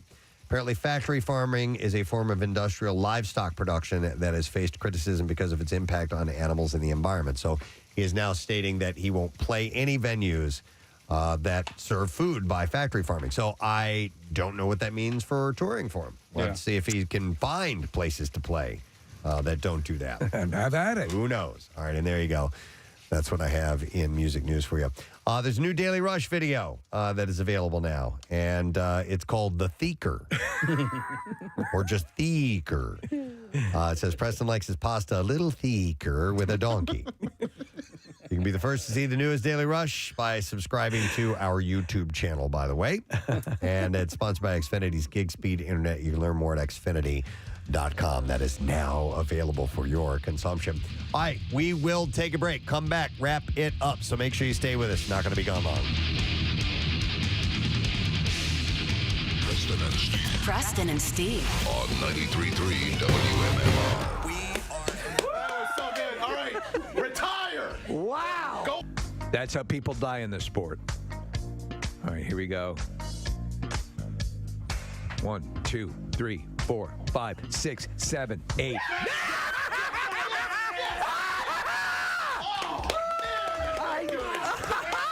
Andy did a herky. And here we go. This is where it all comes together. All those years of yoga. 2, 3. Yes! Yes! I'd give that 4. I'd give that 4. Squirrels have been laying down flat on their stomachs with their legs stretched out behind them and in front of them. Apparently, this slows them to a complete stop in the soaring temperatures. And though these small mammals might look like they're in stealth mode, it turns out they're trying to cool off. And Steve, it's called splooting. Splooting. Yes, squirrels have been splooting all over Texas. Oh yeah. And an expert said it's. You're gonna be my regular Saturday night thing, baby. He's gonna sploot. Oh yeah. I'm gonna sploot. I'm gonna sploot. Ladies and gentlemen, John Dornbach is joining us. Good day, John. Rockstar, thanks for having me. No problem, man. Anytime, bud. So, dude, it's how long since you've been and performed Magic live? Has there been a pause on that, or we know you haven't been in the area performing in a little while? Yeah, it's been about a year and a half, right? So we're just getting up and going and excited to do so. I have to ask you because I mentioned this to Casey. I watched the series Hacks with Gene Smart, which I thought was very funny. You appear in that, correct? That's you as the magician in one scene, correct?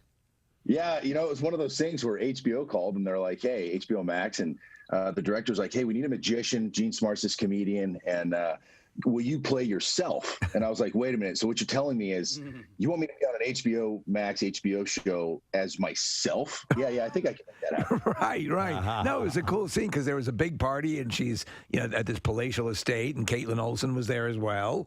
And but that was, you had to be shooting that during COVID restrictions and stuff like that, right? Was it a whole bunch of, I mean, the party seemed packed, but I'm sure they took extra precautions. Oh yeah, I mean, look, it's the insurance companies, right? So a ton of precaution. It's funny because it's like 6 seconds, right? It was like 5 days, you know what I mean? But it's like you get 6 seconds. What was really, really cool is when I used to play for the Bills, Chris McDonald, who's an actor in a ton of stuff. I love his stuff. He was Shooter McGavin. And yeah, he's great.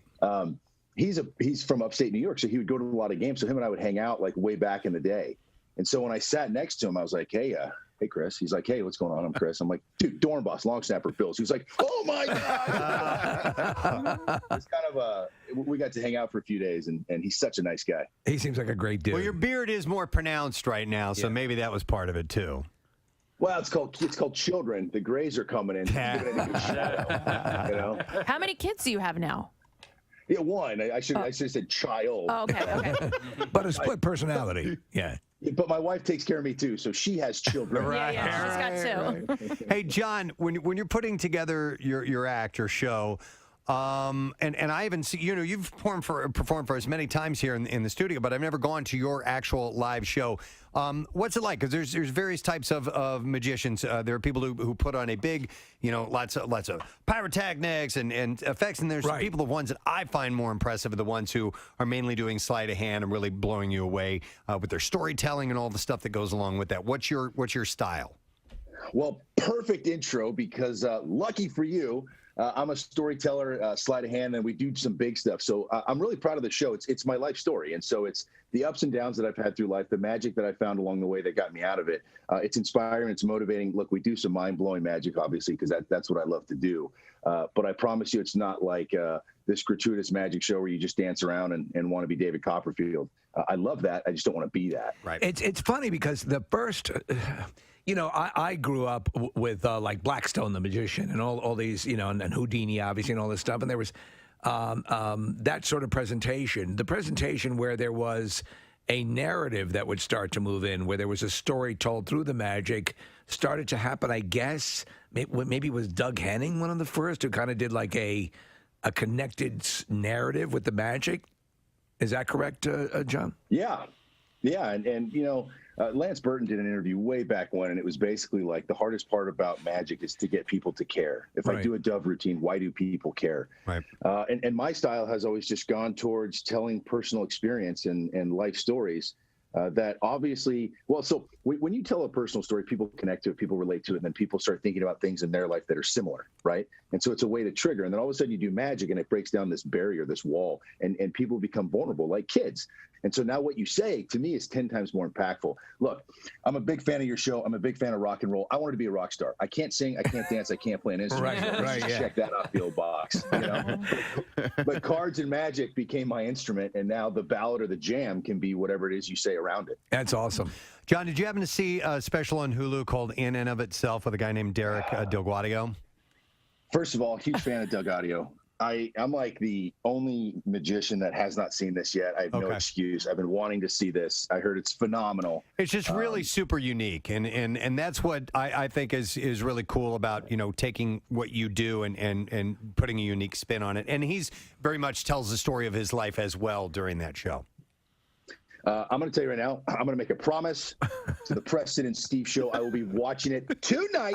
All right. Nice. But it's similar in your life story, which has so many. I mean, if you were to just get up and do a TED Talk about your life, that alone would be interesting. You have such rich fodder to draw upon for the magic. But as you start to develop a show and change it and alter it, and add illusions and tricks or whatever you like to refer to them as, where do you get the opportunity to go do that? Do you have a warehouse, or do you have, not that you're like David Copperfield making planes disappear or whatever, but do you have an actual lab or something that you go to where you work on this stuff? Yeah, I have a lab. It's my house at Oak Brook Circle. That's it. That little garage over there on the side that we don't quite use, that we don't know what to do with the lawnmower, so we shove it in there. And it's that simple. You just go in and a room in your house and. Yeah, you know what? I got a great creative team, and so Blake Voigt, Danny Garcia. Danny Garcia is the guy behind David Blaine, all his TV stuff for years and years. Well, we're really good friends. Yeah, we're good friends. But what these people are really good at is. When us three get in a room and we jam, it's like songwriting, right? Some people just gel, and it's important to know one another's style. And so they kind of get my style, and we just create stuff, which is fun. You know, it's funny because so many musicians and magicians, and the words sound very similar, by the way, but you know, you'll take a chord progression and turn it a little bit and make it something new. And I get that impression as being the same with magicians. Okay, there's this old style trick. We're going to turn it, do this, put this narrative behind it, and make it something new. Is that a large part of what you do? Yeah, I mean, it's like music. There's like 5 chords. Am I right? Yeah. I should know that. Six chords. Well, magic, there's 5 things you can do, and I should probably know these 5. You can disappear, you can reappear, you can change. And there's like 2 other things you can do. Right. So it's taking a spin on that. You're getting a little too intricate for us. Well, let me ask you. I was expecting manipulation. Some of these other you change. You disappear. You come back, and then there's 3 other things. 2 other things. So, all right. So there have been some in the magic world. There have been some constants, obviously, but there has been new variables over the years in technology and stuff. And over the last year, with being able to do things via Zoom and virtually, has that presented itself any new opportunities for you? Yeah, so you know, in the Zoom world, which is here we are. I did a lot of like keynotes. Believe it or not, the virtual keynote speaking market was out of this world, right? And so I'd be able to do tricks through Zoom, which is kind of cool. I created a few things. Now it's a completely different medium. It's a completely different way of doing things. Right now you're isolated in this little frame here, so. You know, it was a fun, challenging time. Do you get called? I mean, obviously, I know when I was doing stand-up comedy, I used to do corporate gigs fairly often. Is that still out there? You know, substantially with so many people working from home and you know all that change because of what we just went through. Is that still a rich area for you as a magician to work in? The Zoom market? The corporate, you know, corporate events and things of that nature. Yeah. Is that a big money maker for you without getting? Yeah, but I don't need a dollar amount. Yeah, baby, throw me the money. But not so much as a magician. Like I said, I get hired out as a speaker, and I get to do whatever magic I want within that. I got One of the best advice I ever got was my rookie year, and this guy Kevin Elko, he's a speaker, and I was in the weight room. He's like, "Hey, I'll give you a couple $100 to go talk to these bankers." I was like, "I'm in." He goes, "You know that stupid little pencil trick you do?" I'm like, "Yeah." He's like, "They'll eat it up. Tell your story how you went to college." So I was like, okay. And then afterwards, he literally pulled me aside and he goes, listen, kid, I was 23. He goes, listen, kid, I'm going to give you some advice. Look, the Magic's cute. I get it. You need to be a speaker and you'll thank me for it. And so I've been a speaker ever since. And obviously the cap that companies are willing to spend on a magician is quite a bit smaller than a speaker. Right. And so True. Hey, you can call me whatever you want. Just a reminder, John's going to be at Borgata Music Box on Friday, 2 shows. By the way, John, so what role does football play in your life now? Just a observer or anything else? I have some friends call me here and there, and they'll have because a lot of the guys I played with now are coaching either high school, college, or whatever, and they'll have a snapper or a specialist. And they'll say, hey, man, can you work with this kid? Can you give me some advice? And we can do it over Zoom. We can do it live. And so I'm just kind of like the guy that just kind of goes in, helps out. Believe it or not, there's been some coaches that have left the Eagles and gone on to other teams, and they're like, hey, we'd love to bring you in here and just kind of help build the culture of an organization, which for me, I think that was a bigger compliment than help me with X's and O's. I think that was kind of a role I had with the Eagles for a long, long time. And that was, establish a culture, get a sense of community and family within a locker room, care about one another. And then you don't have to be the greatest of athletes to win. I have a very objective question to ask you, John.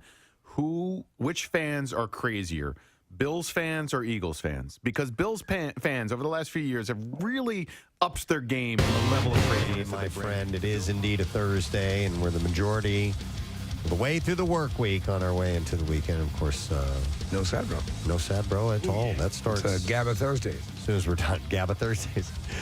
And then it's going to be chilly this weekend. Just give you a heads up on that. 45 degrees. We were looking outside. Wind's whipping up pretty well, at least in our area, Bala Cynwyd. The trees are moving around pretty good. So it's going to make it extra chilly today. But Sunday is the really cold day. Our high, 36 degrees.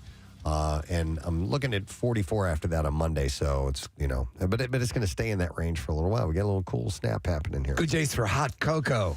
It is. And today was a good day to quit smoking. And we hopefully helped out a bunch of people by having Dr. Rosenberg in this morning. Hey. Dr. Rosenpenis. Great American Smokeout. You can go to his website, quititnow.com. And if you mention you're a Preston and Steve listener, you get $100 off. I don't know how long that'll last. Until he fixes the typo on the website. He seemed to be surprised by it, but all our information said $100 off. So I don't know what the story is on that. But anyhow, tell him you're friends of ours, and he'll let you buy. Yeah, he'll give you a good deal. Apparently, what happens. Everyone in his life refers to him now, even on a professional level, as Dr. Rosenpenis. But he's a great sport. Yep, absolutely. He likes the Thor comparison better, but we like the penis comparison. Sorry, we can't do that. We need to do the letter of the day. Casey's going to help out with that. Preston and Steve on 93.3 WMMR. Now, the Daily Letter. The Preston and Steve Show is brought to you today by the letter S as in Saturday. All right, and we have one more letter to go tomorrow, and then we are going to give away a $500 gift card from Joseph Anthony Retreat Spa and Salon. And the gift that cannot go wrong is a gift card to Joseph Anthony Retreat Spa and Salon. You can visit any of their 3 locations in Glen Mills, Springfield, or Center City, and you can purchase online at josephanthony.com, your true retreat from the everyday. Pierre wanted us to mention that he is going to interview Brandon Flowers from The Killers today. That's pretty awesome. I wasn't given a time as to when that's going to air. 2 but p.m. 2 p.m. Yes. There it is. Excellent. Let me take, do we have sponsors? Yeah.